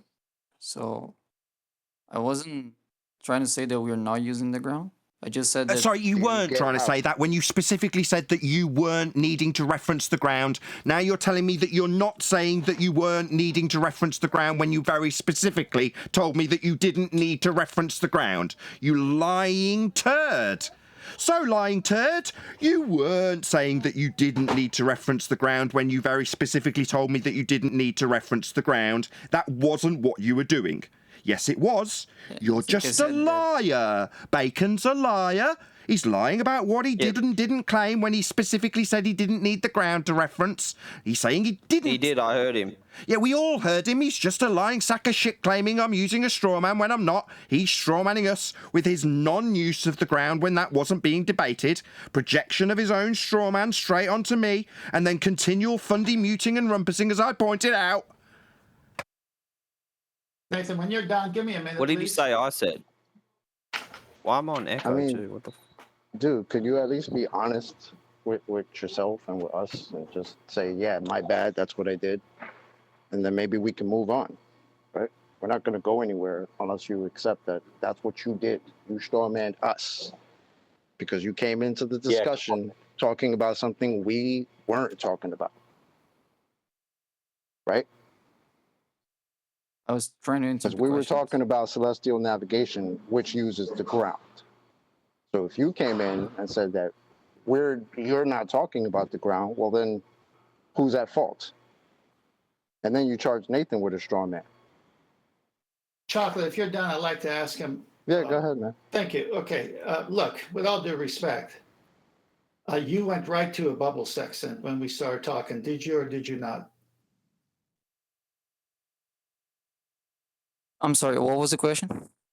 I said when we started talking about the sextant and elevation angles, you immediately went to a bubble sextant. Did you or did you not? Not immediately, no. Okay, but did you say bubble because I want to clarify a sextant? point. To be fair, Please. To be fair, that Did you was say- after he said he was lost and didn't understand. So Okay, so He's did the you first s- person to bring Okay, the word please. up. Guy in Discord and Alwyn. Go ahead, 10th. The guy in Discord and me, please, just 2 minutes. I won't need much more if he can respond quickly. Did you or did you not say that a horizontal is what you were going with from the bubble sextant, not using the Earth's horizon? Did you or did you not refer to that? Yes, no? If I refer to the bubble sextant not using the surface, is that what you're asking? Do you even remember what you said? So when you said you have a horizontal at your eye line, how did you get it? I'll ask it that way. When I mentioned the bubble sextant, I was asking if you added up the angle from the bubble sextant to the nautical I'm sextant. asking that would add you. up to 90. I'm asking you, since you know about the bubble sextant. This is very painful.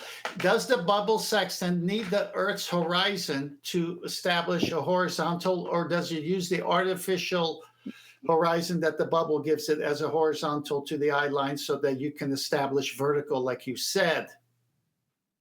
Yeah, use the artificial horizon and with Thank the you. bubble. Yeah. Thank you. Thank you. Thank you. So now, if you found yourself contradicting yourself, you would admit it, right? I mean, if you realized you were making a contradiction and no one was making fun of you, you would admit your contradiction if you made a mistake like we humans always do, correct? Of course.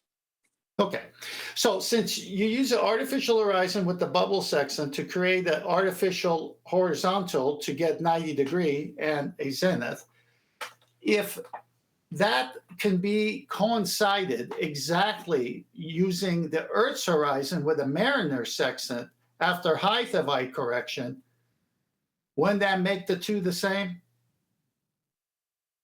Yes, that was my point. Thank you. Actually. That, okay, perfect, perfect. Okay, hold only... on, perfect. Thank you. He's not swindling you. No, hold on. Nathan, please go to Master B, and it's the last two slides, but go to the written part. And someone posted in Discord so he could see it. None of you listen to his original claim. Brian, please. Oh, where is it? It's going to come your way. 1 second.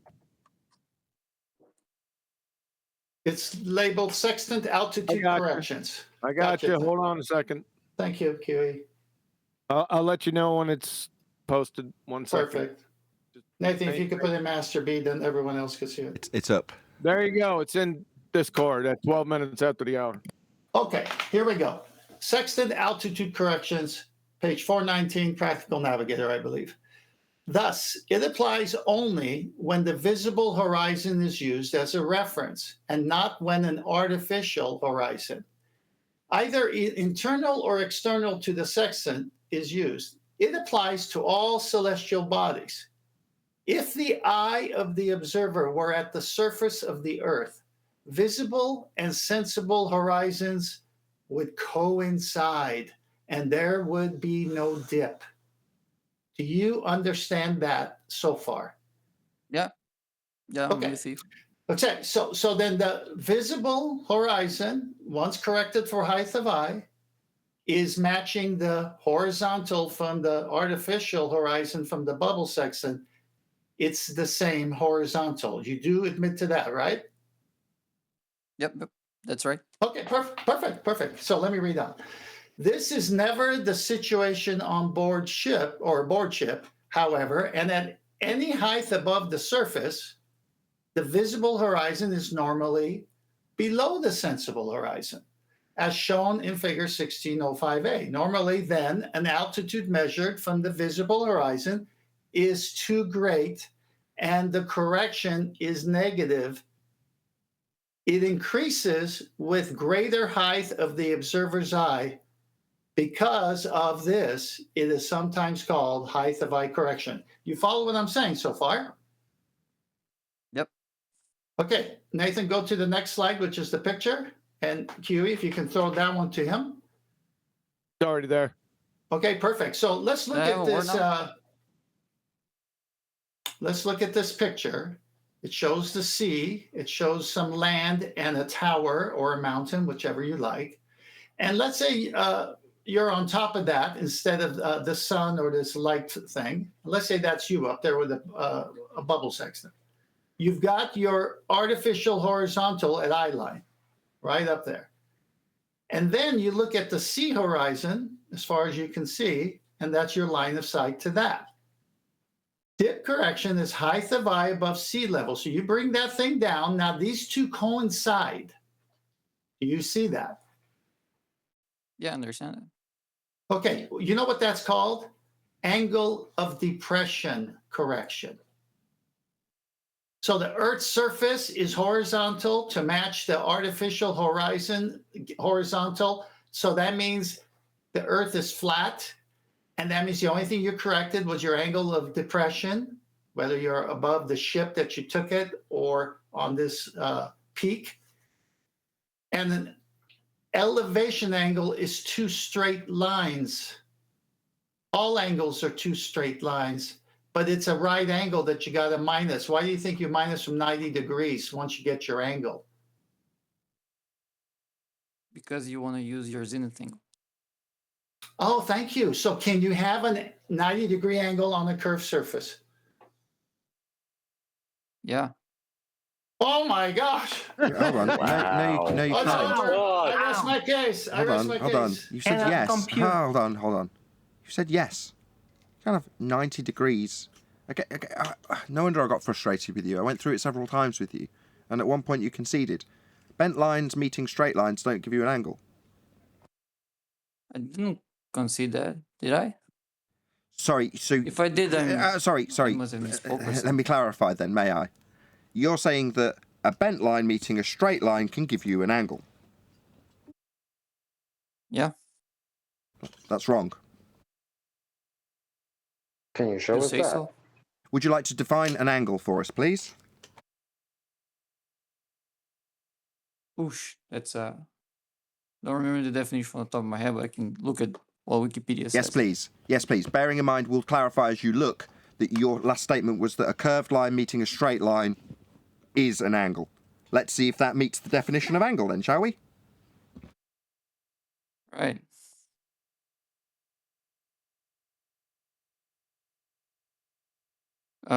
In Euclidean geometry, an angle is the figure formed by two rays, called the sides of the angle, sharing a common endpoint called the vertex of the angle. Stop a second. My bad. Sorry, my bad. I asked for a definition of an angle. Oh, it's saying here. An angle is the figure formed by two rays, called the sides of the angle, sharing a common endpoint called the vertex of the angle. Angles formed by two rays in the plane that contains the arrays. Angles are also formed by intersection of two planes. These are called dihedral angles. Two intersecting curves might also define an angle, which is an angle of the rays lying the tangent to the respective curves at their point of intersection. So according to this first paragraph of Wikipedia, two intersecting curves may also define an angle. So I feel like I'm justified. It described a tangent. Described a tangent though, didn't it? Yeah, this is how you define the angle between two curves. It's the same angle you find with the tangents. But you don't have that, do you? Why not? So you told me that the line to the horizon was bent. Yeah. So do you not understand what a tangent is? I do. Is it a bent line? No. So you don't have that then? You do. It's the direction that the sextant is citing. That's the tangent. So you told me that was the horizon, and I asked you if that was refracted. You said yes. Do you not understand that refracted means deviated from straight? That's not a tangent. Yeah, but that's not exactly how you're measuring. It's not a tangent. You're measuring with the it's sextant, not right? a tangent, is it? At the sextant, it is. So, the sextant, according to you, is looking at the horizon, and according to you, that's refracted. So no, according to you, it is not a tangent, so you do not have a tangent to a curve. The line of the sextant is tangent. You seem to be talking through the conclusion again. It's back to this me asking if you're scared when I get to conclude my statement. According to you, I'll repeat, I'm almost certain you'll interrupt halfway through. According to you, the line to the horizon, which is what you look at through your sextant, has a bent line to it. That's what you stated.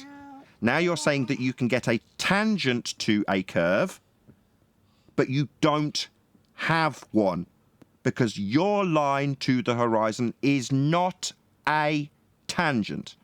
It's a bent line deviated from straight, refracted according to you. That is not a tangent. Yeah, you're right when you say that curve is not a tangent. Right, so you don't have a tangent then. In your description, you described a tangent to a curve and with the sextant on a globe, according to you, you don't have that, do you? You do. You do. Sorry, no, you don't. You've just conceded that it's a straight line, and your line to your horizon, according to you, is refracted. That's deviated from straight. That is not a tangent.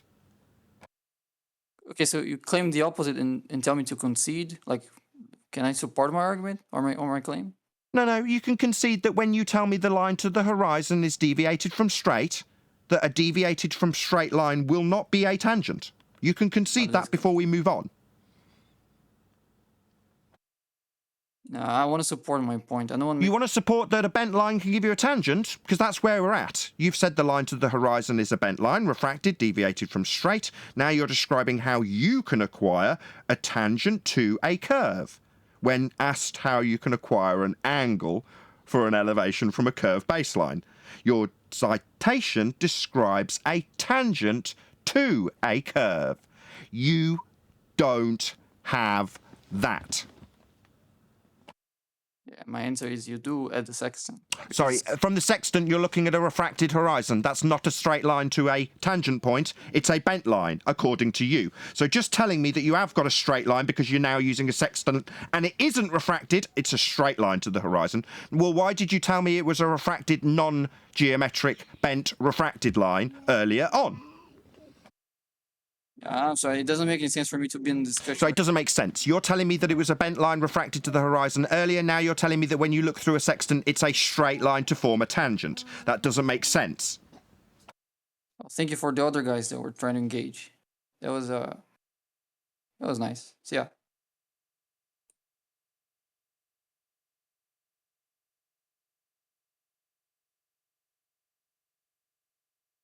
What a name, Bacon. My friend, this is where your argument ends. You're claiming that your citation, that you can acquire an angle from a curve? No, you've described a tangent to a curve. Well, you haven't got that. Your line to your horizon you're looking at in a sextant isn't a straight line. You told us that. Now that makes your argument fail, because you're now describing how you can get a tangent to a curve, when we're asking how you can measure an angle from a curve baseline, not to a curve with a tangent that you haven't got.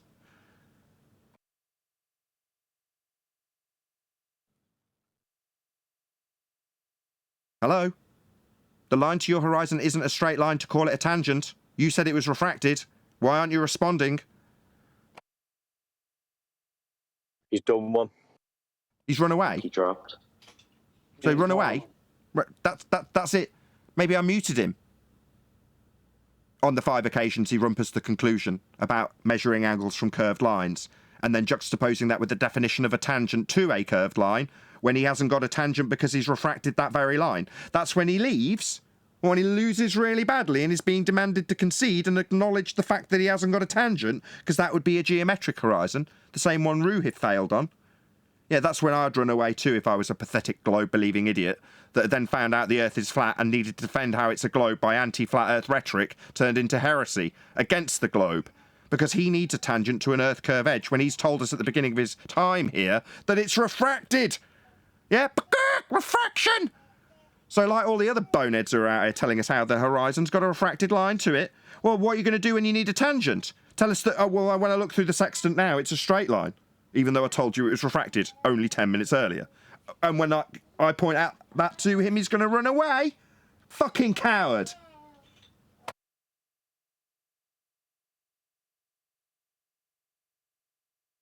Nice grilling there, Nathan. What a coward. Moment he loses, he legs it. Pathetic.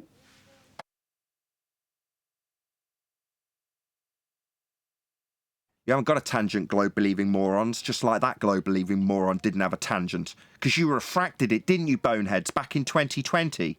So what are you going to do now when you're trying to manifest a geometric horizon from a non-straight line that needs to be a radius value-based tangent point? Oh, well, you haven't got one, have you? And like that, dickhead, you'll just run from me like a scared, pathetic moron that's telling me that bent lines give you angles because here's a tangent straight line to a curved surface that I'm imagining, even though I've told you how bent that line is. Yeah, run, little chicken. Refraction! Unless I need a tangent. To be fair, Nathan, like his argument, metaphorically, his sword broke pretty quickly, so I don't blame him for running, right? This is why Will I be love the firelight Black to Swan. himself right now.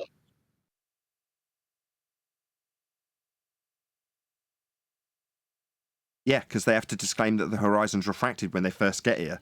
And when they're trying to claim that they can get an elevation angle measurement from a curved baseline, they draw a tangent, straight line, to a curve. You go, oh, we haven't got one of them anymore, have you? Why is it no Atmo Day? Correct. They have a tangent to a horizontal plane. That's what they have. Yeah, he defined that for us too. Tangent. Why are you using the horizon? Well, it's the best thing I can use to get horizontal. Really? Shouldn't you be using the best thing to match it with the curved surface you think you're standing on? Not establish horizontal with the horizon?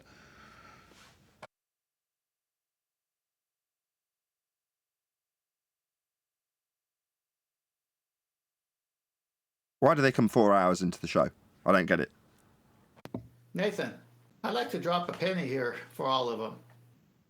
They don't use the sea horizon to get a horizontal. They use the sea horizon because it is horizontal to get a vertical. That's when they rock the sextant back and forth until the lower limb of the sun touches barely the surface of that horizon. That's horizontal. And that, if you swung it too far left, you'd see it as an angle. It'd be too large, it'd be off. You swing it the other way, like a pendulum, you could see it becoming vertical, but you swung too far to the right. So you just keep swinging until you find that middle point. Boom, you say mark. That's when you get the numbers down, the degrees, the hours, the minutes, the mark, everything. It's to establish vertical. Oh, but 10th, I'm not talking about elevation angle measurements. Well, that's what I thought he was when he's doing celestial navigation. No, He I'm came not here- even. I think you're straw manning me. I'm not even talking about the ground. Well, he just used it to get a vertical. I definitely didn't. I think you're totally straw manning me here. Well, let's see. Elevation, altitude are both vertical angles. What an asshole. Not you, They're 10th. so done. No, they're so done. I mean, the guy just contradicted himself from the beginning. What annoys me the most is when they project their own discretion onto me. So when he's taking the argument away from the thing he's claimed, well, yeah, of course we can acquire elevation angle measurements from a curved baseline. The very question on the table that I'm here to debate and discuss. I'm going to start off by justifying how globe Earth can acquire elevation angle measurements from a curved baseline, of course. And then when it gets to the point that his arse is handed to him, well, I wasn't actually talking about elevation angle measurements. And I don't need an elevation angle measurement to reference the ground. It's like, that's not what we're arguing about, though. That's clearly a straw man that you're now about to hold up. Well, no, you're straw manning me, is his response. It's just like, what an outrage.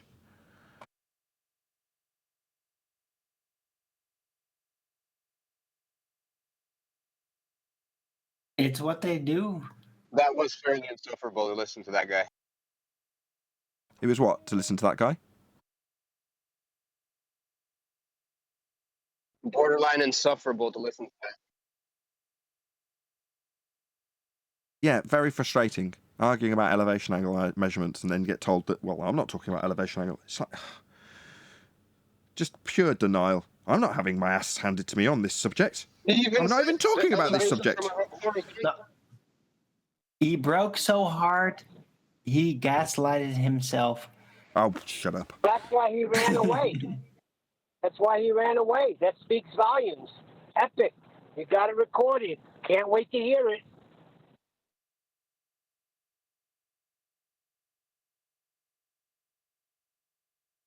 I don't mind hanging around if you want to carry on chatting.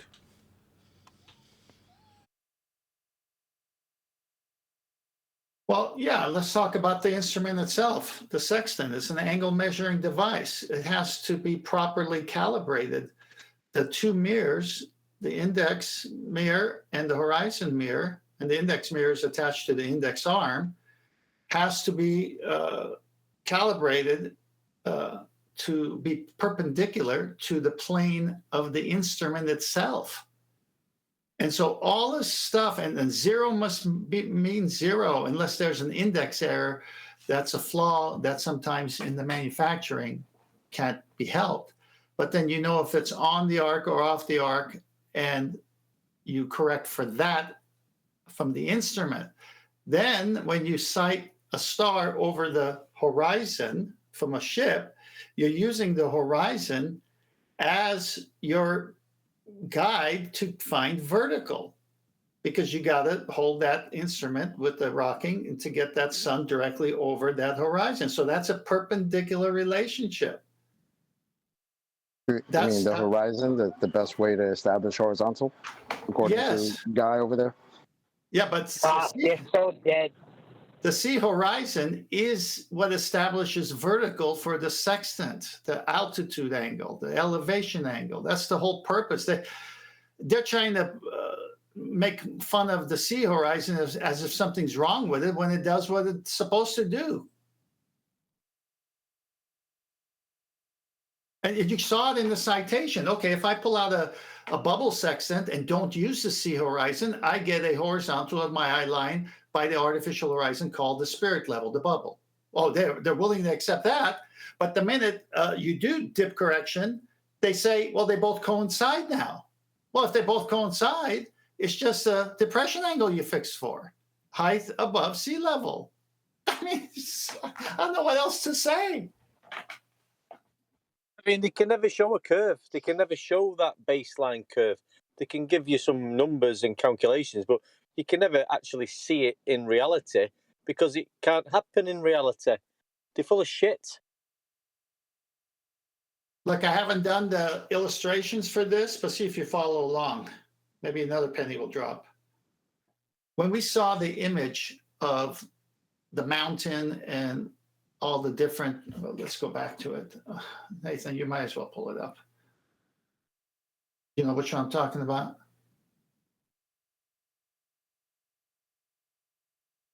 I can't understand why Ruhif's theodolite didn't have an index mirror or a horizon mirror on it. Cool. Well, there's two ways to get your zenith distance. At ocean, you're limited to one of the ways only because you have to use the horizon, the only stable thing out there. You can't use a bubble sextant. You can't figure your zenith. You have to figure the zenith of the star. And then you minus from 90 to get the co-altitude, which gives the zenith distance. With the bubble and the plumb, you can get that right away because it's establishing your zenith. Is that picture up? No, sorry. Yeah, the black and white that shows the horizon of the plane, the horizon of the mid-height, and the horizon of the summit.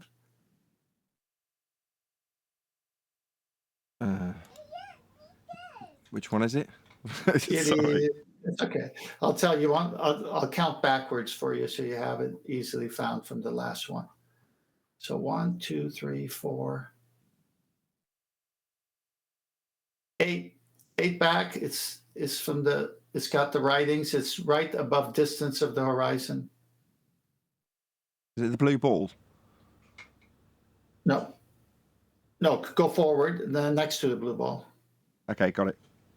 Okay, so see this image here where it says horizon of the plane, horizon of mid-height, and horizon of the summit.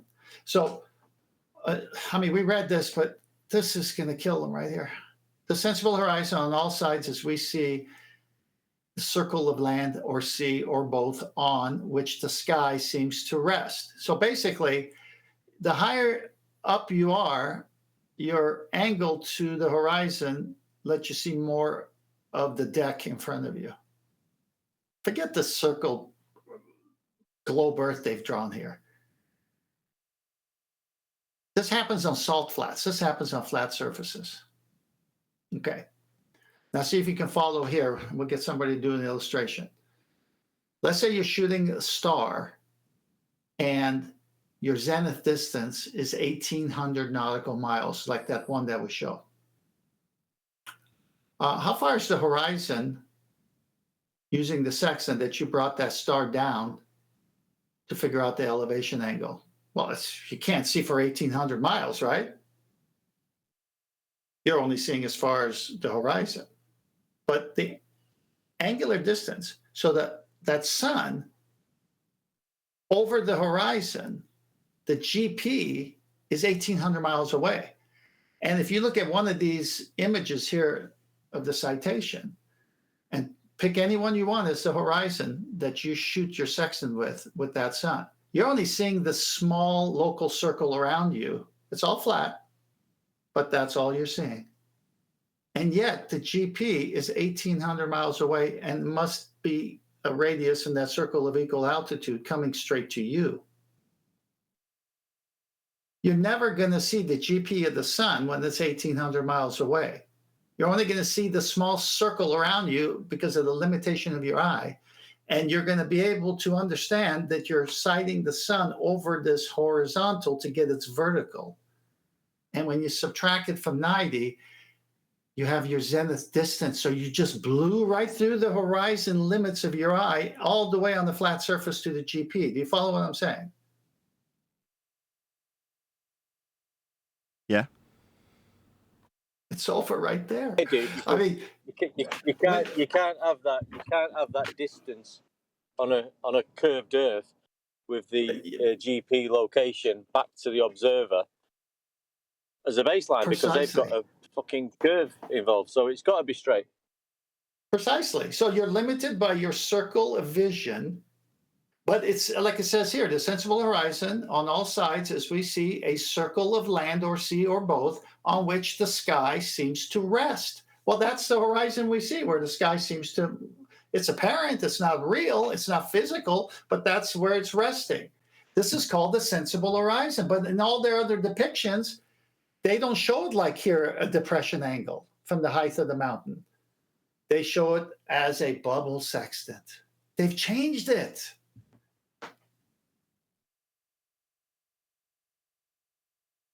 Yeah, and all that bullshit that's in them books. That's the bits they jump on. That's what they're clinging on. The Klingons clinging to the bullshit. So we need to know what they're going to cling on and how to fucking deal with it. But at the end of the day, fucking Earth's flat, mate. Yeah. No, we don't have to deal with it. They have to deal with it. Yeah, I'm pulling out the contradictions. And here we have a sensible horizon that's a depression angle to as far as you can see because you're higher up. And as you get lower, your circle shrinks based on the height you are above sea level. Today, they've got the sensible horizon being the bubble sextant. They've changed that. But even today and back then, look what they showed. They showed over a sphere, which is all of their books, because there's no flat Earth navigation books because they've all, bit the apple of heliocentrism and the ball. But the contradictions of what an angle is and an elevation angle to be more precise and height of eye to sea level, they coincide. This destroys them. Just these little, we don't need to find much more to say, oh, so you've got a few truths with a bunch of lies all packed up in the book and everyone thinks it's on the globe. And we're showing to you it's not. They should be thankful for it. You can go on and on and on and on and on and on and on and on with these anti-flat earthers. It's so simple what you're saying, Tenth, and we all totally understand it and we all get it, and it's just common fucking sense. But, this is what they're like, fucking idiots. Well, you're right, and I'm not doing it for the zombies or anti-flat earthers. I'm doing this because I love the way the show is attacking pseudoscience. I love being here to be a panel member because I get to learn how they've tricked us, not just on this, but other fronts. And then my aim as a Christian is to get it to the Christian community and show that they've harbored or accepted or made friends with pseudoscience, because the Bible and science don't disagree. Bible and pseudoscience disagree. So that's my end goal. Hold on. Someone So- said they got a question for you. So, you know, when you're using an almanac, a navigation almanac, and you're looking for the declination point of the sun, in other words, if you are in the north and you wanted to find out the GP of the sun, you would have to know the declination. You'd have to go to a nautical chart. When they were devising okay, so for instance, if you're somewhere in the north and you wanted to find your latitude, depending on the season of the position of the sun, you would get a declination number that you would add to your, let's say, solar noon position in the north, and you would get your latitude, right? If you plus or minus. In this case, I think it's a plus because you're in the north, right? So anyway, when they devise the calculation, because it's all based in mathematics essentially, right? They have to have a deriving base number. What do you think they did to determine the declination? Because you have to have a circle, and then you have to have an angle to that circle, and then a GP position to create a triangle. So as the sun traverses through its season, going upon its Tropic of Capricorn or Tropic of Cancer, Holy shit, it has dude. a declination. It has a declination angle to that circle. So No, it has have a you tried declination figuring angle out- to the equator. It's based on being on the equator or below the equator or above the equator. That's what you're correcting for. Right. Right, exactly. But you still have to have a declination point. So it comes from the 25,000 miles, let's say, equator calculation to get that declination. Well, how do you derive the declination? Because you need a circle, right? Where's all their? So how do you? Hang on, I'm trying to looking at the answer maths you. Point of it. Okay, go ahead. All of their angle measurements are derived from where? Okay, so you're asking me a question. So what I said to you, let me reiterate it because I asked you a question No, first. Now you're asking me a question. No, don't ask So me a hold on, question. 10 I'm man. asking Hold on, 10 you man. where Hold on, 10 man. you cited the it's all derived nautical from a circle, almanac. 10 man. No, Oh, he's got diarrhea of the mouth. you cited the nautical almanac. Did you or did you not? Okay, as a reference, because Shush! all is derived I said mathematically. say yes or right? no. You have to have well, yeah, of course I did, because the whole Okay, premise stop. is you Full need a stop. circle. Full stop. And you need, Full you need stop. the size of a circle to determine an Full angle. stop. Oh, this is a quick fucking story. My gosh, this guy's ridiculous. Just yes and no answers until I spring the main question, okay? Did you cite the nautical almanac for their tables? The reason why I cited the almanac Oh is because my if you're going gosh! to derive a declination angle, My gosh, you need just a won't say circle. yes. in Do you the know what a almanac, there is closed-ended a question circle is? they He derive just the wants yes declination or no. from. Didn't Or ask to you get the a reason. declination angle, they have a He circle. didn't ask you that. Just asked if you used it. So in exercises He doesn't know what online, a yes, Sorry, everyone, the just be quiet just for a almanac. second. Just for a second. Yes, Arbiter. online you can study the Arbiter. almanac. You can do Arbiter. practical Arbiter. demonstrations. Arbiter. Trying to have a conversation with you, but you're being unreasonable in the way you're discussing things with you. So you're being asked a closed question. You admit you use the almanac. That's just a yes or no answer. No, yes. Well, And now, while explaining this to you, you've decided that you're going to start talking right through the middle of me. So it seems that to communicate with you is difficult because you're unreasonable. Right now, as I talk to you, you're being unreasonable. So I'm not expecting you to talk straight through the top of me.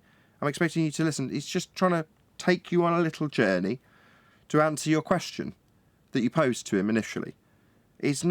That's not an invite for you to expand on your declarations over and over again when he asks you a closed-ended question. He just needs you to nod along and go, yeah, I use the almanac, so that he can make a further point from that. Is that okay by you or not? If not, we can't have a conversation with you. We can have a conversation, but you're missing my point entirely. The point is you have to have a circle to derive these declinations, and it is derived from the equator, these declinations using the almanacs. The point is if you were not to have an almanac, and you were somewhere along, you're not listening. let me finish. You're preaching. So if you were somewhere along, if you were somewhere along Earth, and you wanted to find Did your he latitude come to during ask the me day, a question, or did he come to write a book? So you keep interrupting my point. We'll never address what I'm discussing. Did you want to ask me a question? Mathematically, you have to have a circle to start. The almanacs can't are answer the question. mathematical. You can't answer So a my simple question is question. Just answer the closed. What is a closed-ended question? It's one response needed. Are you What? No, not one response. It's a yes or no question, correct? Sure, yeah. Please, 10th, can you ask him one more time? One last time. Where are all these numbers in the nautical almanac for declination and everything else? Where do they originate from? Observations and time. Okay, that's one way of looking at it, but where do they originate from when you have to do the corrections? As I understand it, it's Euclidean geometry. Okay, so let me just help you. Center of the equatorial plane. As if the guy with the sextant, you're the center. They're asking you to go to the center and say, this is where I'm getting my angles. Is that where you're getting your angles when you're on the curved surface? Again, that you're missing my point. You're deflecting. I'm asking you to answer. Do you refer to the nautical almanac? The nautical almanac says everything is from the center, and the observer with the sextant has to imagine getting it from here. But you're on a curved surface, so we got what? We got a problem here. You can't get angles from a curved surface. In the almanacs are based on mathematics that aren't imposing a sphere. And when you look at the mathematics, you're told that it's a sphere. I'm asking if it is a sphere, it's based on a circle. So how do I determine what's the next step? The circle that if you want to say it's a circle, and as long as that circle is the equatorial plane disk, I would agree with you. But not the surface. Well, from that's a how they curved. get it. That's how they plus or minus the declination of the sun based on the season, wherever it is, past the equator, or north or south. From a plane. You have to add that. You have to add that. You have to add that declination to your solar noon to find your latitude during the day. So From a plane. I'm asking, is it derived from the 25,000-mile circumference? From a plane. Sorry, hold on. What 20,000 mile circumference? That's derived from the sun in the first instance, though, isn't it? To get a declination from the equator, you need an equator. So an equator has what's the equator? What's the equator? If it's a smaller circle, it's going to be a smaller angle. If it's a larger circle, larger angle. Hello. What's the equator? Well, it's in the reference that we're discussing. It's the middle of the middle of the sun during a equinox period where the sun goes around the whole entire circle. Sun moves? Well, that's what it observes to be, right? I mean, if we're looking at primitive thoughts here or ontologicals, it would be the sun that we're observing to move. Just so peeps know, this is not a glober. Common sense strikes again. So if you're going to rediscover or rewrite or reinvent or apply a principle of navigation, the presupposition is that it's a sphere according to you in the almanacs. I'm saying, well, the almanacs are mathematical positions based on time and circles. So what do we do next? Sorry, based on an assumption that we've got an equator that's the outside edge of a sphere. So you're assuming that? I'm not assuming any edge of sphere. I'm assuming that the sun. You just told me you were. You just told me you were when you defined what the equator was. So an equator means an equal point, right? It's essentially meaning an equal a reference between high and low. It's the middle. It's the equal part. Whether you assert that as a sphere or not, I'm saying it goes in a circle. Whether that circle is around a sphere or it's a plane, the point is it operates in a circle and it has a circumference. From that circumference, we deduce time and angles. So at what point do you go from plane to sphere? When is the leap? When you decide that the midpoint of the sun is the outside edge of a sphere, you just clarified it for us like 3 minutes ago. Yeah, I understand that, but when's the leap? So you understand that the point that we go to sphere is when you assume that the midpoint of the sun, in terms of its apparent location, is actually the outside edge of a sphere. That's when you beg the question of a sphere. You understand that then? Good. Okay, so here's... Good, so shut up. So just don't do that. Just don't assume that the midpoint of the sun is the outside edge of a sphere, and we won't have an assumption of a sphere at all, will we? spherical. But the rotation is not actually spherical. So what rotation would that be? Sorry, what rotation would that be? The rotation of the body of the sun that we see. And nothing to do with the Earth then. The first ontological we see. Before we understand that if it's the Earth that's doing it, we first must understand. Why would we understand that the Earth is doing it? Why would we make that assumption? We've suddenly made a massive giant leap of faith that somehow the Earth is to do with that apparent observation. Why would we do that? Well, because a base comes from the first primitive observation. The base of. Sorry, we didn't observe the Earth turning. That's not the first primitive observation. I don't make a primitive observation of the Earth turning. No, that's your begging the question fallacy. No, the sun is the first primitive. So that's definitely not the Earth turning then. I asked why you would assume that it was the Earth turning, and you've told me about the first primitive of the sun moving. That's not the Earth turning. I'm asking where your assumption came from. You seem to be ignoring it. I wouldn't assume that the Earth is turning until I figured out the path of the sun first and to figure out any anomalies with the sun. That's the first thing you do, and that's what Kepler did, right? That's why there's two models with Kepler's theories. He has the first model of the Earth at the center with the sun on the elliptical path. Scientific theory? And the reverse of that. Sorry, is this a scientific theory? So if you're going Sorry, to is this a scientific theory was my question? My question, I'll ask again. My question being ignored. My question being ignored. Is this a scientific theory? So it's a mathematical model because Kepler was a. Sorry, we don't live on a mathematical model, so I don't really care about this mathematical model. It's definitely not science. That's physics. Dealing with the physical and reality that we deal with isn't mathematical models. The first primitives of we deal with time, which we constructed. Time's a concept. That's not something we deal with in physics. That's a conceptual medium that you're now going to reify. No, we don't deal with time. That's not physics. That's conceptual.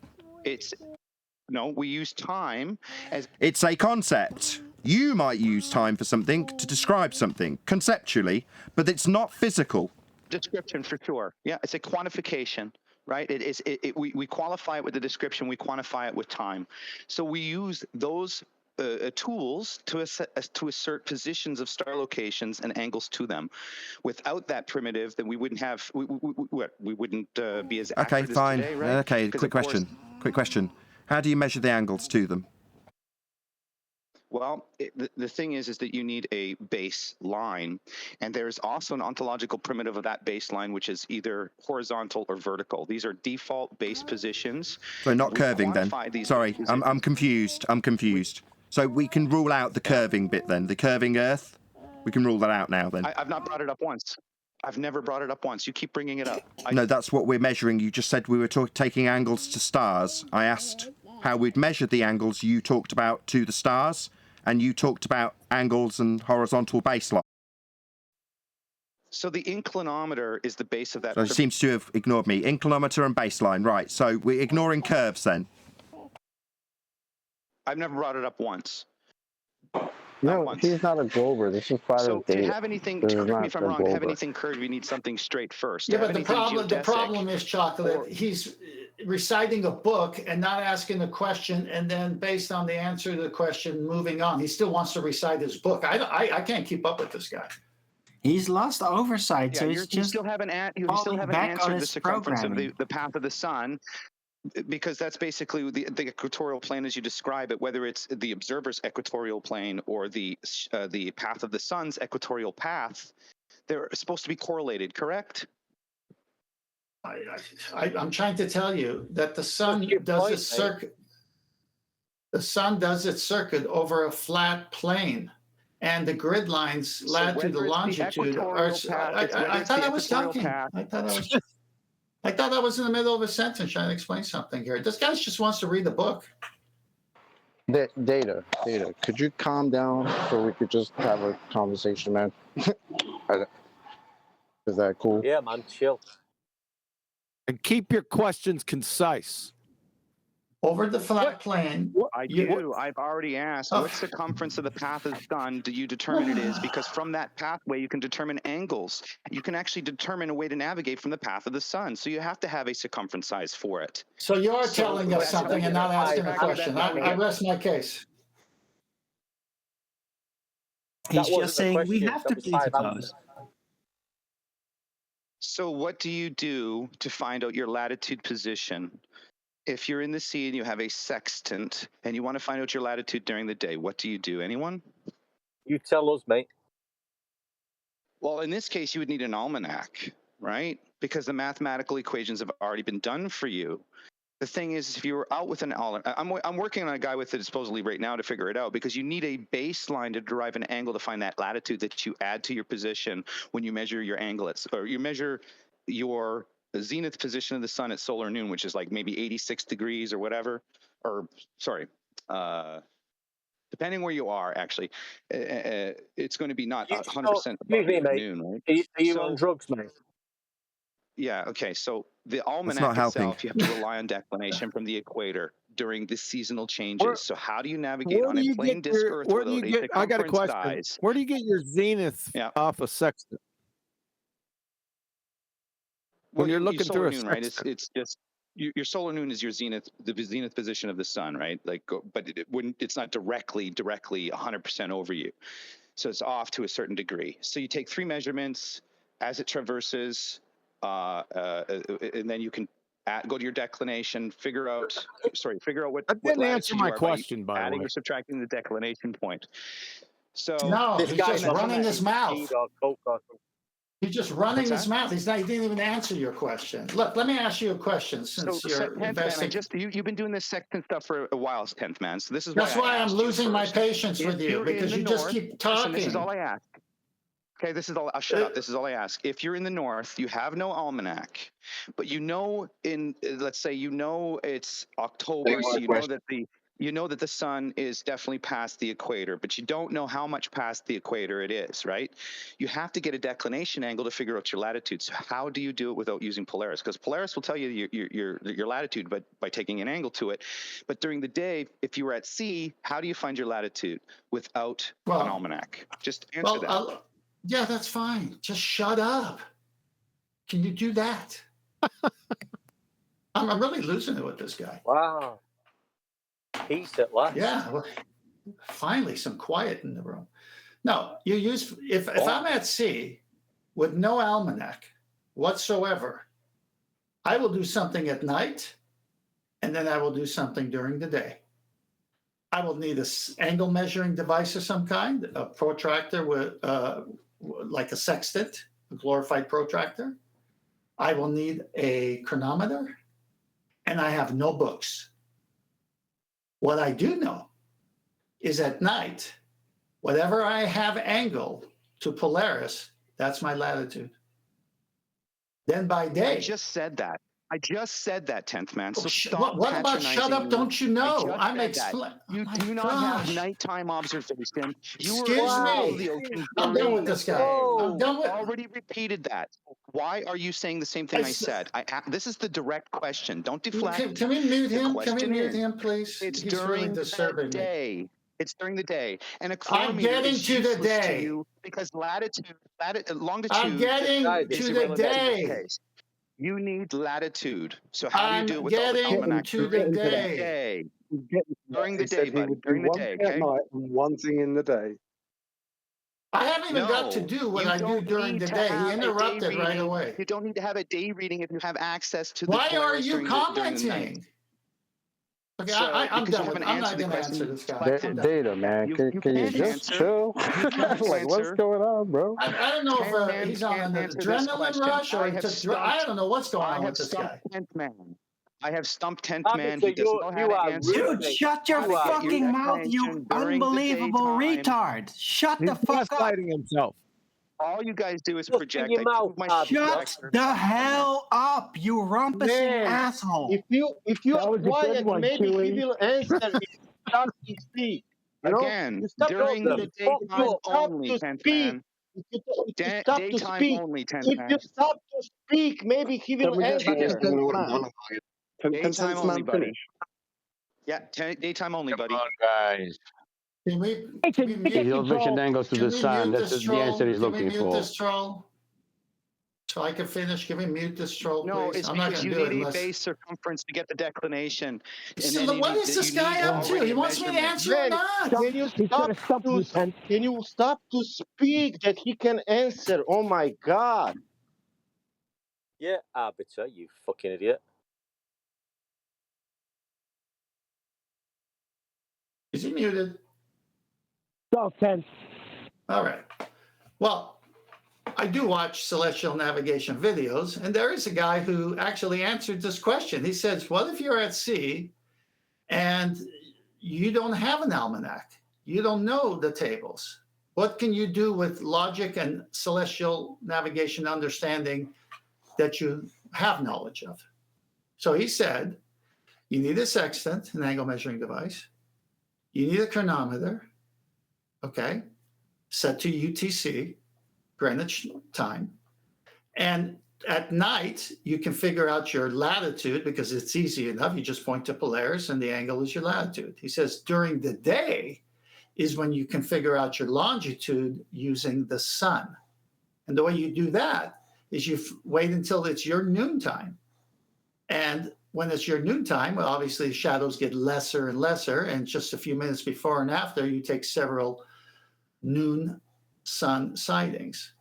Then you refer to your chronometer that's set to UTC time, which is Greenwich. And if you're west of it, it's going to tell you something. And if you're east of it, it's going to tell you something. So if you're east of Greenwich, then you're before Greenwich noon. And you just know that 1 hour is 15 degrees. So you just use the number of hours or hour and a half, whatever, that you're ahead of it. And then you're able to know your longitude based on Greenwich being 0 and you being east of it. If you're west of it, then noon hasn't arrived for you yet, but you've got noon over there your 3 o'clock, your time is noon for you is 3 hours off of the Greenwich. So it was Greenwich mean time was noon, 12, and you're 45 degrees west of it when it's your noon. So what is that? That's 3 times 15. So you just have to go 315 longitudes and you get your longitude. He says, that's how you do it if you don't have an almanac, because that's the only thing you're going to go by. But who would go to sea without an almanac? Beautiful 10th man. I mean, it's all there in the books. I mean, it's not proving globe Earth anyway. It's just getting a way around it when you're in the daylight. Beautifully said. He would do it, Ken, just to stump you. Well, he didn't stump anybody because the grid lines, longitude, latitude, are straight lines on a flat plane. and the sun has a circuit. And when it's over the equator, it's there. And then it goes 23.4 north and back over and 23.4 south and keeps doing that every year. And it crosses that 0 line twice. What's he trying to get on? I don't understand. I'm trying to figure that out. I'm trying to figure out what is the point. He wants to stump me, it sounds like. What? Is this a dick measuring contest? We don't do that here. Where is That's what he said. He said, I want to stump Ken. Where is he? That's right. Where is he? Was that your goal? Let me clarify. Let me clarify. 10th man is not being honest. The only time you do not need an almanac to navigate and find your latitude is during the equinox. That's the only time you don't need a nautical almanac, and that he's lying to you again. I waited to see if he would tell the truth. He did not tell the truth. Why am I lying when I watched the only time? Hang on, Neil, calm down. Why am I lying when I watched the video of a glober tell me that's how he would do it? Being honest. You're being deceptive, and I'll explain how. Why am I lying? Why am I lying if I watched the glober tell me how he would do it with a sextant if he didn't have one? You can only get your longitude or latitude position during an equinox with no almanac. That's a fact. Any other time other than the equinox, you need a an almanac. I wasn't using the sun to get latitude. So again, you weren't honest. I wasn't using the sun to get latitude. And you didn't. I wasn't using the sun to get latitude. You don't need for a chronometer. All you need is UTC, and chronometer finds your longitude. You don't need anything to do with an almanac. You can find your longitude any time of the day without any almanac. You need an almanac to find your latitude. That's legit what he said. That's what he said, Data. Are you not listening to him, or are you just waiting to? The only time that you do not need an almanac is during the equinox to find your latitude. That's it. Okay, do you want a blue pizza badge, mate? That's a different question. Did you say longitude, 10th man, or latitude? Because I heard you say longitude. No, the sun is used with a chronometer to find longitude, and Polaris was used with the sextant to find latitude if you had no almanac. That's the question I was answering. And I got that from a glober. Again, this is how I'm in the middle of describing here. something, and you find it easy to interrupt. Put a TV on. I Or asked tell him you. come out here or something. I asked you.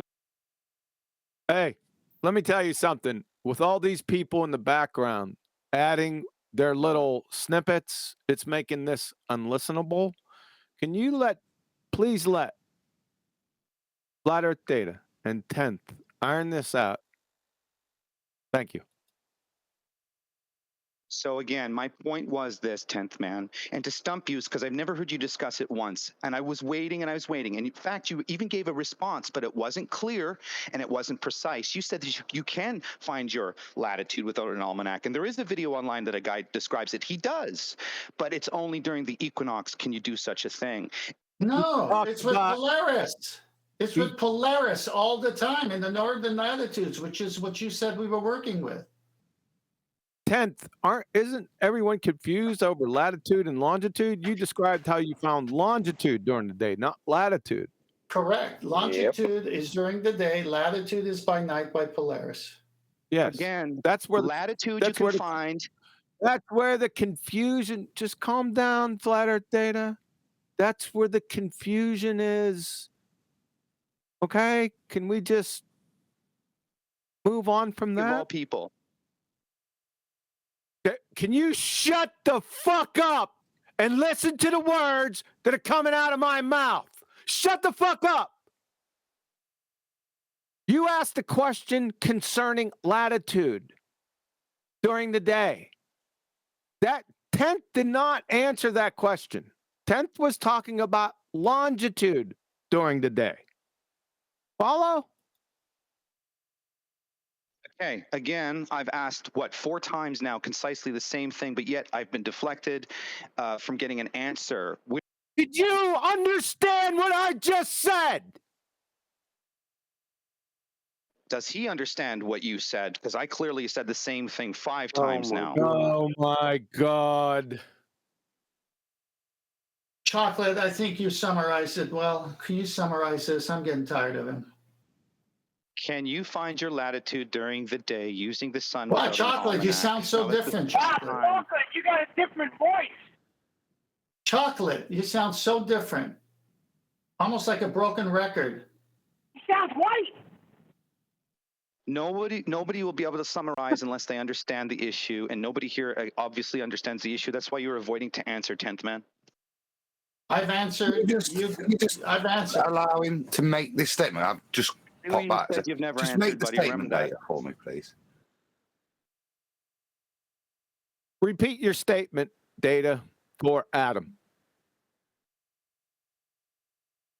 Using no almanac during the day, I'm out at sea. How do I find my latitude? Not interested in my longitude, and I'm not waiting for nighttime to find my latitude. How do I do it without an almanac? Thanks. And how did you hear me answer that? Like you said, you have not answered it yet. I have answered it. You have not answered it yet, like QE stated. Okay, look, let's make it simple. Let's make it simple. Do I see Polaris at night or during the day? Again, how do you measure your latitude? Why? I can't believe this guy doesn't know a close-in question. During the daytime, how do I find my latitude? I'm not finding latitude during the daytime. I'm finding longitude by the sun. I don't have an almanac. Well, I'm glad you can. I haven't seen that video yet. I haven't seen that video. There's no video online that shows you except for being at the equinox. That's it. Someone mute this guy. I can't talk this way. So when I present data to you, it's factual data. So I'm asking for an answer. Okay, Data. We're going to move to Adam now. Now, before we start, Adam is very deliberate in his responses. So could you just wait till Adam's done after you're done asking your question? And then us here in the audience, we can somehow discern what you guys are talking about? Can you do that for us, please? So please ask Adam your question. So, Adam, apparently, we're not interested in longitude at this conversation or any part of the calculation of longitude. We're just interested in latitude, in finding your latitude position during the day just using the sun without an almanac. There's apparently only one time during the season you can do that, is when the sun is upon its equinox position, that you can determine your latitude using the sun with a sextant. So using a sextant without an almanac, how do I determine my latitude?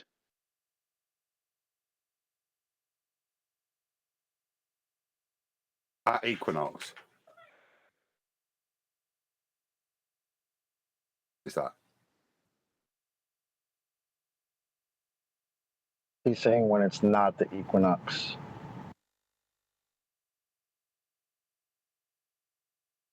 I would say I don't know on that one. That's quite a nuance. You know what, Adam? 99% of people don't know. People that I've interviewed when it comes to navigation, you need an almanac. So when I look at the almanac, there has to be a base circumference to get its GP position. It's based on Euclidean. They didn't use anything but Euclidean when they were doing these measurement angles. So when you look at time, time is derived by 60 by 60 by 24. I'm just saying, when does the leap happen where it goes from Euclidean to spherical geometry? Considering the sun doesn't do a spherical path, it's an elliptical path, but yet the geometry is suggesting it's all circles. So there's a little bit of a conundrum there. But is that why we compensate for the declinations? Not because it's a sphere, but because it's an elliptical path taking a mathematical 360-degree circle. We're still trying to define latitude with the sun, yeah? Well, that's what I just mean. enlighten me on that the from the declination. methodology. So I know you can wait till noon, but to me, you would still want an almanac there if it's not an equinox, so you don't know the point. You're going to need something to define its relative position in the tropics to help you, aren't you? Well, any Capricorn or Cancer don't matter. It's above or below. You have a right angle triangle to the GP from its equator position because it's all circles. But the sun doesn't go in a circle path; it goes in an elliptical path. So I'm just saying, is it the declination? Is the declination error compensating for the elliptical path? That's why we have to calculate for declination, because of the elliptical path of the sun, because we're using a 360 degree. I'm just trying to work it out mathematically because it works. You can derive your position with the declination measurements, but I'm not that great of a mathematician, so I don't know where to pinpoint it all because I'm not getting all this data and working with people, right? So that wasn't the question you asked me, and now you're changing it up for Adam. The question is, 10th man, you may be deaf or from a short memory. The question is, how do you find your latitude position during the sun? That's a good way. Okay, guys. So yeah, you're ready. I'll repeat it my again. understanding of how you would do this, and I'm not sure if you're agreeing with me or not giving me an answer, Data, but you use a gnomon. Like I said, I'm not exactly sure, but as far as I'm aware, you use a gnomon, and then you subtract 23, the angle of inclination, to give you your latitude. But you have to do it at midday at the equinoxes, or you would have to know something else, some almanac data, I'm sure, to use the sun at any other point in the time to kind of compensate for that. But I say the exact details, I'm not sure, but I think that's how you do it with a gnomon, wouldn't you? I tried looking for how it was built, right? And even if I go to the alchemist or whatever, I'm lost as where to pinpoint this information, because obviously he got it from somewhere else. So I'm confused now. I'm just looking. Are you saying when you asked the question you didn't know the answer either? No, because there's no answer online for it. So what I've been trying to do is actually make assumptions, which is basically the path of the sun using a 360-degree obviously circle, so I can have these divisible numbers that quantify into a clock, and through that clock I might be able to figure it out, but I'm not that great of a mathematician to figure out how they did it. So why'd you call me a liar? Why'd you call me a liar? I've got the answer here because if you want it. Because you weren't honest. The video that you talked about, why I called you a liar, to be specific, is because the video that you just mentioned, you weren't concise and told the truth upon, because it's just required. I did. That video entirely that you mentioned. Everyone got Let me finish. That Everyone video got it but you. Let me finish. That video that you entirely mentioned is only dependent on the equinox, and you did not mention that. I was waiting for you to say that, but you did not clarify I that. didn't. I didn't say video. Oh, can you ever hold your mouth? I never said the video I watched. I'm the one who attacked here the ad homs and shut down here when I'm trying to ask concise, clear questions that may be offensive to you because I don't take anybody's bullshit, no matter what it is. First of all, you called me a liar, which you have no right to, so you need to apologize for that. I did watch a video from a Glober. Disingenuous. I clarified why I called you a liar, 10th man. Would you like to clarify it again? I don't know if I've ever asked you, but can you mute this guy for a minute?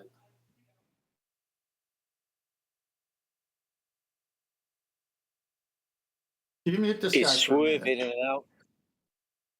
All right. I'm going to say what I'm going to say, and if he wants to call me a liar afterwards, I don't care. I didn't say anything about the equinox or the sun at the equinox. He brought all that up. He's trying to get something else answered that he doesn't know the math about. He asked a very simple question. If you didn't have an almanac on board ship, how would you figure out longitude and latitude is where I thought he was saying. So I went to a video I'd seen of a Glober. God, could you be any more dishonest there, buddy? I thought he was. Are you really saying that right now? Oh, gosh. Are you really saying that? Well, I can't because you're interrupting me. How can I say anything? Correct. Try some intellectual honesty, dude. I'm done with this guy. Sorry. I can't. I'll take. Unless you mute him, I'm not going to finish. You cannot be intellectually honest. Was that not your question, Data? That's not what you asked him. My question was, how do you determine your latitude during the day, day only, without no almanac, and it's not on the what did I equinox? say? The video that he And that's what the fuck Tough Man just said. The video that he represented was the only video online talking about getting your latitude only during the equinox. Any other time other than the equinox, you cannot find your latitude without an almanac. You didn't watch video. So What video? Point. I reiterated the point.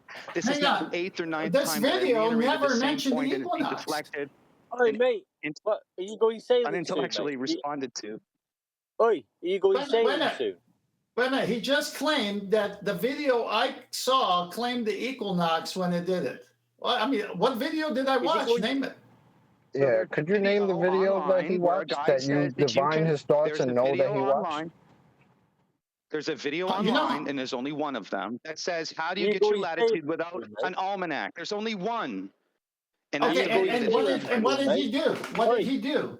And the key factor of that video that he didn't reference is the fact that it's important is that the equinox is the only way you can get your latitude at that time is during the equinox. That's it. Any other time at sea, without an almanac, you cannot find your latitude. You have no declination angle. The video I saw, Adam, that is a fact. Oh gosh, I'm never going to talk to this guy again. He's like a dribbling fool. The video I saw, he never claimed. Like 6, 7 ad homs that you've done to me, buddy. You call me a liar. I proved it. You did. The only video online is the only one that represents navigating without an almanac. There's only one. There's only one. The longitude isn't a big deal. As long as you have Greenwich time or UTC time, you can find your longitude any time of the day. No pun intended. It's that easy. Latitude is a different story. That's why they.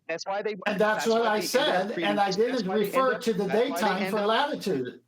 That's why they ended up creating the chronometer to create spherical trigonometry for the path of the moon for navigation, which started in the early 1700s. So they were using spherical triangles. They were using spherical triangles with the moon as soon as the chronometer was invented. Why was that, 10th man? You want to try another intelligent? I don't know. You've inserted 20 different presuppositions and different questions. I was only answering longitude, latitude, and the video I saw from a baller said at nighttime he gets his latitude from Polaris, but at daytime he can get his. Why are you interrupting me? Because you're making this at night. We're not interested. Unintelligible, guys. It's like half a sentence is coming out. I'm still not clear, okay, as to what the even the Adam, issue here's is. how clear it is. We're at sea. We have no almanac. We have a sextant. We want to find our latitude during the day. How do we do it? And it's not on the equinox. How do we do it? Right. You tell us, puppy. There is no answer for it. It's required to have an almanac, is my point.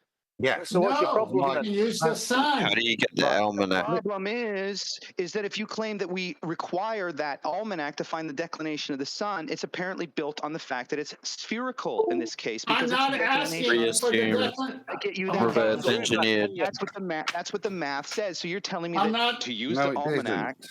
but yet the almanac is Spherical. like you guys are just it's absolute retardation. I'm not asking. I'm not asking Just for the reverse declination. engineered bullshit. I understand that, but where is the documentation? Show me the principle. The principle has to come from time, which has to come from the movement of the sun, which is either elliptical or circle. Well, we can either have an elliptical path, which calculates the eccentricities, which makes the calculation with more error, the larger the eccentricity or larger the path. So we go with spherical. So spherical is a little more accurate, right? So are you conceding What that are you you are battling a about? trick question? I'm This has talking no about you. relevance. Okay. I'm not sure. Like, just slow down and stop spitting facts, a dude. sundial, Right? a sundial, solar mean time and mean Please time do stop. not do You're not just match. scattergunning facts of not. Right. So just to clarify the point. So what you're saying is you can't use the sun except at the solstices and equinoxes. Yeah. Or you're saying you can. Now you seem to be saying So the without only the time- almanac you can't, and I would agree with that. Yeah, and the citation I've got here agrees with that. It requires more complex calculations. So this is what I've been stating the whole time. Everything that you just reiterated is what I've been stating. Without the almanac, you cannot determine the declination of the sun past the equator to a plus or minus to your declination angle to the sun. So without that That's a information, you different cannot find your question. latitude during Right. the. So we've got that. You cannot find your got that latitude agreed. during. You cannot find your latitude. You cannot find your latitude. You cannot find your latitude during the day without My that God. declination angle, which comes from the You're equatorial not plane interested, of a are you, in sphere. actually having a conversation, are you? Shut him up.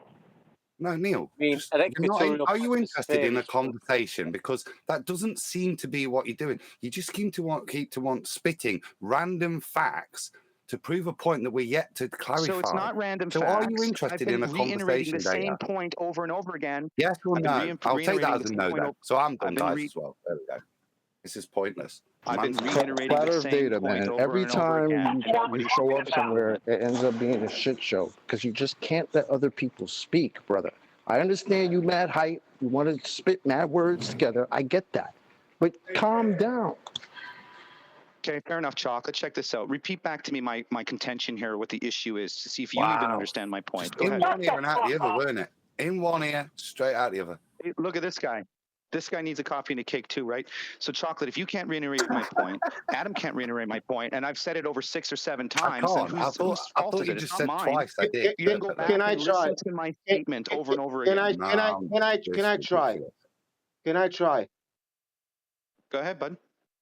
Okay, listen. Adam was speaking with you. If you left him to at least 1 minute without interrupting, maybe Adam will, and I'm sure he will reach the point that he won't understand, you know? So he Because already said he that was he didn't understand, right? He just said, I'm No, not understanding.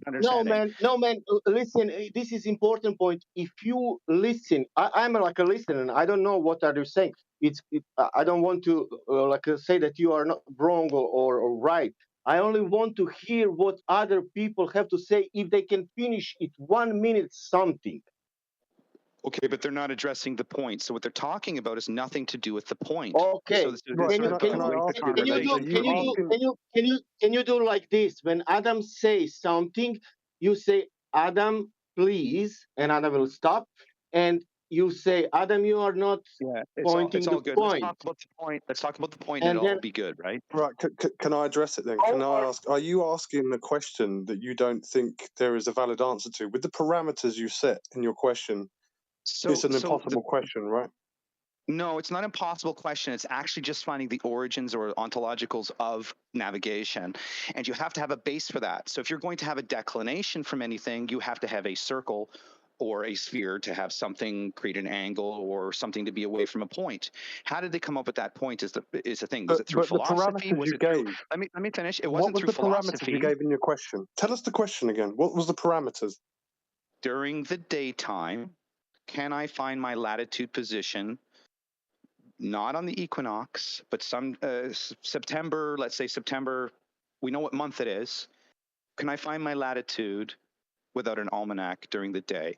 That's it, using the sun. And didn't you concede later that you couldn't? What I conceded is that there's no information based on it. So, however, if there's no information based on it, because it's required to have an almanac, there is a, let's say, a cognitive dissonance with people who are saying you need an almanac, but then an almanac was derived from a sphere. And if it is derived from a sphere, where's the original, let's see the information, right? It's using straight lines and angles to create the model of a sphere. That's why you have an equatorial plane. That's why you have a... Wrong. What sphere are we talking about? Okay, if it's wrong, I'm totally open to being wrong. I'm just saying is that there is no way to navigate on this earth without an almanac. And this particular almanac is supposed to be in essence this almanac is supposed to be calculating declination. Point. I don't know, I assume someone shut him up eventually. The crux of your claim appears to be that the almanac is a spherical Adam, data. Adam, it works. If I have the declination, I know a circle size of that base, which is based on a circumference, I can get that declination right angle triangle to it. So it works, but I have to have that size. What's the spherical data relating to, the surface or the celestial sphere? I couldn't hear that question. Say it again. What is this? When you're saying it's spherical in nature, what's spherical in nature? The celestial sphere or the surface? So I'm not making a reference to anything. Usually everything that's derived from is a path of something, which in this case is the path of the sun. Everything is derived from the path of the sun. The size of the Earth, the 60 by 60 by 24, the quantification of it all comes from the path of the sun. Celestial sphere or the surface? This is where I interjected last time, though, wasn't it, Data? And I said, well, no, there's just one assumption that you make, that is the outside edge of the sphere with the midpoint of the sun. Just going for the first primitives. What am I supposed to use as a base then? Give me a base first primitive to use. You just ignored what I just said. That's what I stepped in with last time. Yes, Nathan, that's where you stepped in last time. Dude, we can measure it. Whoever's interrupting, I'm trying to get Data to just concede. Yeah. This is where I stepped in last time. Observation. Yeah, you won't get away with doing this to me, Data. Yeah, that's where I stepped in last time, wasn't it? We established that there's an assumption that the midpoint of the sun is actually the outside edge of a sphere. And if we don't do that, we don't have a sphere. Well, I understand that, but I'm not saying that it is a sphere. I'm saying if No, you are saying that. You're saying it comes from a sphere. Now you're telling me you're not saying that when I point out how it can't be unless you assume it is. But now when I point out that it can't be unless you assume it is, you're saying you're not claiming it is. That's precisely what you were claiming. Well, the sphere... Don't know but me. That is what you were trying to claim. No, I'm not. Let me finish. Let me clarify. So you have a path of the sun that apparently creates a size. And in fact, that GP position of the sun moves along the surface of the Earth. It's literally a path of the sun across the Earth. You have this as empirical stuff that we can witness. Now, whether the Earth is wrapped around doing it or whether it's over a plane disk doing it, we can make whatever assumption we want. But we have to start with something first, which is the sun movement is where we derive all the measurements from. But the issue is that for some reason, we can't determine our latitude based on the sun during the day. And there is a reason for that, right? So I'm trying to find out the reason for it. And if we are not using an almanac, because we have to it's moving. Where the sun lands itself during September's, the sun's GP position in September on the surface of the Earth, that actually has a location, right, during a certain time. That's why you have an almanac, is because all of these positions have local GP positions at 90 degrees, right? That's how we get our angle. So I understand it's all Euclidean. The point is that why would they take the leap to create a sphere with a size of that dimension to get a declination so you could add it to your solar noon position above the north to find your latitude? If you can show me how that, because we have to have a size, we have to have a base. So whether it's 3959 or 25,000 miles to derive all the math, we need measure the Earth. No, it's not the Earth, because the path of the sun is not the Earth size. It's just the GP position. Just measure the fucking Earth. And the guy who's talking to you. Adam's just trying to give you an answer. Now he's heard the question. Man can't measure the entire Earth, dude. Okay, so the initial question was, why can you do it at the equinoxes? And the reason we can do it at the equinoxes, the solstices, is because we know the exact position of the sun relative to its transit between the tropics. So at that point, we can then measure the angle to the sun, knowing exactly the sun's position there, and then calculate from that our latitude. Now, it's not that we can do it without the almanac. It's just that we know, and it's easy to memorize those positions from within the almanac. Now, for the rest of them, we do need the almanac, or we could just memorize them, that on January the 15th, it's not minus 23.5, or it's minus 18.6. So the relative position of the sun will then enable you to determine your latitude again. But you would need the almanac, because either that or a photographic memory of what day it is, just like with the clock. You still need the clock. So I'm a little confused. Now, that's my understanding. I think you're trying to make a secondary point, which is to do with the calculation of the relative positions and whether or not it would be correct to just assume a circular orbit, or be more honest that the elliptical of the orbit of the sun is what's happening across the flat plane. Is that what you're trying to say, Data? What I'm trying to say is, if we're going to devise a navigational model without using a almanac, because the almanac has either been hijacked or used for spherical proof, let's say, then how do you show that you can navigate? You have to create a size, right? So you create a size from the path of the sun. The only way that I've thought about doing that is either the path of the sun gets smaller as it appears to the north, which means it gets a tighter circle, and it gets wider at the base. So it's going to have different measured angles in the north as it would in the south, because if it's a larger circle, it's going to have larger angles. If it's a smaller circle, it'll have smaller angles, right? So there's not going to be a consistent. No. There's not going to be a consistent unless you're quantifying it, which creating constants, which you calibrate for air in this case, right? Is irrelevant. It's what the sextant R makes value from calculations Polaris of air anyway. So Adam got about 3 words in response out. Shocking. The size of the circle, which is the R value from Polaris, is all you're after. And at that point, it's going to determine its relative position within the celestial sphere. From that, you can then measure that angle, because you know where that is now. You can then determine your latitude. But you need to know the relative position. We know the relative position at the solstices and equinoxes. Okay? But that's all it is. All you're trying to determine from those different size circular orbit paths of the sun over the surface is where it would give its relative GP in relation to latitude. Longitude is going to be the clock turning round. Latitude is going to be as it transits between the tropics. And that's why it's important to do that. And that's how you can then, with the almanac or with the photographic memory, determine those things. Well, that's not reality, essentially. But so there is no way to do it without an almanac. So that's not reality. There's no way to do it. Oh my gosh! It's not. What I mean is that the almanac. I don't want to rely on an almanac, but I have to rely on time, and I have to rely on angles, and then I have to rely on at least 4 corrections for the sextant. So how about the ephemeris and the stars? Can you rely on that? Well, they're consistent, but they're always apparently a certain degree forward in its cycle every day, right? Just as the sun moves, but it's slightly slower than the sun.